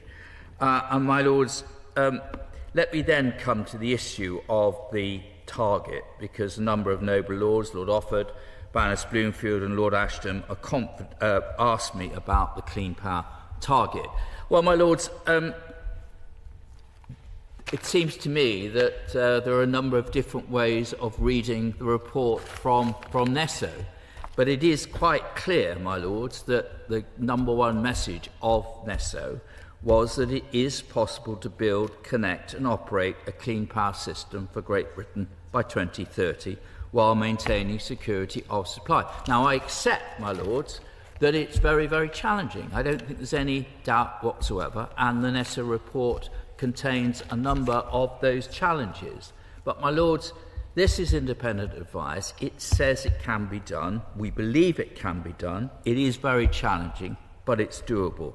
My lords, on the issue of cost, as the Noble Earl Lord Russell said, the biggest cost is doing nothing. And as the Noble Baroness Lady Hayman suggested, the Climate Change Committee has said the net cost of transition will be less than 1% of GDP over the entirety of 2020 to 2050. The ORB have highlighted that delayed action on reaching net zero will have significant negative fiscal and economic impacts, and that acting early could halve the cost of getting to net zero by 2050 compared to acting late. I noted also on this Lord Ravendale's comments. My lords, let me then come on to the bill itself. And first of all, Baroness Noakes and Lord Vaux has raised the fact that we've partly used the UKIP legislation as a model for some of the clauses in this bill. And I think Baroness Noakes and Lord Vaux were particularly focused on the makeup of the board of directors. My lords, the fact is, my lords, that this bill also, we have brought clauses from the Great British Nuclear provisions in the Energy Act, and the structure very much follows that. And my lords, we do not think that it was necessary to put into primary legislation provisions in relation to the board, because, my lords, it will be covered because it is a company. It comes encompassed within company law, within the code of practice, within sound corporate governance. GB will have a chair and a chief executive officer, both of whom will be accountable to ministers. It will have a board of directors that follows sound corporate governance practice, including the provisions of the UK Corporate Governance Code, and published by the Financial Reporting Council. My lords, can I then come on to the issue of the relationship with the National Wealth Fund? My lords, basically we want GBE and the National Wealth Fund to work closely together. We will, as Great British Energy scales up, set out how the two institutions will collaborate and complement each other. On the issue of crowding out investment, my lords, surely my noble and learned friend Lord Faulkner was right. The whole point about GB is to speed up the deployment of both mature and new technologies, but with a focus on where it can complement existing private sector activities. I must say, I would say to the noble Lord Lilly that his references to HS2 and the post office were a bit rich, considering the record of the stewardship or not of the Conservative governments over 14 years. My lords, let me come on to clause 3, the objects. Obviously, this has drawn quite a lot of comment, can I say to my noble friend Baroness Winterton and Lord Grantchester, Lord Cameron, Lord Naseby, amongst others, that emerging technologies like CCUS or hydrogen could be very much part of GBE's portfolio once operational. I noted Baroness McIntosh's comments on waste. On Drax, I thought we did have a good run on that a couple of weeks ago, though I may not have convinced noble lords of the government's position. I look forward to discussing storage with the noble Lord, Lord Duncan, and my noble friend Viscount Stansgate. And my lords, I also agree with Lord Ashcombe on the potential of floating offshore wind. We, of course, are reluctant to see a list of technologies on the face of the... Noble lords sitting on the front bench will be readily aware of the list argument, which... and it's well taken. If you list, you're at risk of excluding other technologies. And, my lords, I think one has to be very careful not to constrain the ability of GBE, both in its operational independence and its ability to spot the technologies that actually need supporting. I do accept on community energy that it has, with my noble friend Baroness Young, that it has huge potential in itself, and also as a way to leverage public support generally for the kind of changes that we need to see happen.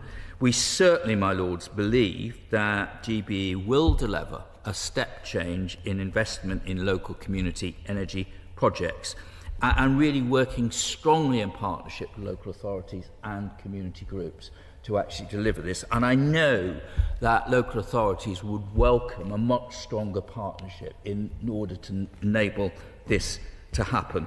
I take the point from Baroness Hayman and my noble friend Baroness Young about biodiversity. I look forward to discussing that further with them and in committee. My lords, I come to my favourite topic, nuclear energy. And my lords, first of all, we want to make sure that GBN can carry on with its work. It's particularly important now doing the technology appraisal of the shortlisted technologies for the SMR programme, and that it will work in complementary ways to GBE without there being duplication of effort. And let me say, I obviously picked up Lord Ravendale's important contribution. And just let me say to the Viscount Trenchard, nuclear power is not being under-prioritised in my department. I need no persuading on the importance of nuclear energy. It acts as the essential baseload. And when it is aligned with gas in future that will be abated by CCUS, we will have the right balance to complement intermittency of renewable energies. Now, on nuclear, my lords, in terms of resources, I mean, we have just announced a huge resource allocation to Sizewell C to get it over the next 2 years. We're working very fast towards final investment decisions over the next few months. We have the SMR programme. We're very excited by the potential of AMRs. I very much take what my noble friend Lady Winterton said about the potential of SMR manufacturing in the UK. My lords, a number of noble lords have mentioned the grid and planning and what they've described as the roadblocks to developers. I very much take that point.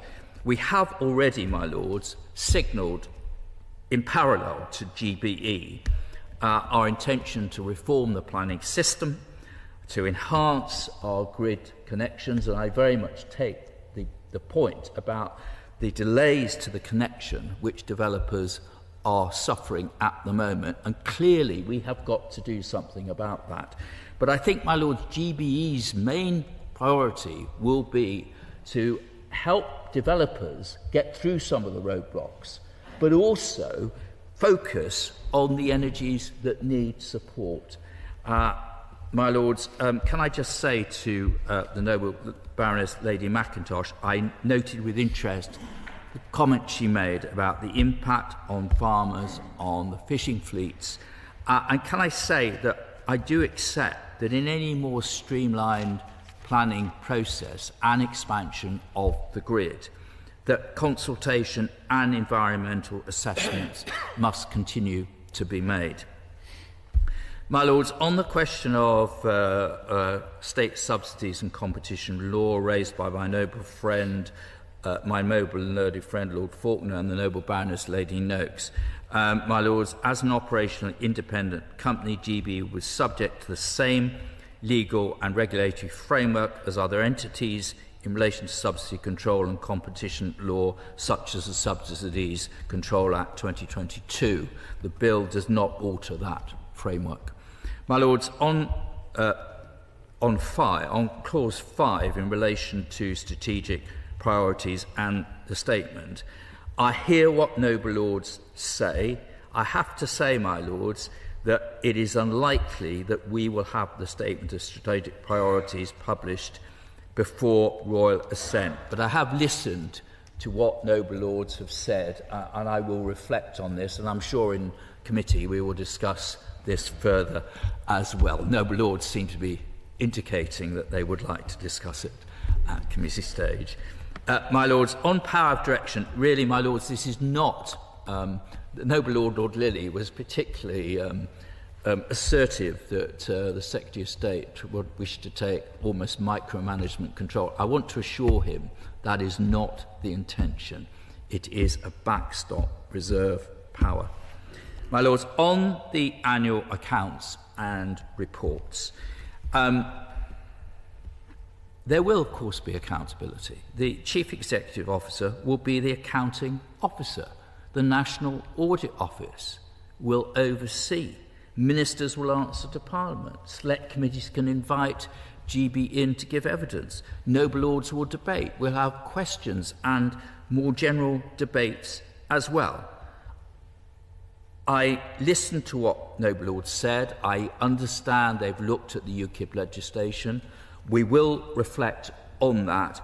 But I think my noble friend Baroness Young is right, is there is a balance here between due accountability and not putting a load of bureaucratic micromanagement on this organisation, because that is not what we want to see happen. My lords, can I just say on supply chain, I absolutely agree with noble lord to say we must make the most of the supply chain. I picked up the point always about the issue of skills and managing the transition in the North Sea. And then, if I could finally say to the noble Lord Alton, my noble friend, if I may say so, he and I have worked together on these issues, and I congratulate him on his work and on a huge effort he has made in Parliament, the influence he's had on legislation, the help he gave me in relation to enforced organ harvesting, particularly in Xinjiang province, but in China more generally.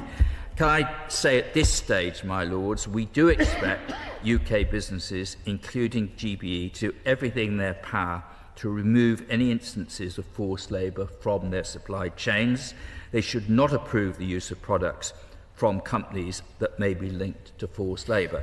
But of course, I'm very happy to talk to him about Merseyside, as he suggested, in terms of the energy potential, but also, of course, to discuss with him the issues that he raised so eloquently. Well, my lords, I've reached the time clock. I think it's been a very good debate. I'm most grateful to noble lords. I'd like to think it was a constructive contribution, and I look forward to debating this in committee. My lords, I beg to move. The question is, this bill be now read a second time. As many of that opinion say content. Content. The contrary not content. Contents have it. My lords, I beg to move that this bill be committed to a committee of the whole House. The question is that this bill be committed to a committee of the whole House. As many of that opinion say content. The contrary not content. The contents have it. I beg to move that this House do now adjourn. That this House do now adjourn.